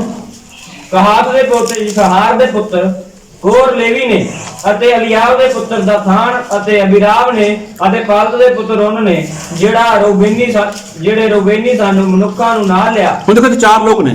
ਇਹਨਾਂ ਲੋਕਾਂ ਨੇ ਇੱਕ ਗਰੁੱਪ ਬਣਾ ਲਿਆ ਆਪਣਾ। ਫਿਰ ਕਿਹੜੇ ਲੋਕਾਂ ਨਾਲ ਗਰੁੱਪ ਬਣਾਇਆ? ਫਿਰ ਉਹ ਅਤੇ ਇਸਰਾਏਲੀਆਂ ਵਿੱਚੋਂ 250 ਮਨੁੱਖ। ਦੇਖੋ 250 ਮਨੁੱਖ। ਇਹ 250 ਮਨੁੱਖ ਸੀਗੇ, ਕੋਈ ਆਮ ਲੋਕ ਨਹੀਂ ਸੀਗੇ। ਇਹ ਕਿਹੜੇ ਲੋਕ ਸੀਗੇ? ਪ੍ਰਧਾਨ ਸੀ। ਪੜੋ ਜੀ। 250 ਮਨੁੱਖ ਜਿਹੜੇ ਮੰਡਲੀ ਦੇ ਪ੍ਰਧਾਨ ਅਤੇ ਮੰਡਲੀ ਦੇ ਚੁਣਵੇਂ ਅਤੇ ਨਾਮੀ ਸਨ, ਮੂਸਾ ਦੇ ਅੱਗੇ ਉੱਠੇ। ਦੇਖੋ ਇਹਨਾਂ ਲੋਕਾਂ ਨੂੰ ਵੀ ਪਰਮੇਸ਼ਰ ਨੇ ਚੁਣਿਆ ਸੀਗਾ। ਕਾਹਦੇ ਲਈ? ਤਾਂ ਕਿ ਮੂਸਾ ਦੇ ਥੱਲੇ ਰਹਿ ਕੇ ਕੰਮ ਕਰਨਾ, ਮੂਸਾ ਦੇ ਹੱਥ ਦੇ ਥੱਲੇ ਰਹਿ ਕੇ ਕੰਮ ਕਰਨਾ। ਪਰਮੇਸ਼ਰ ਨੇ ਇਹ ਵੀ ਲੋਕ ਚੁਣ ਕੇ ਮੂਸਾ ਨੂੰ ਦਿੱਤੇ ਸੀਗੇ। ਹੁਣ ਦੇਖੋ ਜਦ ਇਹਨਾਂ ਦਾ ਇਸਤੇਮਾਲ ਹੋ ਰਿਹਾਗਾ, ਜਦ ਇਹਨਾਂ ਦੇ ਦੁਆਰਾ ਮਸਲੇ ਹੱਲ ਹੋ ਰਹੇ ਨੇ ਤਾਂ ਇਹ ਕੀ ਹੋ ਗਏ? ਇਹਦਾ ਔਖੇ ਭਾਰੇ ਹੋਣ ਲੱਗੇ, ਮੂਸਾ ਦਾ ਵਿਰੋਧ ਕਰਨ ਲੱਗ ਪਏ। ਜਦ ਕਿ ਇਹ ਲੋਕ ਭੁੱਲ ਗਏ ਕਿ ਪਰਮੇਸ਼ਰ ਨੇ ਸਾਨੂੰ ਚੁਣਿਆਗਾ, ਪਰਮੇਸ਼ਰ ਨੇ ਸਾਨੂੰ ਠਹਿਰਾਇਆਗਾ, ਪਰਮੇਸ਼ਰ ਨੇ ਸਾਨੂੰ ਉਹੀ ਆਤਮਾ ਦਿੱਤਾਗਾ ਜਿਹੜਾ ਆਤਮਾ ਮੂਸਾ ਦੇ ਉੱਪਰ ਕੰਮ ਕਰਦਾਗਾ। ਹੁਣ ਇਹ ਸਾਰੀਆਂ ਗੱਲਾਂ ਦੇ ਵਿੱਚ ਜਦ ਇਹਨਾਂ ਦਾ ਇਸਤੇਮਾਲ ਹੋਣ ਲੱਗਿਆ ਤਾਂ ਇਹਨਾਂ ਦੇ ਅੰਦਰ ਇੱਕ ਗੱਲ ਆ ਗਈ, ਸਾਡਾ ਇਸਤੇਮਾਲ ਹੁੰਦਾਗਾ, ਅਸੀਂ ਕੰਮ ਕਰ ਸਕਦੇ ਹਾਂ, ਅਸੀਂ ਨਿਆਂ ਕਰ ਸਕਦੇ ਹਾਂ, ਅਸੀਂ ਇਦਾਂ ਕਰ ਸਕਦੇ ਹਾਂ, ਅਸੀਂ ਉਦਾਂ ਕਰ ਸਕਦੇ ਹਾਂ। ਇਹਨਾਂ ਦੇ ਵਿੱਚ ਇਹ ਗੱਲ ਆ ਗਈ। ਹੁੰਦਾ ਨਾ ਕਈ ਵਾਰ ਹੋਇਆ ਇਦਾਂ। ਮੈਂ ਤੁਹਾਨੂੰ ਸਪਸ਼ਟ ਦੱਸਣਾਗਾ, ਇੱਕ ਵਾਰ ਹੋਇਆਗਾ। ਕੋਈ ਇਨਸਾਨ ਸੀਗਾ ਇੱਥੇ ਬੈਠਾਗਾ, ਕੁਝ ਬੋਲੇ ਨਾ ਹੋ, ਪਹਿਲਾਂ ਦੱਸ ਦਿੰਦਾ ਮੈਂ। ਉਹਦੇ ਮਨ ਦੇ ਵਿੱਚ ਕੁਝ ਮੇਰੇ ਪ੍ਰਤੀ ਖਟਾਸ ਆ ਗਈ ਤਾਂ ਉਹਦੇ ਘਰ ਵਿੱਚ ਸਮੱਸਿਆ ਆ ਗਈ ਤੇ ਸਮੱਸਿਆ ਨਾ ਗਈ, ਉਸਨੇ ਪ੍ਰਾਰਥਨਾ ਕਰਾਈ ਕਿਸੇ ਤੋਂ, ਨਾ ਸਮੱਸਿਆ ਗਈ ਜੀ। ਉਸ ਤੋਂ ਬਾਅਦ ਉਸ ਨੂੰ ਕਿਹਾ ਗਿਆ ਵੀ ਤੂੰ ਅਮਰੀਕ ਤੋਂ ਪ੍ਰਾਰਥਨਾ ਕਰਾ ਉਹਨੂੰ ਬੁਲਾ ਲੈ, ਤਾਂ ਉਹਨੇ ਫੋਨ ਨਹੀਂ ਕਰਿਆ, ਉਹਨੇ ਆਪ ਹੀ ਪ੍ਰਾਰਥਨਾ ਕਰੀ ਤੇ ਕੰਮ ਤਾਂ ਪ੍ਰਭੂ ਯਿਸੂ ਮਸੀਹ ਨੇ ਕਰਨਾ ਸੀਗਾ। ਉਹਦੇ ਘਰ ਦੇ ਵਿੱਚ ਕੰਮ ਹੋ ਗਿਆ। ਬਾਅਦ ਵਿੱਚ ਉਸਨੇ ਦੱਸਿਆ ਲੋਕਾਂ ਨੂੰ, ਮੈਂ ਤਾਂ ਆਪ ਹੀ ਪ੍ਰਾਰਥਨਾ ਕਰੀ, ਮੇਰੀ ਪ੍ਰਾਰਥਨਾ ਨਾਲ ਕੰਮ ਹੋ ਗਿਆ। ਮੈਂ ਆਪ ਪ੍ਰਾਰਥਨਾ ਕਰੀ, ਮੇਰੀ ਪ੍ਰਾਰਥਨਾ ਨਾਲ ਕੰਮ ਹੋ ਗਿਆ। ਤੇ ਕੰਮ ਦਾ ਪਰਮੇਸ਼ਵਰ ਕਰਦੇ ਨੇ। ਤਾਂ ਇਨਸਾਨ ਦੇ ਅੰਦਰ ਜਦੋਂ ਐਸੀਆਂ ਗੱਲਾਂ ਆ ਜਾਣ ਕਿ ਮੇਰਾ ਪਰਮੇਸ਼ਵਰ ਇਸਤੇਮਾਲ ਕਰਦਾ ਗਾ, ਮੈਂ ਵੀ ਪ੍ਰਾਰਥਨਾ ਕਰ ਦਾਂਗਾ, ਮੈਂ ਵੀ ਵਚਨ ਪੜ੍ਹ ਦਾਂਗਾ, ਹੁਣ ਮੈਨੂੰ ਵੀ ਗਿਆਨ ਆ ਗਿਆ ਗਾ, ਤਾਂ ਇਹੀ ਕੰਮ ਇਹਨਾਂ ਲੋਕਾਂ ਨੇ ਵੀ ਕਰਿਆ ਸੀਗਾ। ਕਿਹੜਾ ਕੰਮ? ਹੁਣ ਇਹਨਾਂ ਲੋਕਾਂ ਨੇ ਕੀ ਕਰਿਆ? ਇਹ ਮੂਸਾ ਦੇ ਵਿਰੁੱਧ ਖੜੇ ਹੋ ਗਏ। ਔਰ ਕੀ ਕਿਹਾ ਇਹਨਾਂ ਨੇ? ਪੜੋ। ਅਤੇ ਮੂਸਾ ਦੇ ਵਿਰੁੱਧ ਅਤੇ ਹਾਰੂਨ ਦੇ ਵਿਰੁੱਧ ਇਕੱਠੇ ਹੋਏ ਅਤੇ ਉਹਨਾਂ ਨੂੰ ਆਖਿਆ, ਹੁਣ ਤਾਂ ਬਸ ਕਰੋ, ਕਿਉਂ ਜੋ ਸਾਰੀ ਮੰਡਲੀ ਦੇ ਲੋਕ ਪਵਿੱਤਰ ਹਨ ਅਤੇ ਯਹੋਵਾ ਉਹਨਾਂ ਦੇ ਵਿੱਚ ਹੈ, ਤੁਸੀਂ ਫਿਰ ਕਿਵੇਂ ਆਪਣੇ ਆਪ ਨੂੰ ਯਹੋਵਾ ਦੀ ਸਭਾ ਨਾਲੋਂ ਉੱਚਾ ਬਣਾਉਂਦੇ ਹੋ? ਦੇਖੋ ਕੀ ਲਿਖਿਆਗਾ, ਐ ਮੂਸਾ ਬਸ ਕਰ, ਹੁਣ ਆਪਣੇ ਆਪ ਨੂੰ ਪ੍ਰਧਾਨ ਬਣਾ ਕੇ ਬੈਠਾ ਸਾਡੇ ਉੱਪਰ, ਆਪਣੇ ਆਪ ਨੂੰ ਉੱਚਾ ਕਰਦਾ ਸਾਡੇ ਉੱਪਰ। ਅਸੀਂ ਵੀ ਪਰਮੇਸ਼ਰ ਦੇ ਚੁਣੇ ਹੋਏ ਲੋਕ ਹਾਂ, ਸਾਨੂੰ ਵੀ ਪਰਮੇਸ਼ਰ ਨੇ ਕੰਮ ਦਿੱਤਾ ਹੋਇਆਗਾ, ਅਸੀਂ ਵੀ ਕੰਮ ਦੇ ਵਿੱਚ ਵੱਧਦੇ ਹਾਂ, ਅਸੀਂ ਵੀ ਕੰਮ ਕਰਦੇ ਹਾਂ। ਹੁਣ ਦੇਖੋ ਇਹਨਾਂ ਵਿੱਚ ਕੀ ਆ ਗਿਆ? ਘਮੰਡ ਆ ਗਿਆ। ਹੁੰਦਾ ਜ਼ਿਆਦਾਤਰ ਲੋਕਾਂ ਦੇ ਵਿੱਚ ਇਹ ਗੱਲਾਂ, ਬੜੀਆਂ ਕਲੀਸਿਆਵਾਂ ਦੇ ਵਿੱਚ, ਬੜੇ ਲੋਕਾਂ ਦੇ ਵਿੱਚ ਇਹ ਕੰਮ ਹੋਇਆਗਾ। ਇਨਸਾਨ ਦੁਆਰਾ ਕੁਝ ਚਿੰਨ੍ਹ ਚਮਤਕਾਰ ਹੋ ਜਾਣ, ਉਸ ਨੂੰ 2-4 ਵਚਨ ਆ ਜਾਣ, ਤਾਂ ਇਨਸਾਨ ਇੱਕ ਬਾਈਬਲ ਲੈ ਕੇ ਅਲੱਗ ਕਲੀਸਿਆ ਖੜੀ ਕਰ ਲੈਂਦਾ ਗਾ, ਅਲੱਗ ਚਲਾ ਜਾਂਦਾ ਗਾ। ਉਹ ਭੁੱਲ ਜਾਂਦਾ ਗਾ ਕਿ ਮੇਰੇ ਉੱਪਰ ਕੈਪਟਨ ਨੇ ਕਿੰਨੀ ਮਿਹਨਤ ਕਰੀ ਹੈ, ਕੈਪਟਨ ਨੇ ਕਿੰਨਾ ਮੇਰੇ ਉੱਪਰ ਮਤਲਬ ਮੈਨੂੰ ਸਿਖਾਇਆ ਗਾ, ਕਿੰਨਾ ਕੁਝ ਮੇਰੇ ਲਈ ਕੀਤਾ ਗਾ। ਤਾਂ ਉਹ ਇਨਸਾਨ ਹੀ ਭੁੱਲ ਜਾਂਦਾ ਗਾ। ਔਰ ਕੀ ਕਹਿੰਦਾ? ਬਸ ਕਰ, ਹੁਣ ਤਾਂ ਮੈਨੂੰ ਪਤਾ ਗਾ, ਹੁਣ ਤਾਂ ਮੈਂ ਜਾਣਦਾ ਗਾ, ਹੁਣ ਤਾਂ ਮੈਂ ਬਾਈਬਲ ਪੜ੍ਹੀ ਹੋਈ ਹੈ, ਹੁਣ ਮੈਂ ਪ੍ਰਾਰਥਨਾ ਵੀ ਕਰਦਾ ਗਾ, ਹੁਣ ਮੈਨੂੰ ਲੋੜ ਨਹੀਂ ਹੈ ਕਿਸੇ ਦੀ। ਲੇਕਿਨ ਦੇਖੋ ਇਹਨਾਂ ਲੋਕਾਂ ਨੇ ਇਹੀ ਕੰਮ ਕੀਤਾ ਸੀਗਾ। 250 ਲੋਕ ਇੱਕ ਪਾਸੇ ਸੀਗੇ ਔਰ ਜੋ 4 ਲੋਕ ਸੀਗੇ ਉਹ ਨਾਲ ਉਹਨਾਂ ਦੇ ਮਿਲ ਕੇ ਇਹ ਕੰਮ ਕੀਤਾ। ਇਹਨਾਂ ਲੋਕਾਂ ਨੇ ਮੂਸਾ ਦੇ ਵਿਰੋਧ ਵਿੱਚ ਆ ਗਏ। ਜਦ ਕਿ ਪਰਮੇਸ਼ਵਰ ਨੇ ਮੂਸਾ ਨੂੰ ਇਹ ਲੋਕ ਦਿੱਤੇ ਸੀਗੇ, ਕਾਹਦੇ ਲਈ ਦਿੱਤੇ ਸੀਗੇ? ਕਿ ਮੂਸਾ ਇਹ ਲੋਕ ਤੇਰੇ ਹੱਥ ਦੇ ਥੱਲੇ ਰਹਿਣਗੇ, ਇਹ ਲੋਕ ਤੇਰੇ ਹੱਥ ਦੇ ਥੱਲੇ ਆ ਕੇ ਤੇਰੇ ਨਾਲ ਕੰਮ ਕਰਨਗੇ। ਲੇਕਿਨ ਹੁਣ ਇਹਨਾਂ ਦਾ ਇਸਤੇਮਾਲ ਹੋ ਰਿਹਾਗਾ, ਤਾਂ ਹੁਣ ਕੀ ਕਰਦੇ ਨੇ? ਆਪਣੇ ਆਪ ਨੂੰ ਉੱਚਾ ਕਰ ਰਹੇ ਨੇ। ਔਰ ਇਸ ਤੋਂ ਬਾਅਦ ਪੜ੍ਹ ਕੇ ਦੇਖਿਓ ਇਹਨਾਂ ਲੋਕਾਂ ਦਾ ਹੋਇਆ ਕੀ ਸੀਗਾ। ਸਾਰੇ ਜਿਉਂਦੇ ਜੀ ਪਤਾਲ ਵਿੱਚ ਚਲੇ ਗਏ। ਇਹ ਕੋਈ ਵੱਡੀ ਗੱਲ ਨਹੀਂ ਹੈ ਕਿ ਪਰਮੇਸ਼ਵਰ ਨੇ ਅਗਰ ਤੁਹਾਨੂੰ ਚੁਣ ਲਿਆਗਾ, ਟੀਮ ਦੇ ਵਿੱਚ ਸ਼ਾਮਲ ਕੀਤਾਗਾ, ਲੇਕਿਨ ਜਿਹੜਾ ਤੁਹਾਡਾ ਕੈਪਟਨ ਹੈ ਉਹ ਤੁਹਾਡਾ ਕੈਪਟਨ ਹੀ ਰਹੇਗਾ। ਚਾਹੇ ਤੁਹਾਡਾ ਕਿੰਨਾ ਵੀ ਇਸਤੇਮਾਲ ਹੋਣ ਲੱਗ ਜਾਏ, ਚਾਹੇ ਤੁਸੀਂ ਕਿੰਨਾ ਵੀ ਅੱਗੇ ਵੱਧ ਜਾਓ, ਲੇਕਿਨ ਜਿਹੜਾ ਕੈਪਟਨ ਹੈ ਉਹ ਤੁਹਾਡਾ ਕੈਪਟਨ ਹੀ ਰਹੇਗਾ। ਲੇਕਿਨ ਇਹਨਾਂ ਲੋਕਾਂ ਨੇ ਕੀ ਕੀਤਾ? ਕੈਪਟਨ ਨੂੰ ਪਿੱਛੇ ਛੱਡਣ ਦੀ ਕੋਸ਼ਿਸ਼ ਕਰੀ ਔਰ ਨਾਸ ਹੋ ਗਏ ਲੋਕ। Hallelujah, hallelujah, hallelujah, hallelujah. ਲੇਕਿਨ ਇੱਕ ਗੱਲ ਯਾਦ ਰੱਖੋ, ਇਹਨਾਂ ਦਾ ਕੈਪਟਨ ਵਫਾਦਾਰ ਸੀਗਾ। ਇਹਨਾਂ ਦਾ ਕੈਪਟਨ ਨੂੰ ਦੁੱਖ ਸੀਗਾ ਆਪਣੇ ਲੋਕਾਂ ਦੇ ਲਈ, ਆਪਣੇ ਲੋਕਾਂ ਨੂੰ ਬਚਾਉਣਾ ਚਾਹੁੰਦਾ ਸੀ ਇਹਨਾਂ ਦਾ ਕੈਪਟਨ। ਤਾਂ ਹੀ ਤਾਂ ਪਰਮੇਸ਼ਵਰ ਉਹਦੀ ਅਗਵਾਈ ਕਰਦਾ ਸੀਗਾ, ਤਾਂ ਹੀ ਤਾਂ ਪਰਮੇਸ਼ਵਰ ਮੂਸਾ ਨੂੰ ਇਸਤੇਮਾਲ ਕਰਦਾ ਸੀਗਾ, ਕਿਉਂਕਿ ਇੱਕ ਫਿਕਰ ਸੀਗਾ ਉਹਨੂੰ ਆਪਣੇ ਲੋਕਾਂ ਦੇ ਲਈ। ਕੈਪਟਨ ਕੀ ਸੀਗਾ? ਉਹਨਾਂ ਦਾ ਕੈਪਟਨ ਆਲਸੀ ਨਹੀਂ ਸੀਗਾ, ਉਹਨਾਂ ਦਾ ਕੈਪਟਨ ਸੁਸਤ ਨਹੀਂ ਸੀਗਾ। ਉਹ ਚਾਹੁੰਦਾ ਸੀਗਾ ਕਿ ਮੇਰੇ ਲੋਕ ਬਚਾਏ ਜਾਣ, ਮੇਰੇ ਲੋਕ ਕਨਾਨ ਦੇਸ਼ ਦੀ ਧਰਤੀ ਉੱਪਰ ਚਲੇ ਜਾਣ, ਉਹ ਚਾਹੁੰਦਾ ਸੀਗਾ। ਲੇਕਿਨ ਚਾਹੁਣ ਨਾਲ ਨਹੀਂ ਕੁਝ ਹੁੰਦਾ ਸੀਗਾ, ਉਹ ਕਰਦਾ ਵੀ ਸੀਗਾ, ਸਭ ਕੁਝ ਮਿਹਨਤ ਕਰਦਾ ਸੀਗਾ। ਔਰ ਪਰਮੇਸ਼ਵਰ ਨੇ ਦੇਖਿਆ ਕਿ ਮੂਸਾ ਬੜਾ ਵਫਾਦਾਰ ਹੈ, ਤਾਂ ਪਰਮੇਸ਼ਵਰ ਨੇ ਸਾਹਮਣੇ ਤੋਂ ਕਿਹਾ ਕਿ ਮੂਸਾ 70 ਲੋਕਾਂ ਨੂੰ ਚੁਣ ਲੈ। 250 ਲੋਕ ਵੀ ਦਿੱਤੇ ਪਰਮੇਸ਼ਵਰ ਨੇ। ਇਸ ਤਰ੍ਹਾਂ ਪਰਮੇਸ਼ਵਰ ਨੇ ਮੂਸਾ ਦੇ ਥੱਲੇ ਬਹੁਤ ਸਾਰੇ ਲੋਕ ਦਿੰਦਾ ਗਿਆ ਔਰ ਮੂਸਾ ਦਾ ਕੰਮ ਆਸਾਨ ਹੁੰਦਾ ਗਿਆ। ਲੇਕਿਨ ਜਿਨ੍ਹਾਂ ਲੋਕਾਂ ਨੇ ਇਸਤੇਮਾਲ ਹੋਣ ਤੋਂ ਬਾਅਦ ਮੂਸਾ ਦਾ ਵਿਰੋਧ ਕੀਤਾ, ਉਹਨਾਂ ਲੋਕਾਂ ਦਾ ਕੀ ਹੋ ਗਿਆ? ਉਹਨਾਂ ਲੋਕਾਂ ਦਾ ਨਾਸ ਹੋ ਗਿਆ। ਉਹ ਲੋਕ ਨਾਸ ਵਿੱਚ ਚਲੇ ਗਏ। ਸਾਰੇ ਬੋਲੋ ਹਾਲੇਲੂਇਆ, ਹਾਲੇਲੂਇਆ। ਅੱਜ ਜੋ ਕਲੀਸਿਆ ਗਈ, ਇਸ ਕਲੀਸਿਆ ਦੇ ਵਿੱਚ ਪਰਮੇਸ਼ਵਰ ਤੁਹਾਨੂੰ ਕੋਈ ਵੀ ਕੰਮ ਦੇਣ ਜਾਂ ਤੁਹਾਨੂੰ ਕੋਈ ਕੰਮ ਮਿਲਿਆ ਹੋਇਆਗਾ, ਲੇਕਿਨ ਜੋ ਤੁਹਾਡਾ ਕੈਪਟਨ ਹੈ ਉਹਦੇ ਅਧੀਨਤਾ ਵਿੱਚ ਹੀ ਕੰਮ ਕਰਨਾਗਾ। Hallelujah, hallelujah. ਹੁਣ ਤੁਹਾਡਾ ਇਸਤੇਮਾਲ ਕਰਨਾ ਕਿਹਦਾ ਕੰਮ ਹੈ? ਕਿਹਨੂੰ ਚੰਗਾਈ ਦਾ ਵਰਦਾਨ ਮਿਲਿਆਗਾ, ਉਹਦਾ ਇਸਤੇਮਾਲ ਕਰਨਾ ਕਿਹਦਾ ਕੰਮ ਹੈ? ਉਹ ਕੈਪਟਨ ਦਾ ਕੰਮ ਹੈ। ਕਿਹਨੂੰ ਦਾਨ ਦੇਣ ਦਾ ਕੰਮ ਮਿਲਿਆਗਾ, ਉਹ ਕਿਹਦਾ ਕੰਮ ਹੈ ਇਸਤੇਮਾਲ ਕਰਨਾ? ਉਹ ਕੈਪਟਨ ਦਾ ਕੰਮ ਹੈ। ਕਿਹਨੇ ਆਰਾਧਨਾ ਕਰਾਉਣੀ ਹੈ, ਉਹ ਕਿਹਦਾ ਕੰਮ ਹੈ? ਉਹ ਵੀ ਕੈਪਟਨ ਦਾ ਕੰਮ ਹੈ। ਕਿਹਨੇ ਬੰਦਗੀ ਦੀ ਸੈਟਿੰਗ ਕਰਨੀ ਹੈ, ਕਿੱਥੇ ਬੰਦਗੀ ਕਰਨੀ ਹੈ, ਕਿੱਥੇ ਜਾਣਾਗਾ, ਕਿਵੇਂ ਜਾਣਾਗਾ, ਇਹ ਸਾਰੀ ਸੈਟਿੰਗ ਕਿਹਦੇ ਹੱਥ 'ਚ ਹੁੰਦੀ ਹੈ? ਇੱਕ ਕੈਪਟਨ ਦੇ ਹੱਥ ਵਿੱਚ ਹੁੰਦੀ ਹੈ। ਹੁਣ ਦੇਖੋ ਕਿੰਨਾ ਬੋਝ ਹੈ ਪਰਮੇਸ਼ਰ ਦੇ ਦਾਸ ਦੇ ਉੱਪਰ, ਹੈ ਜਾਂ ਨਹੀਂ? ਕਿਤੇ ਬਾਹਰ ਜਾਣੀ ਹੋਵੇ ਬੰਦਗੀ ਵਾਸਤੇ, ਖੰਨੇ ਜਾਣਾ ਹੋਵੇ ਜਾਂ 50 ਕਿਲੋਮੀਟਰ ਜਾਣਾ ਹੋਵੇ, ਉਹ ਸਾਰੀ ਸੈਟਿੰਗ ਕਿਹਨੇ ਕਰਨੀ ਹੁੰਦੀ ਹੈ? ਉਹ ਤਾਂ ਕੈਪਟਨ ਦੇ ਹੱਥ ਵਿੱਚ ਹੁੰਦੀ ਹੈ ਨਾ। ਕੋਈ ਸਾਹਮਣੇ ਤੋਂ ਆਇਆ ਕਹਿਣ ਦੇ ਲਈ ਕਿ ਅੱਜ ਮੈਂ ਜ਼ਿੰਮੇਵਾਰੀ ਸਮਝਦਾ ਜੀ ਸਾਰੀ? ਕੋਈ ਵੀ ਨਹੀਂ ਆਉਂਦਾ। ਜਿਹੜਾ ਬੋਝ ਪਿਆਗਾ ਪੈ ਰਹਿਣ ਦੋ, ਆਪੇ ਸਾਂਭ ਲੂਗਾ। ਨਾ ਕਹਿੰਦਾ ਬੰਦਗੀ ਵਾਸਤੇ, ਨਾ ਕਰਾਉਂਦਾ ਬੰਦਗੀ, ਨਾ ਹਾਮੀ ਭਰਦਾ। ਇਹ ਇੱਕ ਮਨ ਇੱਕ ਚਿੱਤ ਵਾਲੀ ਗੱਲ ਨਹੀਂ ਹੈ। ਅਗਰ ਕਿਤੇ ਬੰਦਗੀ ਕਰਨ ਦਾ ਮੌਕਾ ਮਿਲਦਾ, ਪੁੱਛੋ ਸਾਹਮਣੇ ਤੋਂ ਕਿੰਨਾ ਟਾਈਮ ਹੈ ਜੀ। ਤੁਸੀਂ ਫਿਕਰ ਨਾ ਕਰੋ, ਮੈਂ ਸੈੱਟ ਕਰਕੇ ਆਪੇ ਲਿਆਉਂ ਬੰਦੇ, ਸੰਗਤ ਨੂੰ ਮੈਂ ਆਪੇ ਕੱਢ ਕੇ ਲਿਆਉਂ ਬਾਹਰ ਜੀ, ਤੁਸੀਂ ਫਿਕਰ ਨਾ ਕਰੋ। ਇਦਾਂ ਕਦੇ ਵੀ ਨਹੀਂ ਹੁੰਦਾ। ਇਹ ਹੋਊਗਾ ਕਦ ਕਿ ਜਦ ਅਸੀਂ ਇੱਕ ਮਨ ਹੋਵਾਂਗੇ, ਜਦ ਇੱਕ ਚਿੱਤ ਹੋਵਾਂਗੇ। ਇੱਥੇ ਕੈਪਟਨ ਸਾਹਿਬ ਫੋਨ ਤੇ ਫੋਨ ਹੱਲੇ ਨਹੀਂ ਆਉਂਦੇ ਜੀ, ਉਹ ਬੰਦਾ ਨਹੀਂ ਆ ਰਿਹਾ, ਹਲੇ ਫਲਾਣਾ ਢਿਮਕਾ, ਇੱਦਾਂ ਬਹੁਤ ਕੁਝ ਕਰਦੇ ਨੇ। ਜਦ ਕਿ ਸਹੀ ਦੇ ਵਿੱਚ ਉਹ ਜੋ ਕੈਪਟਨ ਹੈ ਉਹਦੀ ਟੈਨਸ਼ਨ ਵੱਧ ਜਾਂਦੀ ਹੈ, ਉਹਦੀ ਪਰੇਸ਼ਾਨੀ ਵੱਧ ਜਾਂਦੀ ਹੈ। ਜਦ ਕਿ ਸਹੀ ਦੇ ਵਿੱਚ ਕੈਪਟਨ ਦਾ ਫਰਜ਼ ਕੀ ਹੈ, ਉਹਨੂੰ ਰਿਲੈਕਸ ਰੱਖੋ, ਤਾਂ ਹੀ ਤਾਂ ਉਹ ਦਿਮਾਗ ਕੰਮ ਕਰੇਗਾ, ਤਾਂ ਹੀ ਤਾਂ ਉਹਦਾ ਰਿਸ਼ਤਾ ਪਰਮੇਸ਼ਰ ਨਾਲ ਬਣਿਆ ਰਹੇਗਾ। ਲੇਕਿਨ ਇੱਥੇ ਕੀ ਹੈ, ਕੈਪਟਨ ਨੂੰ ਜ਼ਿਆਦਾ ਪਰੇਸ਼ਾਨੀ, ਜ਼ਿਆਦਾ ਟੈਨਸ਼ਨ ਇਹ ਟੀਮ ਦੇ ਲੋਕ ਦੇ ਦਿੰਦੇ ਨੇ। ਕਲੀਸਿਆ ਵਿੱਚ ਜਿੰਨੇ ਵੀ ਲੋਕ ਨੇ, ਉਹਨਾਂ ਦਾ ਜੋ ਵੀ ਕੰਮ ਹੈ, ਉਹਦਾ ਸਹੀ ਜਗ੍ਹਾ ਇਸਤੇਮਾਲ ਕਿਵੇਂ ਕਰਨਾਗਾ, ਕਦੋਂ ਕਰਨਾਗਾ, ਔਰ ਕਿੰਨਾ ਕਰਨਾਗਾ, ਔਰ ਕਿੱਥੇ ਕਰਨਾਗਾ, ਇਹ ਸਾਰੀ ਜ਼ਿੰਮੇਵਾਰੀ ਕਿਹਦੀ ਹੁੰਦੀ ਹੈ? ਇੱਕ ਕੈਪਟਨ ਦੀ ਹੁੰਦੀ ਹੈ, ਜੋ ਟੀਮ ਦੇ ਵਿੱਚ, ਜੋ ਟੀਮ ਬਣੀ ਹੋਈ ਹੈ ਉਹਦੇ ਵਿੱਚ। ਹੁਣ ਮੈਂ ਦੇਖਿਆ, ਮੈਂ ਕਈ ਵਾਰ ਜਿਵੇਂ ਕ੍ਰਿਕਟ ਦੀ ਟੀਮ ਹੈ, ਅਗਰ ਉਹ ਖੇਡਣ ਚਲੇ ਜਾਂਦੇ ਨੇ ਬਾਹਰ ਜਾਂ ਆਪਣੇ ਇੰਡੀਆ ਵਿੱਚ ਖੇਡਦੇ ਨੇ, ਤਾਂ ਉਹ ਕੁਝ ਲੋਕਾਂ ਨੂੰ ਬਾਹਰ ਬਿਠਾ ਦਿੰਦੇ ਨੇ, ਉਹਦੀ ਜਗ੍ਹਾ ਨਵਾਂ ਪਲੇਅਰ ਲਿਆਉਂਦੇ ਨੇ, ਜਾਂ ਫਿਰ ਕੋਈ ਹੋਰ ਪਲੇਅਰ ਰੱਖ ਲੈਂਦੇ ਨੇ। ਕਿਉਂ? ਉਹਨੂੰ ਪਤਾਗਾ ਮੈਂ ਕਿਹਨੂੰ ਕਿਵੇਂ ਖਿਡਾਉਣਾਗਾ, ਮੈਂ ਕਿਹਨੂੰ ਕਿਵੇਂ ਚਲਾਉਣਾਗਾ। ਇਹ ਸਾਰੀ ਜ਼ਿੰਮੇਵਾਰੀ ਕਿਹਦੀ ਹੈ? ਇੱਕ ਕੈਪਟਨ ਦੀ ਹੈ। ਲੇਕਿਨ ਜੋ 4 ਤਰ੍ਹਾਂ ਦੇ ਸੇਵਕ ਨੇ, ਸੇਵਕਾਈ ਜੋ 5 ਤਰ੍ਹਾਂ ਦੀ ਹੈ ਨਾ, ਸੇਵਕਾਈ 5 ਤਰ੍ਹਾਂ ਦੀ ਹੈ। ਕਿਹੜੀ ਕਿਹੜੀ? ਉਸਤਾਦ। ਇਹ 5 ਲੋਕ ਨੇ। ਇਹਨਾਂ 5 ਦੇ ਉੱਪਰ ਕੈਪਟਨ ਦਾ ਕੋਈ ਵੀ ਅਧਿਕਾਰ ਨਹੀਂ ਹੈ। ਹਾਲੇਲੂਇਆ। ਜੋ ਕੈਪਟਨ ਹੈ ਉਹ ਕਿਹਦਾ ਕੈਪਟਨ ਹੈ? ਸਿਰਫ ਔਰ ਸਿਰਫ ਜਿਹੜੇ ਕਲੀਸਿਆ ਦੇ ਲੋਕ ਨੇ, ਉਹਦੇ ਜਿਹੜੇ ਲੋਕ ਉਹਦੇ ਹੱਥ ਦੇ ਥੱਲੇ ਨੇ, ਉਹ ਹਮੇਸ਼ਾ ਉਹਦੇ ਹੱਥ ਦੇ ਥੱਲੇ ਹੀ ਰਹਿਣਗੇ। ਲੇਕਿਨ ਜਿਹੜੇ 4 ਲੋਕ ਨੇ, ਨਬੀ ਹੋ ਗਿਆ, ਪ੍ਰਚਾਰਕ ਹੋ ਗਿਆ, ਰਸੂਲ ਹੋ ਗਿਆ, ਉਸਤਾਦ ਹੋ ਗਿਆ, ਇਹ ਚਾਰੇ ਉਹਦੇ ਹੱਥ ਦੇ ਥੱਲੇ ਨਹੀਂ ਹੈਗੇ। ਇਹ ਚਾਰੇ ਲੋਕ ਉਹਦੇ ਨਾਲ ਮਿਲ ਕੇ ਕੰਮ ਕਰ ਸਕਦੇ ਨੇ। ਇੱਕ ਮਿਲ ਕੇ ਕੰਮ ਕਰਨਾ, ਇੱਕ ਉਹਦੇ ਥੱਲੇ ਰਹਿ ਕੇ ਕੰਮ ਕਰਨਾ, ਇਹਦੇ ਵਿੱਚ ਕਾਫੀ ਫਰਕ ਹੈ। ਹਾਲੇਲੂਇਆ। ਹੁਣ ਕਲੀਸਿਆ ਦੇ ਲੋਕ ਨੇ, ਇਹ ਕਿਹਦੇ ਹੱਥ ਦੇ ਥੱਲੇ ਨੇ? ਇਹ ਸਿਰਫ ਕੈਪਟਨ ਦੇ, ਮਤਲਬ ਜੋ ਪਾਸਟਰ ਹੈ, ਕਲੀਸਿਆ ਦਾ ਪਾਸਟਰ ਹੈ, ਉਹਦੇ ਹੱਥ ਦੇ ਥੱਲੇ ਨੇ। ਤੇ ਜਿਹੜੇ 4 ਲੋਕ ਨੇ, ਕਿਹੜੇ ਕਿਹੜੇ?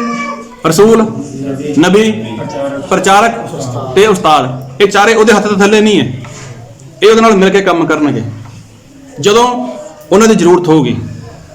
ਲੇਕਿਨ ਆਪਾਂ ਗੱਲ ਕਰ ਰਹੇ ਹਾਂ ਕਲੀਸਿਆ ਦੀ। ਕਲੀਸਿਆ ਦੇ ਵਿੱਚ ਪਰਮੇਸ਼ਵਰ ਨੇ ਹਰ ਇਨਸਾਨ ਨੂੰ ਕੁਛ ਨਾ ਕੁਛ ਦਿੱਤਾ ਗਾ। ਤੁਹਾਨੂੰ ਮਿਲਿਆਗਾ, ਕੀ ਤੁਸੀਂ ਇਸਤੇਮਾਲ ਕਰ ਰਹੇ ਹੋ? ਤੁਹਾਨੂੰ ਪਰਮੇਸ਼ਵਰ ਨੇ ਕਾਹਦੇ ਲਈ ਦਿੱਤਾ ਗਾ? ਤਾਂ ਕਿ ਤੁਸੀਂ ਟੀਮ ਦਾ ਹਿੱਸਾ ਬਣ ਜਾਓ, ਪ੍ਰਾਰਥਨਾ ਕਰਨ ਦੇ ਵਿੱਚ ਵਧੋ, ਵਰਤ ਕਰਨ ਦੇ ਵਿੱਚ ਵਧੋ, ਅਗਮ ਵਾਕ ਕਰਨ ਦੇ ਵਿੱਚ ਵਧੋ, ਪਰਾਈ ਭਾਸ਼ਾ ਦੇ ਵਿੱਚ ਵਧੋ, ਪਰਾਈ ਭਾਸ਼ਾ ਅਰਥ ਕਰਨਾ ਮੰਗੋ ਪਰਮੇਸ਼ਵਰ ਤੋਂ। ਸਾਨੂੰ ਬਹੁਤ ਕੁਝ ਚਾਹੀਦਾ ਗਾ। ਹਲੇ ਟੀਮ ਤਾਂ ਬਣ ਚੁੱਕੀ ਹੈ, ਟੀਮ ਦੀ ਵਰਦੀ ਵੀ ਹੁੰਦੀ ਹੈ। ਟੀਮ ਦੀ ਵਰਦੀ ਕਦੇ ਦੇਖਾਂਗੇ। ਇੱਕ ਵਰਦੀ ਹੁੰਦੀ ਹੈ। ਵਰਦੀ ਕੀ ਹੈ? ਉਹ ਵੀ ਚਾਹੀਦੀ ਹੈ, ਫਿਰ ਪ੍ਰੈਕਟਿਸ ਵੀ ਚਾਹੀਦੀ ਹੈ, ਫਿਰ ਖਾਣਾ ਪੀਣਾ ਸਭ ਕੁਝ ਚਾਹੀਦਾ ਇਨਸਾਨ ਨੂੰ। ਲੇਕਿਨ ਜਿਹੜੀ ਟੀਮ ਬਣੀ ਹੋਈ ਹੈ, ਇਹਦੇ ਵਿੱਚ ਸਭ ਤੋਂ ਵੱਡੀ ਗੱਲ ਇੱਕ ਮਨ, ਇੱਕ ਚਿੱਤ, ਇੱਕ ਜ਼ੁਬਾਨ ਹੋਣਾ ਬਹੁਤ ਜ਼ਰੂਰੀ ਹੈ। ਅਗਰ ਇੱਕ ਮਨ ਹੋਵੋਗੇ, ਇੱਕ ਦੂਜੇ ਦਾ ਬੋਝ ਚੁੱਕੋਗੇ, ਪਰਮੇਸ਼ਰ ਦੇ ਦਾਸ ਨੇ ਤੁਹਾਡਾ ਬੋਝ ਚੁੱਕਿਆਗਾ, ਤੇ ਤੁਹਾਡਾ ਫਰਜ਼ ਕੀ ਹੈ ਕਿ ਉਹਦੇ ਨਾਲ ਮਿਲ ਜਾਓ। ਕੋਈ ਬਾਤ ਨਹੀਂ, ਅਸੀਂ ਤੁਹਾਡੇ ਨਾਲ ਹਾਂ, ਸਾਡੀ ਕਿੱਥੇ ਜ਼ਰੂਰਤ ਹੈ। ਦਸਵੰਧ ਬਾਰੇ ਤਾਂ ਸਮਝ ਗਏ ਤੁਸੀਂ, ਦਸਵੰਧ ਕੀ ਚੀਜ਼ ਹੈ। ਦਸਵੰਧ ਤੋਂ ਬਾਅਦ ਦਾਨ ਹੈ। ਅਗਰ ਤੁਸੀਂ ਦਸਵੰਧ ਖਾ ਕੇ ਦਾਨ ਦਿੰਦੇ ਹੋ, ਉਹ ਦਾਨ ਨਹੀਂ ਹੈ, ਉਹ ਕੁਝ ਵੀ ਨਹੀਂ ਤੁਹਾਡਾ। ਅਗਰ ਤੁਹਾਡੇ ਦਾਨ ਦੇ ਲਈ ਸੇਵਾ ਆਈ ਹੈ ਨਾ ਕਲੀਸਿਆ ਦੇ ਵਿੱਚ, ਤਾਂ ਦਿਲ ਖੋਲ ਕੇ ਕਰੋ, ਪਰਮੇਸ਼ਰ ਦਾਸ ਨਾਲ ਮਿਲ ਕੇ ਕਰੋ। ਜੋ ਪਰਮੇਸ਼ਰ ਦਾ ਸੇਵਕ ਹੈ, ਜੋ ਸੰਤ ਲੋਕ ਨੇ, ਉਹਦੇ ਲੋੜਾਂ ਦੇ ਸਾਂਝੀ ਬਣੋ। ਇਹ ਕੀ ਹੈ? ਇਹ ਕਲੀਸਿਆ ਦਾ ਕੰਮ ਹੈ। ਇਹ ਕੀ ਹੈ? ਇੱਕ ਕਲੀਸਿਆ ਦਾ ਕੰਮ ਹੈ। ਔਰ ਪਰਮੇਸ਼ਰ ਦੇ ਦਾਸ ਮੂਸਾ ਨੂੰ ਇਹੀ ਕਿਹਾ ਗਿਆ ਸੀਗਾ ਕਿ ਮੂਸਾ, ਤੂੰ ਕਿੰਨਾ ਚਿਰ ਕੰਮ ਕਰੇਗਾ? ਤੂੰ ਥੱਕ ਜਾਏਗਾ, ਤੇਰੇ ਨਾਲ ਦੇ ਲੋਕ ਵੀ ਥੱਕ ਜਾਣਗੇ। ਸਵੇਰ ਤੋਂ ਲੈ ਕੇ ਸ਼ਾਮ ਤੱਕ ਬੈਠਾ ਰਹਿਣਾ ਤੂੰ ਵੀ, ਔਰ ਇਹ ਲੋਕ ਵੀ ਤੇਰਾ ਇੰਤਜ਼ਾਰ ਕਰਦੇ ਰਹਿੰਦੇ ਨੇ लेकिन ये लोग थक जाएंगे। आज बड़े लोग इस कलीसिया में आए, बड़े लोग इस कलीसिया नाल जुड़े, लेकिन थक गए। हो थक क्यों गए? क्योंकि जीवन के काम नहीं होया और छड़ के चले गए इस कलीसिया नूं। क्यों? क्योंकि टीम तो बन चुकी है, लेकिन टीम एक मन नहीं है, टीम एक चित नहीं है। जिस तरह बोझ नाल प्रार्थना करनी चाहिए है, उस तरह बोझ नाल प्रार्थना नहीं होती किसी दे लई। पतरस जेल में चला गया, पता लग गया कि साडा जो आगू है, साडा जो कैप्टन है वो जेल दे विच है, तां कलीसिया ने प्रार्थना करी मन ला के, और उन्हां दी प्रार्थना की बदौलत पतरस जेल दे विचों बाहर आ गया। परमेश्वर ने अपना स्वर्गदूत भेजा, जा मेरे लोग एक मन ने, एक चित ने, प्रार्थना कर रहे ने, जाके कट पतरस नूं बाहर। पतरस नूं बाहर कट के स्वर्गदूत लेके आया। यह हुंदी है एकता। इस कलीसिया विच किन्ने लोग आ गए अपनी समस्या लेके, अपनी परेशानी लेके, किन्ने लोग इस तरह वापस चले गए? उसका कारण की? इस कलीसिया विच एकता नहीं है, एक मन नहीं है। कहने तो टीम है, लेकिन की है? सोचता टीम, आलसी टीम, पेटू है, खा लेंदे ने, सौ जाते ने, सवेरे उठते ने, अपना कारोबार शुरू करते हैं। लेकिन कौन, कैसा, किवें इस कलीसिया विच है, किसी को कोई भी फिक्र नहीं, कोई किसी लिए मेहनत नहीं कर रहा। जो तुसी ऐसा जीवन जी रहे हो, तुसी अपने आप नहीं जित सकते, दूजे को की जितोगे? तुसी अपने आप नहीं बचा सकते, दूजे को की बचाओगे? तुसी ਇਹਦਾ मतलब कि ਤੁਹਾਡੀ प्रैक्टिस नहीं है, तुसी एक मन नहीं हो, कलीसिया दे नाल एक मन नहीं हो, अपने कैप्टन दे नाल एक मन नहीं हो। जो कलीसिया विच ही फुट है, टीम दे विच ही फुट है, तां किवें जित सकदे हो? तुसी नहीं जित सकते। इसलिए अपने जीवन के उपर ध्यान दो। अगर तुहाडा इस्तेमाल होयागा, तुहाडे मन दे विच आएगा कि मैं काम कर सकदागा, अगर फिर तुसी परमेश्वर दे दास के खिलाफ जाने हो, तां फिर पक्का मरोगे। अगर परमेश्वर ने तुहानूं कुछ दिते हुए ने, तुसी चंगी आराधना कर सकते हो, परमेश्वर के लिए पैसा खर्च कर सकते हो, परमेश्वर के लिए समा खर्च कर सकते हो, परमेश्वर के लिए अपना मोटरसाइकिल खर्च कर सकते हो, अपनी गड्डी खर्च कर सकते हो, तां एकता दिखाई देगी। क्यों तुहाडे जीवन में समस्यावां पईयां होईयां ने? क्यों तुहाडे घरां दे विच अजे भी गड़बड़ी काम कर रही है? कारण इक्को ही है कि एक मन नहीं हो। टीम का हिस्सा तो हो, लेकिन तुहाडा उपयोग नहीं हो रहा, तुहाडा इस्तेमाल नहीं हो रहा। ज्यादा तुसीं खुद इस्तेमाल नहीं होना चाहते, जां फिर कैप्टन तुहाडा इस्तेमाल नहीं करना चाहता। अगर तुहाडा कैप्टन तुहाडा इस्तेमाल नहीं करना चाहता, तो पुछो उसनूं कि मेरा इस्तेमाल क्यों नहीं हो रहा? मेरा इस्तेमाल करो। मैं चंगी बॉलिंग कर सकदागा, मैं चंगी फील्डिंग कर सकदागा, मैं चंगी बैटिंग कर सकदागा, मैं चंगा दौड़ सकदागा, मैनूं दसो मैं की करां। लेकिन ਉਹਦੇ ਲਈ एकता होनी बहुत जरूरी है, ਉਹਦੇ ਲਈ एक मन होना बहुत जरूरी है। प्रभु यीशु मसीह ने की कहा सीगा अपने 70 चेलियां नूं कि मैं ਤੁਹਾਨੂੰ ਵੈਰੀ ਦੀ ਸਾਰੀ शक्ति ਉੱਪਰ अधिकार ਦਿੰਨਾਗਾ। 12 चेलियां ਨੂੰ ਵੇਖ ਕੇ ਆਇਆ, ਜਾਓ ਬਿਮਾਰਾਂ ਨੂੰ ਚੰਗੇ ਕਰੋ, ਭੂਤਾਂ ਨੂੰ ਕੱਢੋ। ਸਾਰਾ प्रभु यीशु मसीह ने अपने चेलियां ਨੂੰ अधिकार ਦੇ ਦਿੱਤਾ ਸੀਗਾ। प्रभु यीशु मसीह के कैप्टन ਦੀ ਨਿਆਈ ਉਹਨਾਂ ਦਾ ਇਸਤੇਮਾਲ ਕਰਦੇ ਰਹੇ, और ਉਹ ਚੇਲੇ इस्तेमाल ਹੁੰਦੇ ਵੀ ਰਹੇ। ਅੱਜ ਦੇ ਲੋਕ, ਅੱਜ ਦੀ ਕਲੀਸਿया ਦੇ लोग इस्तेमाल नहीं होना चाहते। अगर परमेश्वर का दास चाहता तू तेरा इस्तेमाल होवे, तो वह इंसान डर जाता, मैं समा किवें कड्डां, मेरा पैसा खर्च होगा, मेरी दिहाड़ी टुट जाऊगी, मैं की करांगा, मेरा कुछ भी नहीं होएगा। तो जो तुसीं परमेश्वर लिए समा नहीं खर्च कर सकते, जो तुसीं परमेश्वर के लिए समा नहीं कढ़ सकते, जो तुसीं परमेश्वर के लिए कुछ खर्च नहीं कर सकते, रुपया पैसा खर्च नहीं कर सकते, तो किहड़ी आस ला के बैठे हो कि परमेश्वर चंगाई देवे, छुटकारा देवे? किहड़ी आस ला के बैठे हो कि परमेश्वर अनंत काल का जीवन देवे? किहड़ी आस ला के बैठे हो कि परमेश्वर स्वर्ग देवे? ਜਾਂ ਤੁਸੀਂ कुछ खर्च नहीं करना चाहते?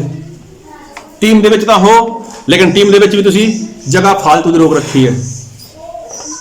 ना तो अपनी जगह छड्डना ही चाਹੁੰਦੇ हो, और ना ही किसी ਨੂੰ ਆਉਣ ਦੇਣਾ ਚਾਹੁੰਦੇ ਹੋ। ਧੱਕੇ ਨਾਲ, ਜ਼ਬਰਦਸਤੀ ਨਾਲ टीम ਦਾ ਹਿੱਸਾ ਬਣ ਕੇ ਬੈਠੇ ਹੋਏ ਹੋ।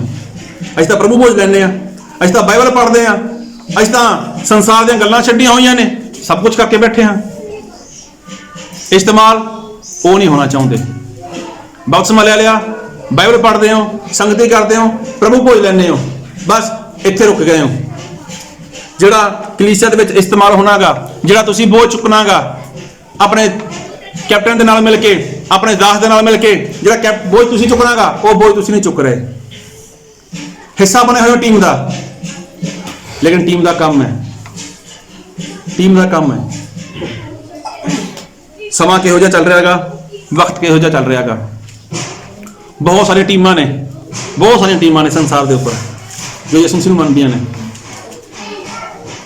ਲੇਕਿਨ ਸਵਰਗ ਦੇ ਵਿੱਚ ਉਹੀ ਜਾਏਗੀ ਜੋ ਵਚਨ ਦੇ ਅਨੁਸਾਰ ਤਿਆਰ ਹੋਏਗੀ, ਜੋ ਇੱਕ ਮਨ ਇੱਕ ਚਿੱਤ ਹੋਏਗੀ, ਜੋ ਇੱਕ ਦੂਜੇ ਦਾ ਬੋਝ ਉਠਾਏਗੀ, ਉਹੀ ਤਿਆਰ ਹੋਏਗੀ। ਕਿ ਤੁਸੀਂ ਇੱਕ ਦੂਜੇ ਦਾ ਬੋਝ ਚੁੱਕਣ ਦੇ ਲਈ ਤਿਆਰ ਹੋ? ਇੱਕ ਦੂਜੇ ਦਾ ਬੋਝ ਛੱਡੋ, ਇੱਥੇ ਆਪਣਾ ਬੋਝ ਨਹੀਂ ਚੁੱਕ ਰਹੇ। ਇਨਸਾਨ ਨੂੰ ਖੁਦ ਨੂੰ ਸਮੱਸਿਆ ਆ ਜਾਏ, ਕੋਈ ਪਰੇਸ਼ਾਨੀ ਆ ਜਾਏ, ਕੋਈ ਮੁਸ਼ਕਿਲ ਆ ਜਾਏ, ਉਹਨੂੰ ਕਹਿ ਦਈਏ ਭਾਈ ਇਹ ਕੰਮ ਕਰਕੇ ਦੇਖ ਤੂੰ, ਉਹ ਨਹੀਂ ਕਰਦਾ ਇਨਸਾਨ, ਉਹੀ ਨਹੀਂ ਕਰ ਪਾ ਰਿਹਾ ਇਨਸਾਨ।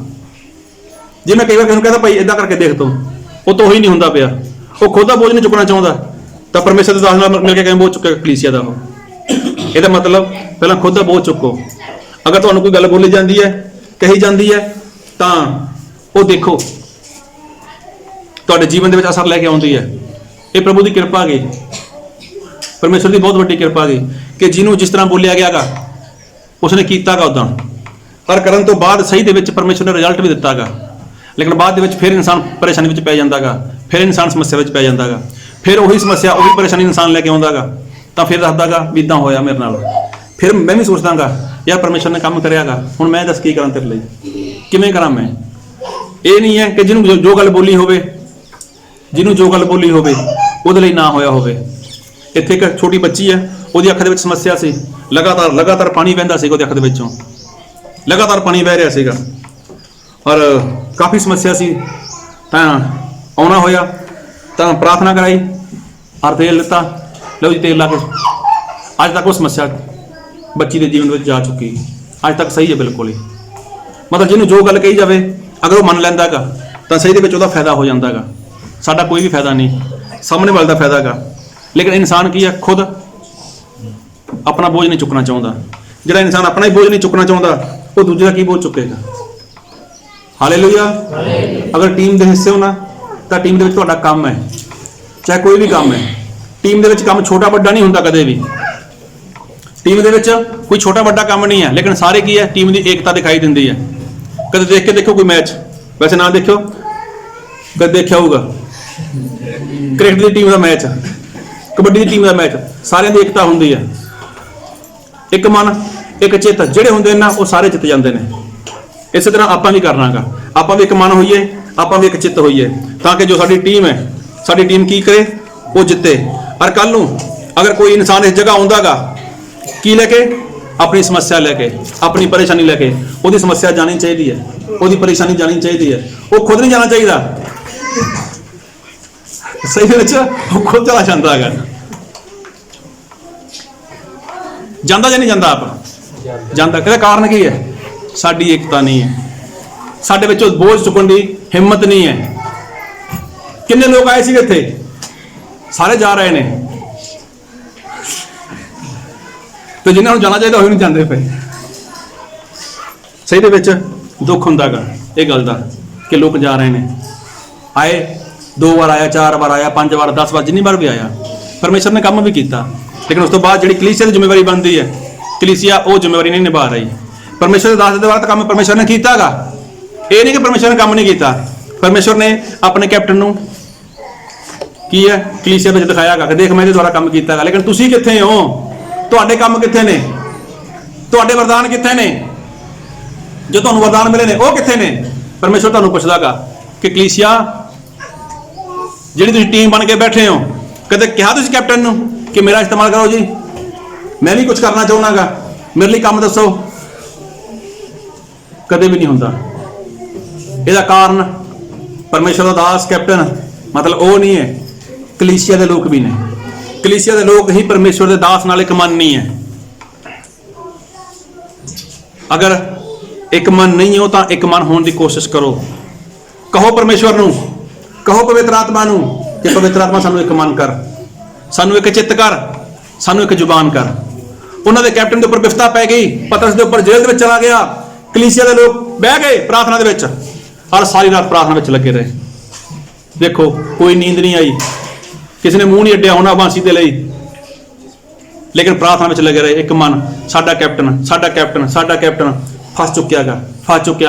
ਉਹਦੇ ਉੱਪਰ ਬੋਝ ਨਾਲ ਪ੍ਰਾਰਥਨਾ ਕਰੀ ਉਹਨਾਂ ਲੋਕਾਂ ਨੇ, ਔਰ ਪਰਮੇਸ਼ਵਰ ਨੇ ਪ੍ਰਾਰਥਨਾ ਸੁਣ ਕੇ ਉਹਨਾਂ ਦਾ ਉੱਤਰ ਵੀ ਦਿੱਤਾ।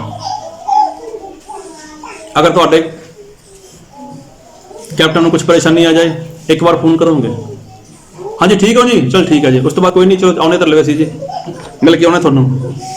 ਅਗਰ ਤੁਹਾਡੇ ਘਰ ਵਿੱਚ ਸਮੱਸਿਆ ਆ ਜੀ, ਅਗਰ ਕੈਪਟਨ ਕਹਿ ਵੀ ਦੇਵੇ ਭਾਈ ਘਰੇ ਆ ਜਾਓ, ਮੇਰੇ ਹੀ ਆ ਜਾਓ ਪ੍ਰਾਰਥਨਾ ਲਈ, ਨਹੀਂ ਤੁਸੀਂ ਆ ਜਾਓ ਸਾਡੇ ਲਵੇ, ਅਸੀਂ ਕੀ ਕਰਨਾਗਾ, ਅਸੀਂ ਕੰਮ ਕਰਨਾ ਨਾਲ ਘਰ ਦੇ, ਤੁਸੀਂ ਤਾਂ ਵਿਹਲੇ ਹੀ ਹੋ। ਹੁੰਦਾ ਏਦਾਂ, ਮੈਂ ਦੇਖਿਆਗਾ ਸਾਡੇ ਘਰੇ ਕੋਈ ਰਿਸ਼ਤੇਦਾਰ ਆਇਆ ਹੋਇਆ ਜੀ, ਅਸੀਂ ਖਾਣਾ ਬਣਾਉਣਾ ਹਲੇ, ਸਾਡੇ ਇਹ ਕੰਮ ਨੇ, ਕੱਪੜੇ ਧੋਣੇ ਨੇ, ਤੁਸੀਂ ਸ਼ੁਕਰ ਕਰੋ ਜੇ ਪਰਮੇਸ਼ਰ ਦਾਸ ਨੂੰ ਨਹੀਂ ਕਹਿੰਦੇ ਤੂੰ ਧੋ ਦਿਆ ਕਰ, ਇਸਤੇਮਾਲ ਹੀ ਕਰਨਾਗਾ, ਜਿੱਥੇ ਮਰਜ਼ੀ ਕਰ ਲਓ। ਸਹੀ ਦੇ ਵਿੱਚ ਏਦਾਂ ਨਹੀਂ, ਇੱਕ ਮਨ ਹੋਵੋ, ਇੱਕ ਚਿੱਤ ਹੋਵੋ, ਔਰ ਜੋ ਕੰਮ ਪਰਮੇਸ਼ਰ ਨੇ ਤੁਹਾਨੂੰ ਦਿੱਤਾਗਾ ਉਸ ਕੰਮ ਨੂੰ ਇਮਾਨਦਾਰੀ ਨਾਲ ਕਰੋ, ਇੱਕ ਟੀਮ ਬਣ ਕੇ ਕਰੋ। ਟੀਮ ਦਾ ਹਿੱਸਾ ਤੁਸੀਂ ਬਣ ਚੁੱਕੇ ਹੋ, ਲੇਕਿਨ ਟੀਮ ਦੇ ਵਿੱਚ ਤੁਹਾਡਾ ਰੋਲ ਕੀ ਹੈ ਉਹ ਚੀਜ਼ ਨੂੰ ਜਾਣੋ, ਔਰ ਜੋ ਕੰਮ ਪਰਮੇਸ਼ਰ ਨੇ ਤੁਹਾਨੂੰ ਟੀਮ ਦੇ ਵਿੱਚ ਦਿੱਤਾਗਾ ਉਹਨੂੰ ਕਰਨਾ ਸ਼ੁਰੂ ਕਰੋ। ਇੱਕ ਵਾਰ ਕਰਨਾ ਸ਼ੁਰੂ ਕਰਕੇ ਦੇਖੋ ਪਰਮੇਸ਼ਰ ਕਿਵੇਂ ਤੁਹਾਡੇ ਜੀਵਨ ਦੇ ਵਿੱਚ ਤੁਹਾਡੇ ਹਾਲਾਤ ਬਦਲ ਦਿੰਦਾਗਾ। ਮੂਸਾ ਨੇ ਜਦੋਂ ਉਹਨਾਂ ਲੋਕਾਂ ਨੂੰ ਆਪਣੇ ਲਈ ਚੁਣਿਆ ਤਾਂ ਮੂਸਾ ਦਾ ਕੰਮ ਆਸਾਨ ਹੋ ਗਿਆ ਸੀਗਾ, ਇੱਕ ਟੀਮ ਬਣ ਗਈ। ਪ੍ਰਭੂ ਯਿਸੂ ਮਸੀਹ ਨੇ ਵੀ ਆਪਣੇ ਲਈ 12 ਚੇਲੇ ਹੋਰ ਚੇਲੇ ਵੀ ਚੁਣੇ ਸੀਗੇ ਤਾਂ ਕਿ ਇੱਕ ਟੀਮ ਦੇ ਰੂਪ ਵਿੱਚ ਕੰਮ ਕਰਨ। ਤੁਸੀਂ ਵੀ ਇੱਕ ਟੀਮ ਦੇ ਰੂਪ ਵਿੱਚ ਕੰਮ ਕਰੋ, ਔਰ ਇੱਕ ਟੀਮ, ਇੱਕ ਮਨ, ਇੱਕ ਚਿੱਤ, ਇੱਕ ਜ਼ੁਬਾਨ ਹੋਵੇ ਤਾਂ ਕਿ ਸਾਡੀ ਟੀਮ ਕੀ ਹੈ ਉਹ ਜਿੱਤ ਜਾਏ, ਔਰ ਸ਼ਤਰੂ ਸ਼ੈਤਾਨ ਉਹ ਹਾਰ ਜਾਏ। ਔਰ ਜੋ ਵੀ ਇਸ ਜਗ੍ਹਾ ਆਏ ਉਹ ਆਪਣੀ ਸਮੱਸਿਆ ਵਾਪਸ ਲੈ ਕੇ ਨਾਲ ਨਾ ਜਾਏ, ਉਹ ਟੀਮ ਦਾ ਹਿੱਸਾ ਬਣੇ, ਉਹ ਟੀਮ ਦਾ ਮੈਂਬਰ ਬਣੇ। ਹੁਣ ਤੱਕ ਜੋ ਵੀ ਹੋਇਆਗਾ, ਜਿਸ ਤਰ੍ਹਾਂ ਵੀ ਹੋਇਆਗਾ, ਕੋਈ ਬਾਤ ਨਹੀਂ, ਪ੍ਰਭੂ ਸਭ ਨੂੰ क्षमा ਕਰੇ, ਲੇਕਿਨ ਫਿਰ ਵੀ ਇੱਕ ਗੱਲ ਕਹਾਂਗਾ ਕਿ ਸਾਰੇ ਇੱਕ ਮਨ ਹੋਵੋ, ਇੱਕ ਚਿੱਤ ਹੋਵੋ, ਇੱਕ ਜ਼ੁਬਾਨ ਹੋਵੋ, ਤਾਂ ਕਿ ਅਸੀਂ ਟੀਮ ਦੇ ਰੂਪ ਵਿੱਚ ਪਰਮੇਸ਼ਰ ਦਾ ਕੰਮ ਕਰ ਸਕੀਏ, ਸਾਰੇ ਮਿਲ ਕੇ ਕੰਮ ਕਰ ਸਕੀਏ। ਸਾਡੇ ਵਿੱਚ ਕੋਈ ਵੱਡਾ ਨਹੀਂ, ਕੋਈ ਛੋਟਾ ਨਹੀਂ ਹੈ, ਲੇਕਿਨ ਸਾਰੇ ਅਸੀਂ ਕੀ ਹਾਂ ਪਰਮੇਸ਼ਰ ਦਾ ਕੰਮ ਕਰਨ ਦੇ ਵਿੱਚ ਇੱਕ ਹਾਂ, ਲੇਕਿਨ ਤਦੇ ਹੀ ਕਿ ਜਦ ਸਾਡੀ ਏਕਤਾ ਹੋਏਗੀ। ਆਓ ਸਾਰੇ ਆਪਣੀ ਅੱਖਾਂ ਬੰਦ ਕਰੀਏ, ਆਪਣੇ ਸਿਰਾਂ ਨੂੰ ਝੁਕਾਈਏ।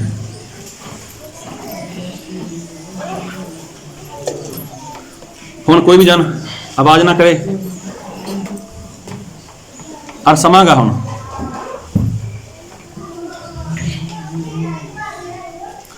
ਆਪਣੇ ਆਪ ਨੂੰ ਇੱਕ ਸਵਾਲ ਕਰਨ ਦਾ ਕਿ ਮੈਂ ਕਲੀਸਿਆ ਦਾ ਮੈਂਬਰ ਹਾਂ, ਜਿਹੜੀ ਕਲੀਸਿਆ ਪ੍ਰਭੂ ਯਿਸੂ ਮਸੀਹ ਨੇ ਪਤਰਸ ਉੱਪਰ ਬਣਾਈ, ਔਰ ਉਸ ਕਲੀਸਿਆ ਦੇ ਵਿੱਚ ਜਿਨ੍ਹਾਂ ਲੋਕਾਂ ਨੇ ਕੰਮ ਕੀਤਾ ਉਹ ਲੋਕ ਇੱਕ ਟੀਮ ਦੇ ਰੂਪ ਵਿੱਚ ਕੰਮ ਕਰ ਰਹੇ ਸੀਗੇ, ਔਰ ਕੀ ਮੈਂ ਉਸ ਟੀਮ ਦੇ ਵਿੱਚ ਸ਼ਾਮਲ ਹਾਂ?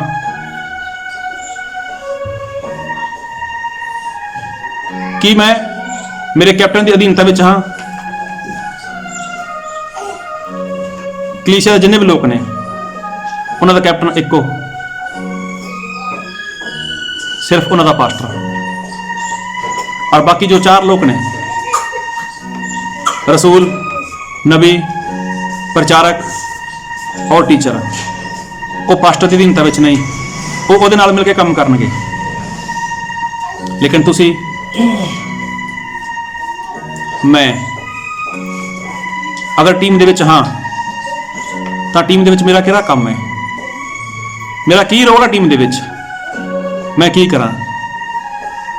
ਕੀ ਮੈਂ ਅਗੰਮਵਾਕ ਕਰਾਂ? ਕੀ ਮੈਂ ਲੋਕਾਂ ਦੇ ਲਈ ਚੰਗਾਈ ਦੇ ਲਈ ਪ੍ਰਾਰਥਨਾ ਕਰਾਂ? ਕੀ ਮੈਂ ਲੋਕਾਂ ਨੂੰ ਗਵਾਹੀ ਦੇਵਾਂ? ਕੀ ਮੈਂ ਆਪਣੇ ਦਾਸ ਦੇ ਨਾਲ ਮਿਲ ਕੇ, ਆਪਣੇ ਕੈਪਟਨ ਦੇ ਨਾਲ ਮਿਲ ਕੇ ਇਸ ਕਲੀਸਿਆ ਦਾ ਬੋਝ ਉਠਾਵਾਂ? ਕੀ ਮੈਂ ਦਾਨ ਦੇ ਵਿੱਚ ਕਲੀਸਿਆ ਦੀ ਮਦਦ ਕਰ ਸਕਦਾਂਗਾ? ਕੀ ਮੈਂ ਕਿਸੇ ਜ਼ਰੂਰਤਮੰਦ ਦੀ ਸਹਾਇਤਾ ਕਰ ਸਕਦਾਂਗਾ? ਕੀ ਮੈਂ ਪਰਮੇਸ਼ਰ ਦੇ ਦਾਸ ਲੋਕਾਂ ਦੀ ਜ਼ਰੂਰਤਾਂ ਵਿੱਚ ਸਾਂਝੀ ਹੋ ਸਕਦਾਂਗਾ? ਪਰਮੇਸ਼ਰ ਨੇ ਜੋ ਜੋ ਕੰਮ ਤੁਹਾਨੂੰ ਦਿੱਤਾ ਹੈਗਾ, ਅਗਰ ਤੁਹਾਡੇ ਪਰ ਤੁਹਾਡਾ ਕੰਮ ਪ੍ਰਗਟ ਨਹੀਂ ਹੋਇਆ ਤਾਂ ਪਰਮੇਸ਼ਰ ਦੇ ਚਰਨਾਂ ਵਿੱਚ ਬੈਠੋ, ਕਿਉਂਕਿ ਪਰਮੇਸ਼ਰ ਨੇ ਜੋ ਟੀਮ ਬਣਾਈ ਹੈ ਉਸ ਟੀਮ ਦੇ ਵਿੱਚ ਹਰ ਇੱਕ ਜਣ ਦਾ ਕੋਈ ਨਾ ਕੋਈ ਰੋਲ ਹੈ। ਜੋ ਵੀ ਕੰਮ ਹੈ, ਜੋ ਪਰਮੇਸ਼ਵਰ ਨੇ ਦਿੱਤਾਗਾ, ਕੋਈ ਕੰਮ ਛੋਟਾ ਨਹੀਂ ਹੈ, ਕੋਈ ਵੱਡਾ ਨਹੀਂ ਹੈ, ਲੇਕਿਨ ਸਾਰੇ ਕੰਮ ਕਰਨ ਦੇ ਵਿੱਚ ਉਹ ਸਾਂਝੀ ਨੇ। ਇੱਕ ਮਨ ਨੇ, ਇੱਕ ਚਿੱਤ, ਇੱਕ ਜ਼ੁਬਾਨ। ਜਿਸ ਤਰ੍ਹਾਂ ਸਰੀਰ ਦੇ ਵਿੱਚ ਬਹੁਤ ਸਾਰੇ ਅੰਗ ਨੇ, ਹਰ ਕੋਈ ਅੰਗ ਵੱਡਾ ਨਹੀਂ, ਕੋਈ ਛੋਟਾ ਨਹੀਂ, ਸਾਰੇ ਇੱਕ ਸਮਾਨ ਨੇ। ਹਰ ਇੱਕ ਅੰਗ ਨੂੰ ਇੱਕ ਦੂਜੇ ਦੀ ਜ਼ਰੂਰਤ ਹੈ। ਇਸੇ ਤਰ੍ਹਾਂ ਤੁਹਾਡੀ ਕਲੀਸਿਆ ਦੇ ਵਿੱਚ, ਜਿਸ ਕਲੀਸਿਆ ਦੇ ਤੁਸੀਂ ਮੈਂਬਰ ਹੋ, ਤੁਹਾਡੀ ਵੀ ਕਿਸੇ ਨੂੰ ਜ਼ਰੂਰਤ ਹੈ, ਤੁਹਾਨੂੰ ਵੀ ਕਿਸੇ ਦੀ ਜ਼ਰੂਰਤ ਹੈ। ਸਾਨੂੰ ਸਭ ਨੂੰ ਇੱਕ ਦੂਜੇ ਦੀ ਜ਼ਰੂਰਤ ਹੈ, ਲੇਕਿਨ ਤਦੇ ਹੀ ਕਿ ਜਦ ਇੱਕ ਮਨ, ਇੱਕ ਚਿੱਤ, ਇੱਕ ਜ਼ੁਬਾਨ ਹੋਵਾਂਗੇ। ਆਪਾਂ ਸਾਰੇ ਇੱਕ ਮਨ, ਇੱਕ ਚਿੱਤ, ਇੱਕ ਜ਼ੁਬਾਨ ਹੋ ਜਾਈਏ। ਇਸ ਵਚਨ ਨੂੰ ਮੰਨਣ ਦੇ ਲਈ ਪਰਮੇਸ਼ਵਰ ਇਸ ਵਚਨ ਦੇ ਆਸੀਸ ਨਾਲ ਸਾਨੂੰ ਸਭ ਨੂੰ ਭਰ ਦੇਣ। Thank you Lord, thank you Jesus ਪਿਤਾ ਜੀ। ਹਾਲੇਲੂਇਆ ਮੇਰੇ ਪਿਤਾ ਜੀ।